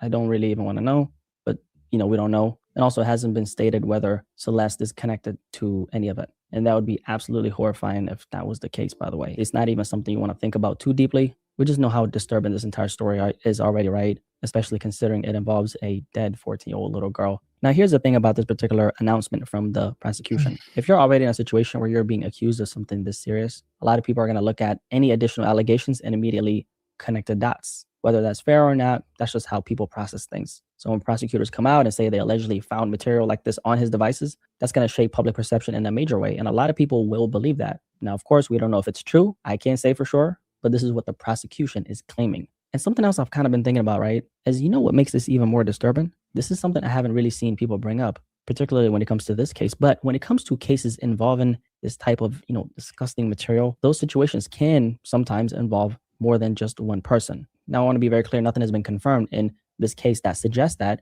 but it does raise questions about how something like this even existed in the first place, allegedly, according to the prosecution, and whether there could be more layers to the situation that we just don't know about yet. And again, that's not me making any claims. That's just acknowledging the reality of how complex cases like this can be. I want you guys to keep in mind, man, like David wasn't some unknown, starving, struggling artist. This was someone with major success, songs with millions and billions of streams. Someone who had a lifestyle that naturally comes with a lot of people around him, whether that's friends, associates, people working with him. And we do know that from a lot of the early reports in this story that a lot of people had access to his houses and kind of like the properties he was staying at and his vehicles. So when you look at a situation like this, it does make you think about the environment around him. Now, again, to be clear, there's nothing that's been confirmed suggesting anyone else was involved in any of this, but it does raise questions about who was around, what people may or may not have known, and how much of this situation was visible to others behind the scenes. And another aspect of this is if these allegations turn out to be true, is this happened in California.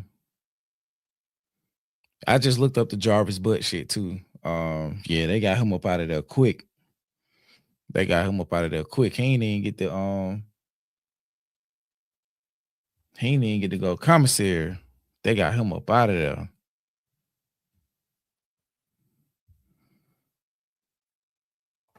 how does something like this even go undetected for so long? Because this right here actually brings attention to a much bigger issue. And that's how vulnerable children can be in situations like this. And it becomes even more concerning when you're talking about someone who is high profile, someone with access, influence, and resources, which is why, honestly, this is something I would always tell parents. Stay aware of what the hell your children are doing and try to be as present as you possibly can. Very important in these times, because situations like this aren't as far removed as a lot of people might think. Now, to be fair, there are systems in place today that are designed to catch things like this. As an example, social media platforms and a lot of these tech companies do work alongside law enforcement to flag and report suspicious material, which can then lead to further investigations. And that's something that's actually very important, because without that, a lot of these situations may never come to light. But at the same time, the reality is this kind of issue doesn't just affect one person or one case. It's something that can impact anyone, whether that's your family, your friends, or people around you that you care about who got children, right? And that's what makes conversations like this uncomfortable, but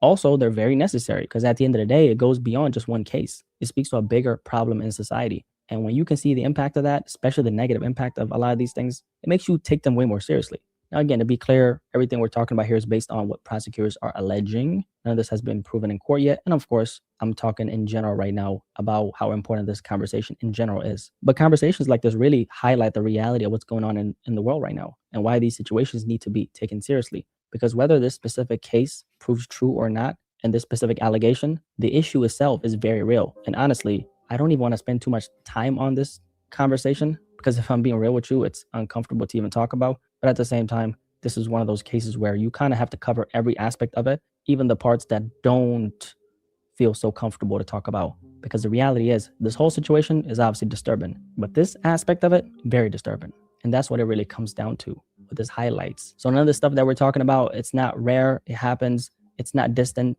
Can happen to somebody that's close to you or somebody that you know. In general, it's something that's affecting everyday people and their families. So I think this particular conversation, even though it's really dark, it's actually a great reminder of what's happening in this world. It forces you to acknowledge something that most people would rather not think about at all. But that's also why conversations like this are so important, because ignoring it doesn't make it go away. And of course, let's kind of keep in mind that there are more resources now to actually fight back against things like this, and more people speaking on it and trying to bring awareness to it. And I think that's important, because without that, a lot of these situations would just stay in the dark, right? And I just hope that none of what we're talking about right now is even connected to Celeste, because that would make an already tragic situation even worse. So this is what the prosecutors are saying they found on David's phone. I guess we're going to find out the truth about this very soon. I'm not even going to ask you what you think about this because obviously I think we all kind of think the same thing about this particular allegation from the prosecution. This type of stuff is just like, it's disgusting, man. I don't know what to say, right? But again, this is what they're alleging. We don't really know if it's the truth. We're just gonna have to wait and see, right? More updates will be coming in, and you guys can count on the fact that I'll be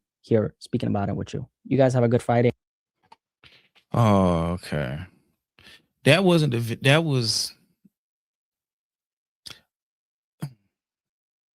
Y'all can watch. He did a video talking about the autopsy being revealed, or you can just watch a video on the autopsy. That's the video I thought we were gonna watch.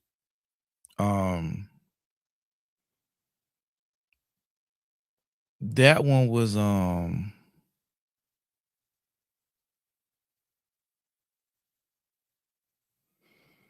that one was crazy to know what was done to the body. That one fucked my spirit up to know what was done to the body.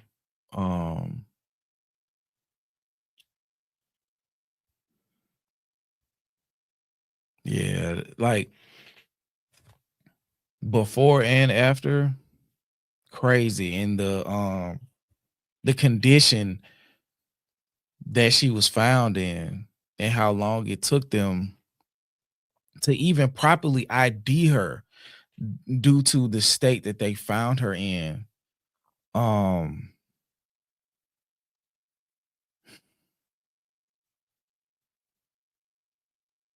For the people who did that shit, bro, I hope it's like nowhere they can hide, bro. I hope it's nowhere they can hide from justice and karma.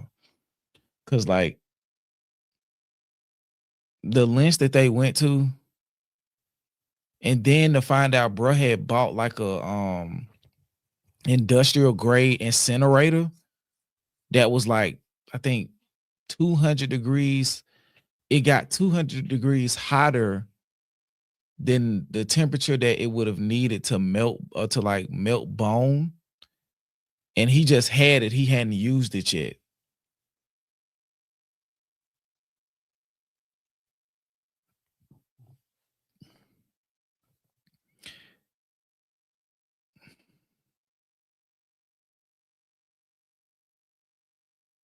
That shit crazy. And he just had it.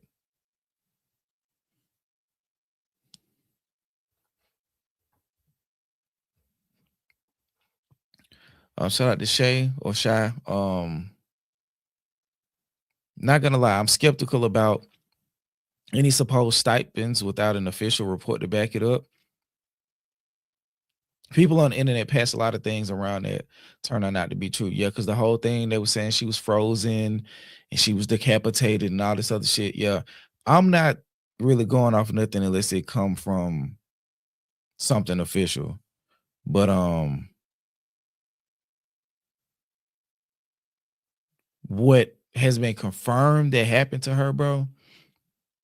That shit is unexplainable.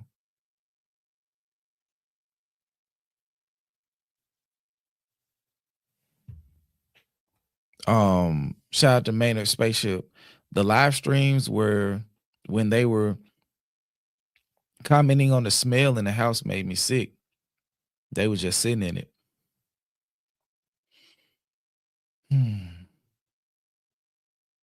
So that makes me wonder, like she was just in the house somewhere for a long time and then they eventually put her in the car.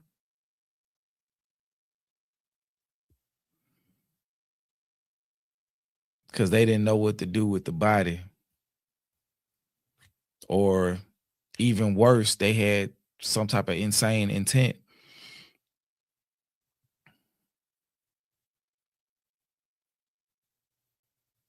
Yeah. Jesus. But yeah, I had to bring it up. I couldn't ignore this one. You know, I pray she's resting beautifully, peacefully.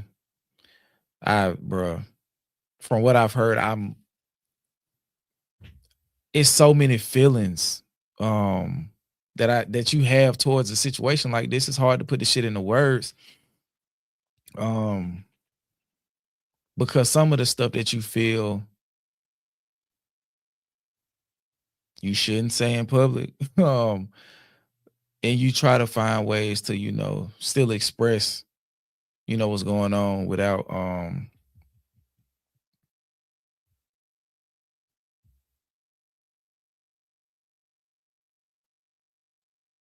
you know, letting shit play out. But yeah, first things first, rest in peace to Celeste, man. First things first, like, keep an eye on your kids, bro. Please keep an eye on your kids. I don't know about y'all. Ain't no fucking sleepovers, even over here. No unattended, nothing. No dropping them off at practice. Cause these folks be looking for shit like that. You know, and these kids, they exposed to shit that we were not exposed to sometimes we was 10 years, 15 years. They 15 years, they're senior. You know, yeah, check on your friends too. You never, for real. It's just tough, man. You just gotta, man, you gotta be super selective, especially once you got kids. You gotta be super selective who you have your kids around, who you have around your kids. You know what the kids doing when they around each other. But yeah, yes, like a 30-year-old man texting a 13-year-old girl. Yes, way to tie it back around, but for sure though, yeah, you can't, bro. Like if I'm the dad, I'm peeling Drake shit back. Like it's no fucking way that my 13-year-old daughter is getting text messages from a 30-year-old man under any circumstance. Under any circumstance, I'm looking at Uncle Weird. Cause what the fuck y'all talking about? You know, cause a lot, you know, so just what are y'all talking about? And then y'all was talking about relationship shit. That's just weird because that encroaches on a boundary and is looking for a different level, like introducing a different layer of comfortability that you wanted her to have with you.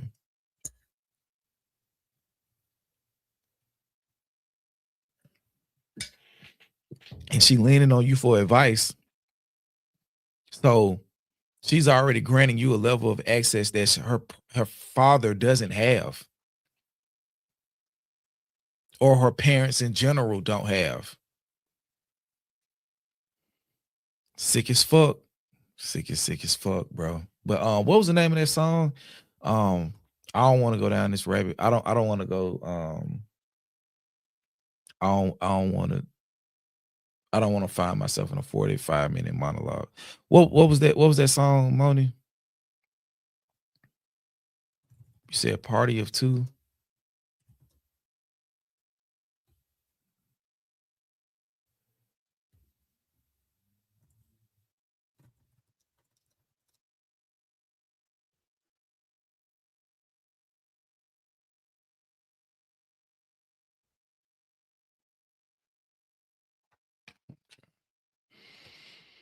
Ooh, goodness gracious. I'm gonna play another song too. I'm gonna play a couple songs before we get out of here. Let's run this one. See what it's talking about. And this is Party of Two Nights in LA. This is the video.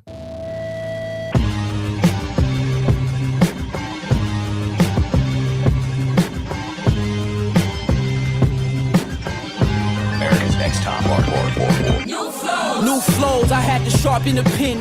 Studio and gym, the only places I've been. I'm an album artist who just so happens to trend. We did what couldn't be done, now watch us do it again. Your favorite A&Rs playing our shit, pumping they fists like we gotta make us something like this. Even Doji told me I'm sick, I told her no shit. She the only valid comparison, the rest of y'all embarrassing. Way before we dropped Poser, all the shoulders was cold. Now it's sold out shows. Now the checks got 1, 2, 3 more O's. I got to get what I'm owed. I never made a vision board, sometimes a bitch just know, you know. Point of view, Yeah, it's feeling like a dream come true. I need the crown and the top floor too. Just a little polish and the shine come through. Now I'm feeling brand new. Brand new. Brand new. Brand new. Brand new. Welcome to the world.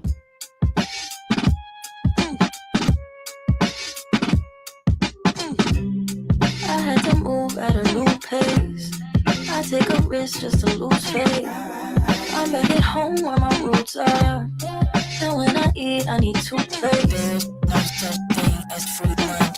There's no such thing as free lunch. There's no such thing as free lunch. There's no such thing as free lunch. From Columbia to Syracuse, I lit a fuse. 10 years of paying dues and 5 more staying true. The last year been interviews, peer reviews, meetings over revenue. This man got 2 jobs. I been on my cherry cruise. I carry crews, even on days when the weight's unbearable. They tell me don't break. Too late. I'm afraid I can't take another tablespoon, but I refuse. Even if it's sleep, a nigga gotta lose. The substances I must abuse. I got to keep my mama fed. My stomach sounded like the zoo. My ego so big. I'm the elephant inside every room. I'm stepping on whoever. Niggas better move. You getting smeared. I can tell you not prepared. A lot of years, dropping fears, dropping friends, dropping tears, dropping songs on quiet ears. Praying for a sign, but still grinding when it does not appear. Let me say it here, just in case the message not as clear. I'm better than every one of you niggas. We are not peers. I hear him talking about who is the best. Tell him give it a rest. If that list don't mention party, I'm hardly impressed. The wait is over, taking over. Ho, you know what's next. It ain't hard to see. I'm feeling free, taking the grief.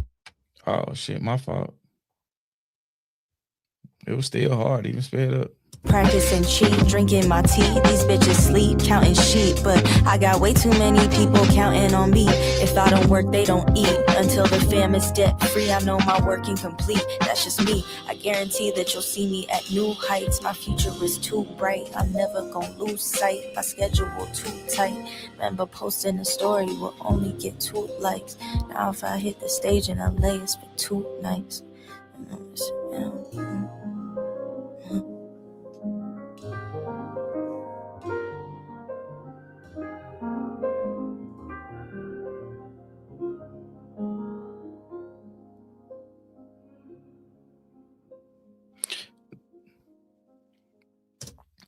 They tight.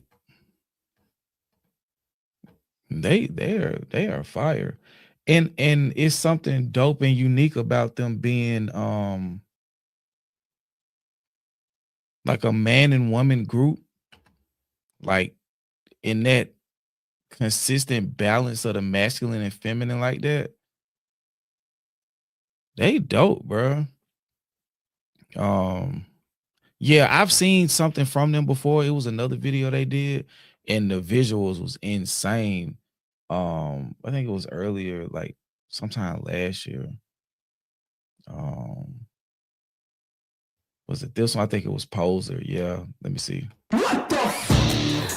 Niggas bad, niggas cigarette is sicko. Looking at your fake, but you fake on your pharaoh. So much fucking bigger, nigga. Hell, my big bro. Say that you got shooters, I ain't even hear a click though. As long as I'm living, bitch, niggas is dying. Don't fret over pressure. I get to applying. I hop in the booth and I get to designing. I only see red like them kids from the shining. I only got here because I didn't quit trying. My engineer tired. I told him quit whining. I gotta go get it. I gotta go get it. I gotta go get it.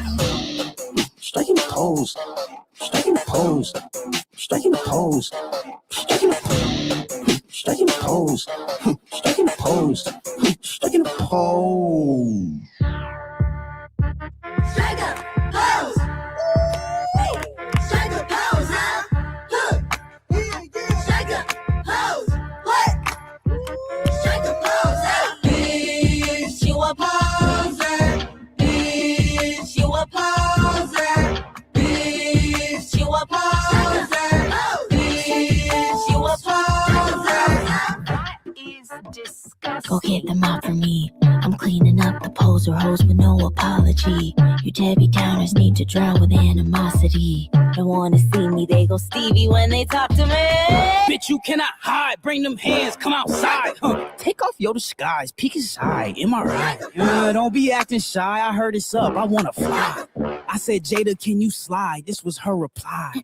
Bitch, I'm so for real. You in the presence of a queen, you supposed to kneel. Don't even need to post a reel, you should know it's real. You want the smoke for real? Don't make me leave you bitches tripping like you broke a heel. Bitch, you a poser. Bitch, you a poser. Bitch, you a poser. Bitch, you a poser. Straight in pose. Straight in pose. Straight in pose. Straight in pose. Straight in pose. Strike a pose.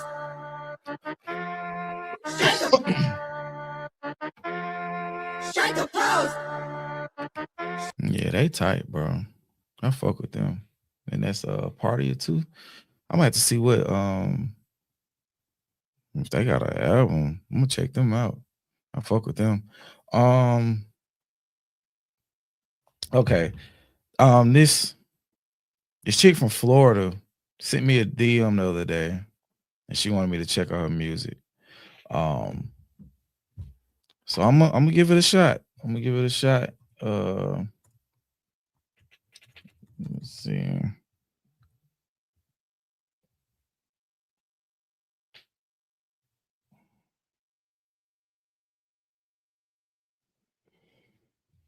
Your stream was interrupted. Streams are interrupted when content. All right. They never mind. They don't be playing, boy. Yeah, they don't be playing. Can y'all see me? Or am I still blocked?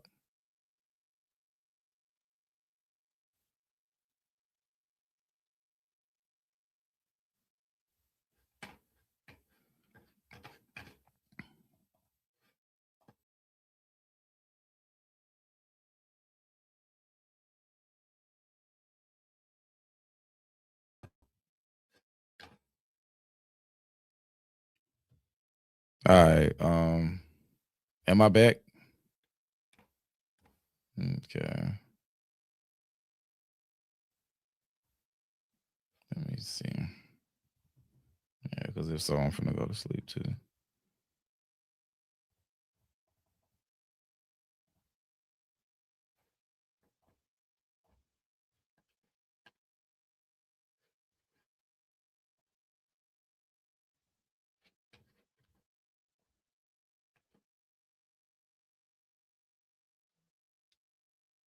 Okay.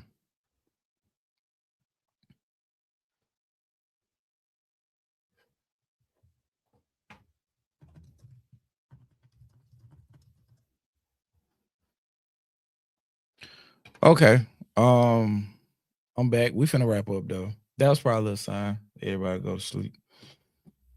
I'm gonna play one more. I don't think this artist big enough for the copyright. But I do like him. This dude from Chicago.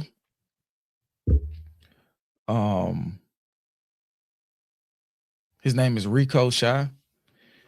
And one of our supporters, he had sent me his project, and it's called Flavors. I want to see which one I want to play though.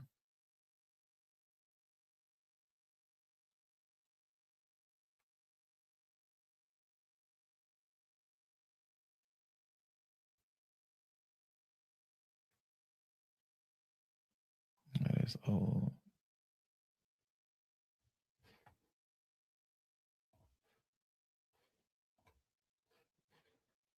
Hold on, champ.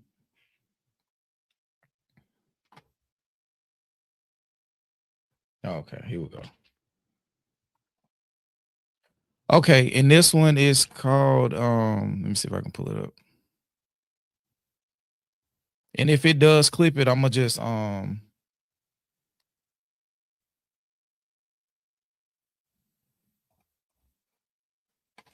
gonna just close out the stream. But this is Rico Shy.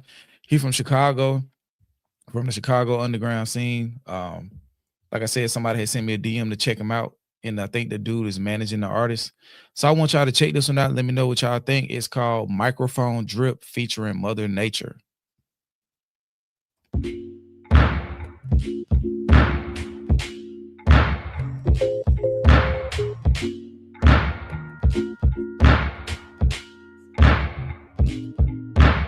Twilight feeling in my soul. Spirits in me sipping on this drink. I gotta get even with my shrooms. So it got me pumping on this dank. Baby says she wanna take a cruise. Told her come and hop up on this ship. Sauces and the juices, they just ooh. You know I got the microphone drip. Microphone drip.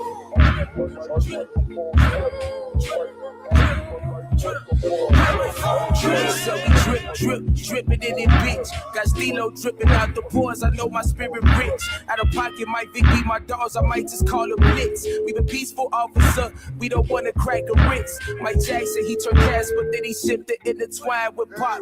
Came back down inside my body, sick as mix. Got flavors like the tricks. For the silly rabbit, laughing rapper, cabin, flabbergasted from a pageant on my dick. So go grab your fucking drink and go roll your fucking spliff. We gon' taste this vibe together, cook something to move the hips, fill up. Twilight feeling in my soul.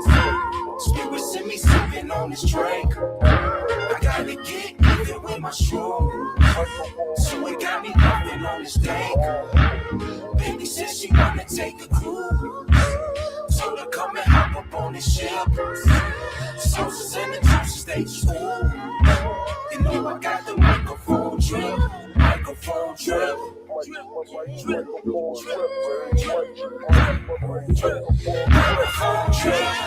we got the woman power, the earth, Mother Nature up in here, spit your shit. She's so slick, you might slip and slip. My herbs in there brewing from ginger for 2, we've been cooling. The temperature's fusing hot boxes, thank God we can grow.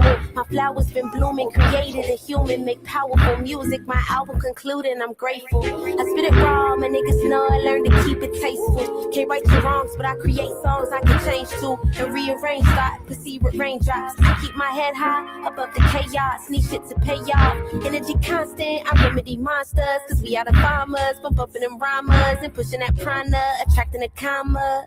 Play this one for your mama, if she need a mantra. Microphone dripping with entendres. Drip, drip, drip. Waiting for me just to pick her up. Sitting nervous on the stand, don't know who to trust. Keep her chords wrapped, she ain't bout to trippin'. I whisper, fruits and veggies can't do bad nutrition. Attention, she get all of mine, sound waves qualified. Peek inside that metal mesh, she want me amplified. But she might short circuit when I serve it. She ain't certain of my signal, but it's always at a service. Insulate the hard hits, microphone drip. She never knew a spitter with collective conscience. The conflicts be constant, we spin the compass. Searching for true self, we retain the honor to hold her in hand. My palms spick and span, give her all I can, not just partial like that other man. She transmit wireless, I spit that fire shit. Could be hazardous in wrong environments, so we just Twilight feeling in my soul. Spirits in me sipping on this drink. I gotta get even with my shrooms. So it got me pumping on this dank. Baby says she wanna take a cruise. Told her come and hop up on this ship. Sauces and the juices, they just ooh. You know I got the microphone drip. Microphone drip.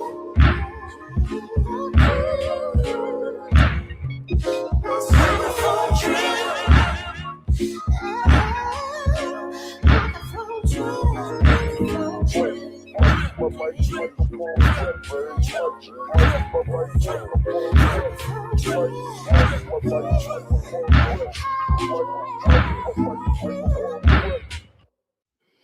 All right, that was Rico Shy featuring Mother Nature, Microphone Drip. Yeah, that shit hard. He got a project called Flavors, FLA. Let me spell it. Rico Shy Flavors. It came out last year. Man, that shit dope. I found Buddy sent it to me, I think Thursday. Thursday afternoon, and we get a lot of people who submit music from time to time, and sometimes be like, all right, bro, you know, whatever. Like, but I press play, and for whatever reason, I skipped to the last 3 songs on the album, and I was like, no, this shit tough. And then he ended the song that he ended the album with a song called Starving Artist. And I was like, yeah, this nigga is tough. So I went back and listened to the album from front to back, and I was pretty impressed. He's really good. Let's see. RJ2 Wow 8, he said 25 Punch featuring Kendrick. Kendrick just does the chorus but kills it. Guarantee you'll love the song. Please add it to the list or play it. Let's see. That'll probably get copyrighted if I play it on stream. But if he just doing the chorus, I don't know if I put that on the feature list, because the point of it is to show his rapping performances on these different features. So if it's just a chorus, I don't think I put it as a part of the feature run. And if I play it on stream, it'll take the stream down. But I try to find a way to incorporate some of the other stuff. Maybe a members only stream on Patreon or something. I try to find a way to do some of it. Maybe I don't know. But that'll probably be what it be, a members only Patreon stream, because we don't have to worry about copyright for some of the songs that don't make the list. I'll probably do an episode and play like 15 that didn't make the list, and we'll work it that way. Let me see if I can find the Starving Artist.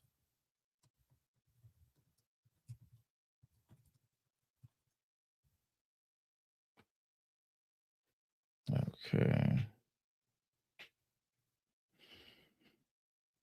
Or matter of fact, it was another artist too.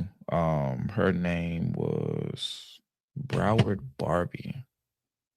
And then I think that's gonna be the last one.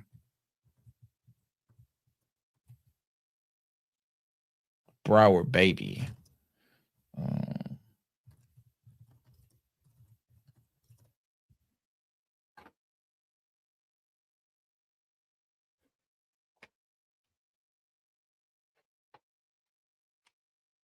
She ain't even got it up. She playing.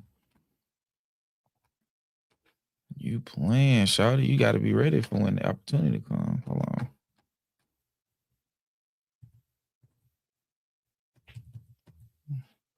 Yep.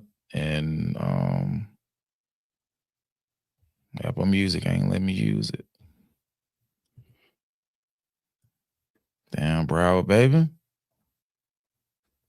Guess it wasn't meant to be for you, kid. Not tonight, anyway.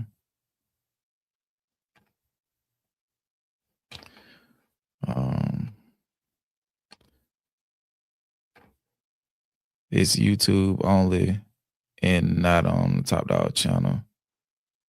Oh, that's fine. Let's do it. Okay, I got you.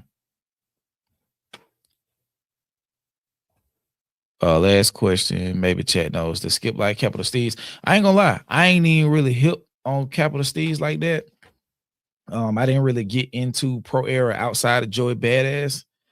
But I think we played a song on here before where it was Joey and Capital Steez and Capital Steez Snap. But yeah, outside of that, I ain't gonna hold you. I ain't really hip on Capital Steez like that.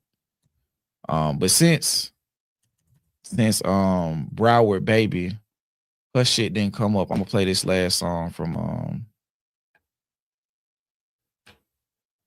gonna play this Starving Artist track from Rico Shine, and then we're gonna get out of here. I really like this one.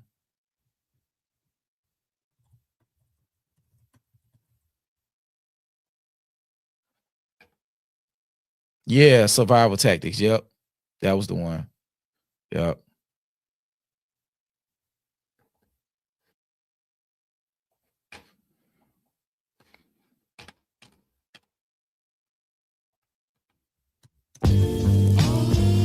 Rico shot. Another day, my mama say take one day at a time. Another day I concentrate to put hope in the grind. Another day I struggle just to keep a peace of mind with this inner beast of mine. I'm seeing 777s on the license plate. Angel touch, I know my fate and sister's weight. Operating off the 5 P's of God's love and grace. But I still fall short of in this human race. What it's like being an independent artist in 2024. You really penny pinching, fantasize about these awards. They fighting for some penny studs, but streaming up in the coats. You gotta keep it thugging, dog, as long as you moving forward. The grind has turned me to a fiend. My hopes put behind my actions, thirsting for the green. Labor work, pride chasing, it's hard to too extreme. Working in 5 places just to pursue a dream. Sacrificing what I want for everything I need. We need the music, it's the statement when I hit the scene. Dog, you waiting on your first shit for 2 years. It's new breeze and new gears, and you only got 6 on the screen. Working up in preparation for this poor performance. I was working like 5 jobs trying to make this shit happen. And still ain't got $1 to my motherfucking name as I'm in this booth right now. It's the work ethic, dog. And y'all wasn't gonna hear from me unless God was speaking through me. Understand that? Yeah. Last solo joint I heard was that what Nip say. I respond with Nip say. To take your time to triple grind a new culture movement, something special for your home. An ecosystem, something way bigger than the song. Set a texture flavor that a colonizer cannot clone. I free them all with rapping Negro, spiritual songs. It's a rush to smoke each other and the label gon' exploit that. Rapping needs some healing that you know they don't appoint that. The label scared to cash out, streaming about to cap out. Back on that direct to consumer trunk about to max out. My lyrical miracle niggas don't understand the hustle. And artists ain't got to shoot no pose to understand the struggle. We all rapping in this bitch, for some it's just for bundles. Some search for sounds for songs to make the soul rumble. This music shit we in, I swear this bitch is scary jungle. I'm praying heavy, dog. Got the greatest driller. I ain't trying to be the hardest. I ain't trying to be a killer. I ain't trying to be considered compared to none of you niggas. Everybody hit this phase before they hit them carpets. A page about the book of another starving artist, nigga. Of another starving artist, What was your ultimate goal? What did you want to do? Yeah, The best. yeah. To be the best.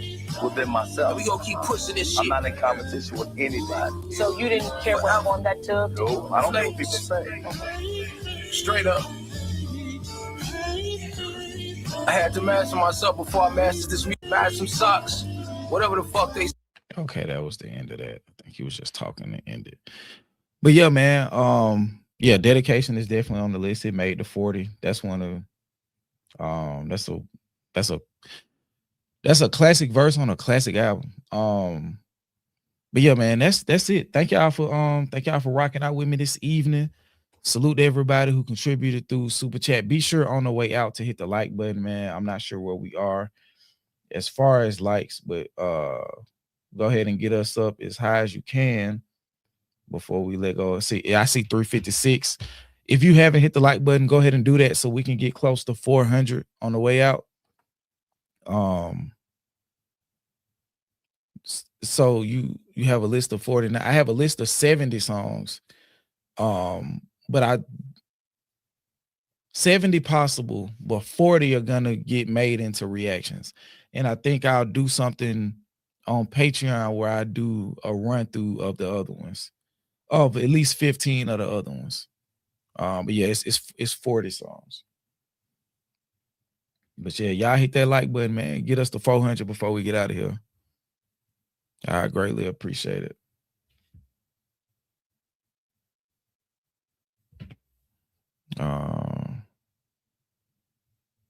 Appreciate y'all too. Let me make sure I got all the super chats for okay. All right. Shout out to, let me see. Yeah. Well, fuck it. I'm finna go ahead and go to sleep. I'm gonna hit the 400 in the morning. But yeah, man, I'm Skip. Thank y'all for tuning into another Decipher live stream. Shout out to my brother DJ. Happy birthday again.